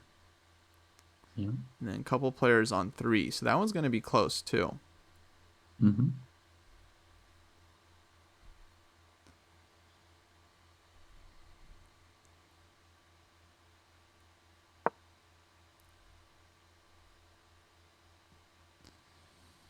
Okay, b4. So in this game, I'm thinking white is doing quite well. Eventually, you put the 9 on f5 here. He played b4 to question the queen side. Yeah, I mean, the bishop on g7 has a real hard time getting to the queen side, so it can make sense to switch play over there. Yeah, for sure. But I would have done it with, b3 and leaving the pawn on a4, and then, queen d3 and double your rooks behind your a4 pawn, and slow play. Yeah. Okay, c4. Yeah, I like that idea to try and keep things a bit more locked up over there. Slow it down. b2. But yeah, strategically feels very, very nice for white. Like rook a5 maybe coming. Even rook a3, just trying to win the file. Maybe rook a7 now for black is the move. Yeah. Yeah, the present threat from white is, rook a2 or a3. So rook a7 from black makes sense. Also, queen b7 could deal with those threats. Going for either a trade or queen b6. Yeah. Oh, he trades. Interesting. Taking it all off is Laurent. So he thinks that this locked up position, he can eventually just simply win it with no more targets than basically the b5 pawn to attack with his knight. Yeah, just playing against the bishop. I don't know about this, but yeah, I feel like if he could have avoided the a file opening up, he could have just won on the king side, just piling everything up there. Now he can no longer do that because black would come in on the a file. Yeah. Well, also, what this means is, like, right now, black needs to prepare to answer knight f5 with, like, bishop f8 and not trading the knight. Yeah, right? If you can. So that you can keep your bishop can defend d6 and h6, and your knight can eventually go defend the b5 pawn. Mm-hmm. So I think bishop f8 is the best move. Oh, played. Certainly a correct one. Wow, you guys were in sync on that. Yeah. Thank you, PB, for participating. Really appreciate it. We weren't sure how many players we were even going to get for this tournament, but it turned out to be very competitive candidates. So thank you for that. Thank you also for the gifted subs. That was much appreciated. Got to take this, I think, followed by queen a6. Queen a7. Or a7. That's true. Or a7. Holy a7. Uh-oh. I forgot about that, even though you just told us about that like 1 minute ago. Oh, boy. Yeah, I think this was a big learning tournament for all of us. Um, we all missed stuff. Oh no, Rick A5. Yeah. Oof. Not a good one. Can Fabiano win candidates? Sure. If you mean Fabiano, yeah. He's playing in it, so he could win it. You think he could, huh? Yep. Amazing. Caruana. Yeah.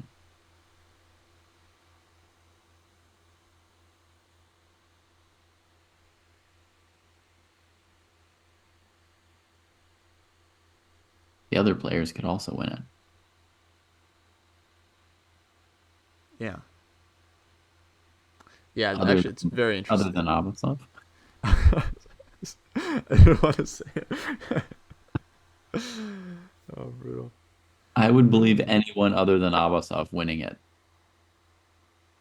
King Doesn't find G7. Queen A7. Oh my Oh God. no, missed. And gives up And the point of Bishop A5. F8 is to avoid Knight F5 check, but he allowed it. But Queen A3, of course, is the best move there. Don't tell me you're thinking about pawn takes A5. Stop playing weird structures and bring your pieces to good square. Right. He's got all these outposts that he won't use. It's nice. He's got Queen B4 and then eventually Knight F5. This knight will get to F5. This knight will go to F5.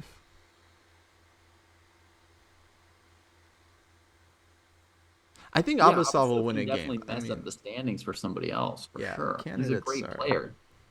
It's just to win the candidates is another story, right? Like you have to be that good for, 13 out of 14 rounds or so. Yeah. Okay, King E2 now. Preparing to break up the tripled pawns before the knight could ever get to F5. Oh, he's gonna play Queen H5. D6 check is hanging though, Kostya. Oh, And oops. it's like Oh a boy, potent entry. that is a yummy pawn. Uh I think they're tired. It's 7 rounds in. We haven't mentioned that. Oh, Laurent's not that oh. tired. He's not Not that sorry. that tired. Nice. Oh. But yeah, seven games. I mean, is a lot. It's been rapid chess. But hey, it's the candidates. I mean, you gotta has to be a grueling event. I think the prize fund's probably around 200,000. OMG. Yeah. But FIDE published a graphic with something about like the prize fund and the ratings and all that. So it's out there. He even thought Queen B6, which is a truly critical Queen follow-up there. B6 is very strong. Yeah, indeed. It just gives black nothing at all. And then Knight F5 can finally. I mean, you got to play Knight F5. How could you not play In the Knight entire F5? game.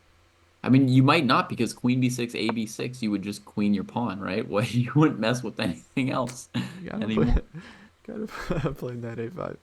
Here I All would right. take on B5. Hmm. That looks fine. Yeah. That looks fine. Although it allows bishop C5, knight C4, knight D6. It's a little risque. But otherwise, the one pawn we took is the one that let this bishop out. What are we doing? Oh, what I a feel like I moment. trade queens and I go Knight F5. You really want to go knight F5. I just Yeah, I don't know really how do. you're ever going to win. And this pawn is tasty. Is queen D8 too ambitious, they wonder? Queen D8, bishop C5 was your plan. Can only answer our question if we calculate a couple moves.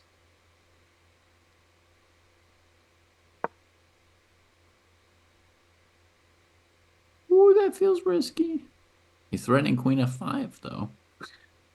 Mm-hmm. Tricky stuff. Seems okay. Bishop C5. There's still Knight F1. Mm-hmm. What there might not be, though, is bishop C5, queen F5, king G7, queen E5, F6. That might be a blunder. That would be bad.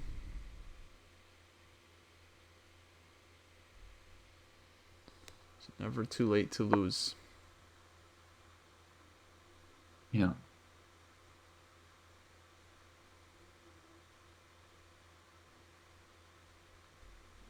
Just knight f1. Just For be sure. solid.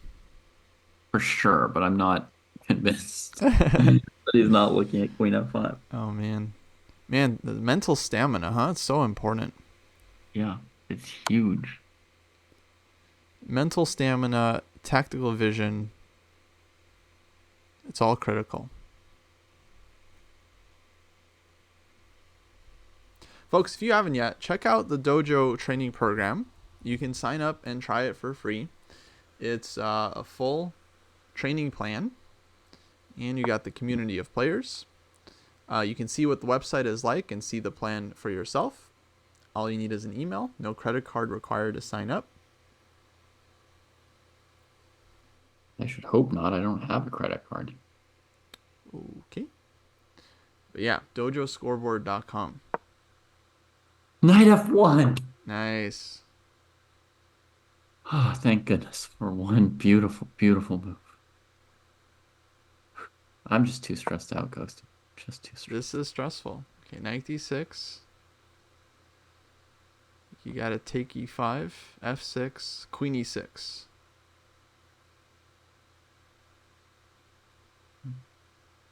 Yeah, gained a lot of points. We've earned a lot of points in the program. We got like I think at this point over 90,000 rating points earned, almost 100,000 collectively between all the students in the program.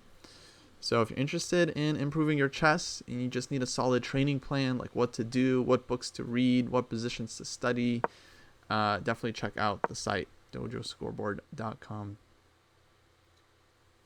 Game's still a bit messy. Queen a5, Queen a5 now. kind of like the key Yeah. move. Then against queen e7, you go king g6, and white can creep with queen f8, trying to mate you. And then you've got knight e4 winning. Okay. So there's no queen f8 at least. Oh yeah, got to be careful. So the other move you would want to play would be like king f3, unpinning the knight, but after queen c3, you still can't use I know that. you're still pinned. Oh man. And he never got knight f5 in, so it's just a moral disaster. e5 is maybe the move. Yeah. e5, Not 94. obvious. Not obvious. Oof. See, now it's getting sharp, and the issue is like white wanted to win this game positionally, just putting the knight on f5, and now it's hard. You can no longer just win positionally. You have to win dynamically. There goes the win.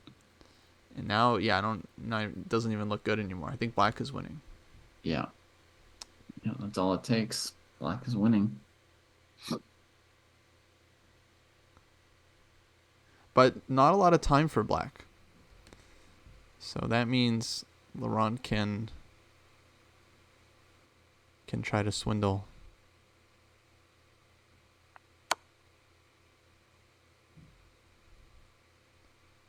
Gives a check.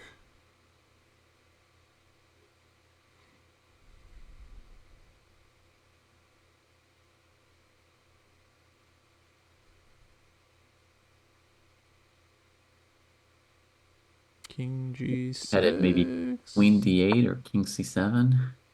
Okay, queen d8. Good try. Yeah, that's a real threat. That's tough to deal with 10 seconds on the clock. Now queen c7 to c5. Oh, allowing a repetition. Oh, queen c7. Yeah. Oh, no.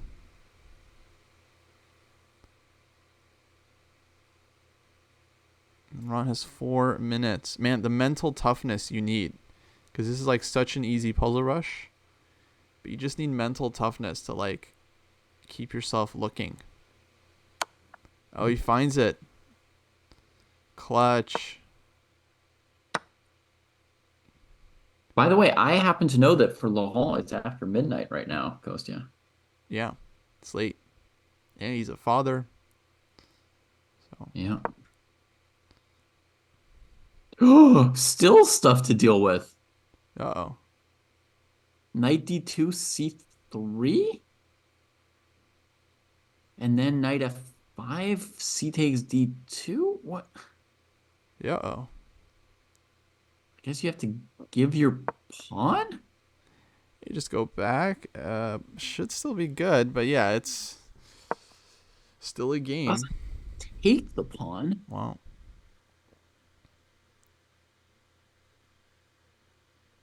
God, what a struggle.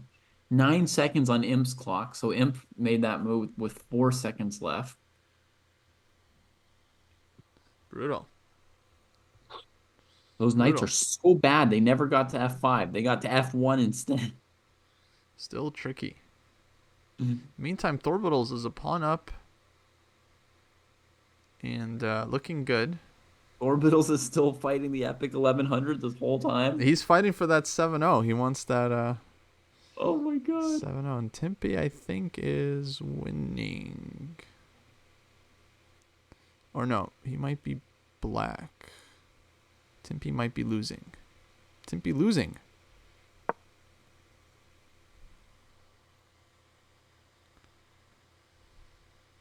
Impy, who's in second place at this point. Mm-hmm. Okay, 94. It's messy. It should be winning for white, but it's messy. Take c2 now? Queen can just come back.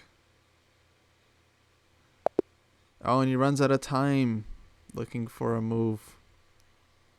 He's got 1 second. Oh, he lost?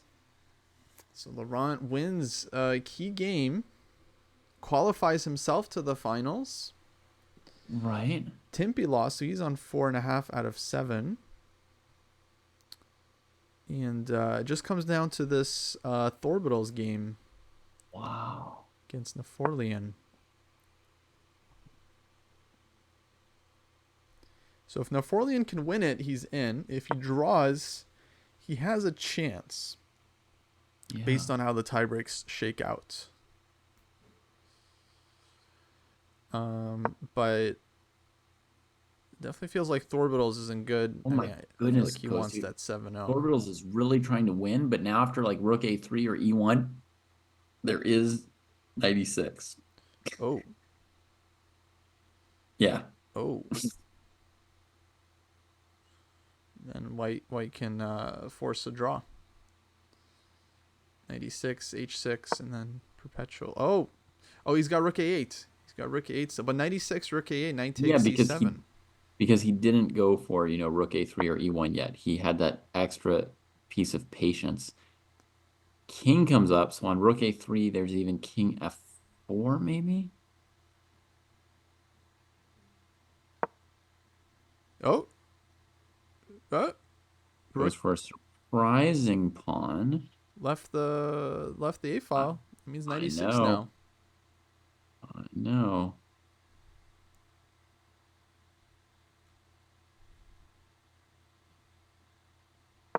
Hello, Laurent. Yes, oh, GG's. No. Oh, Our no. genius faltered. Wrong way. Just trying to defend the pawn. We got to think actively, folks. Okay, he has another chance to find knight d4. Oh, no. No, that's not going to do it. That knight is dead. Oh, no. He just put his own knight in prison. Who is protecting Thorbittles today, Kostya? Wow. Who is protecting Thorbittles from 96? Man, he should really enter like any tournament he can find. Yeah, or go bet on horses or something. I mean, yeah. It's his day. Unbelievable. Knight c2, just take and take on e3. Yeah. Against rook a2, he's got the crunching d4. You did tell us MD Knight, but how? I mean, it doesn't make any sense. He was literally lost like the last 3 games in a row we looked at, or 4. I mean,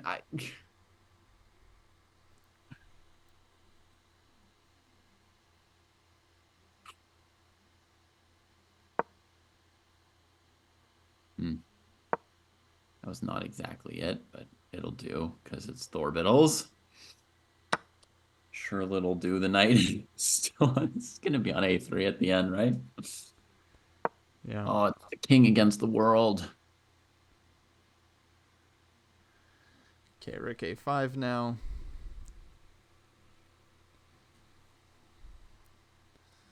Just pin it.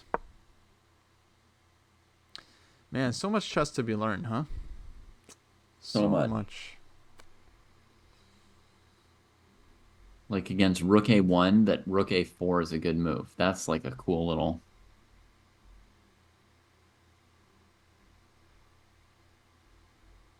tidbit.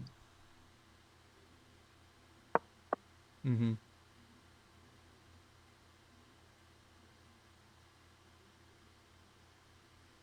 Okay, time to go c5. Bring the king. Any number of ways.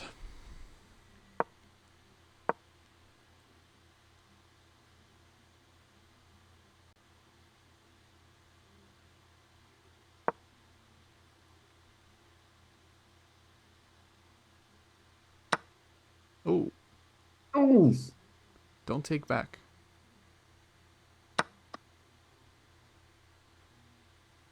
Yeah, thank you, Tempe, for playing, and well done. Well done. goes to So, the knight is still trapped. that's brutal. Folks, the 4 qualifiers, we will reach out to you guys via Discord. Look out for a message. But that's the end of the tournament. Congrats to Thorbittles. 7 out of 7. Perfect score. Unreal. Fantastic stuff. Also qualifying Laurent, aka Hisset Nunk, Tempe, and looks like Mitch gets the 4th spot via tiebreak. Now, for the under 1800, looks like we have Naforlian against Road to 2000. Yeah. Top 2 players under 1800. So they'll be playing a finals match next Sunday as well. So we'll contact everyone and give you guys the info. It's going to be the same time control, 15 plus 5. I believe these are going to be 4-game matches. So there'll be a semifinal match and finals match.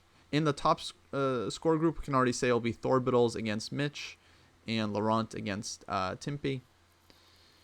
Then the winners of those matches will play Sunday for the finals. The losers will play a 3rd place bronze medal match on Sunday. It's amazing. As well. It's amazing how many people are saying that they all didn't play their best chess. It was tiring and grueling, huh? I mean, you can't all be unlucky or all be lucky at the same time. They were all unlucky at different times. No, there were quite a few blunders, but I mean it's understandable. And, I did play my best chess. One realistic parent out there. It was my best chess. Yeah, Thorbittles with the huge stack at the end. Congrats again. Thank you, FB3, for subbing. Yeah, great job, everyone. That was super fun. Hopefully you guys enjoyed it. For everyone else, the 2024 league is ongoing. It's already started. You know, we got tournaments every week. Every month we got a leaderboard and winners. So check out the link pinned at the top. Visit dojoscoreboard.com/tournaments for all the info. I think that works.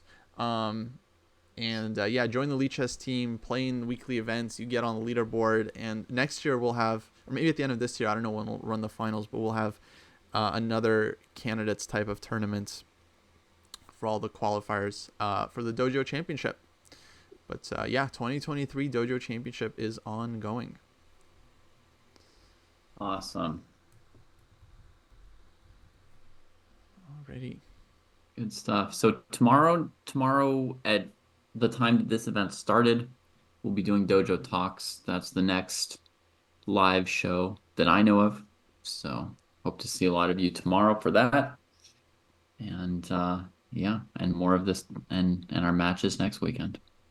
Yeah, Dojo Talks coming up tomorrow, 2 p.m. Eastern Time. That's our podcast. They'll be on this channel. Make sure to follow the channel, folks. Join our Discord as well if you haven't already. And check out the training program. You can try the training program for free. It's a full training plan and a community to go with it.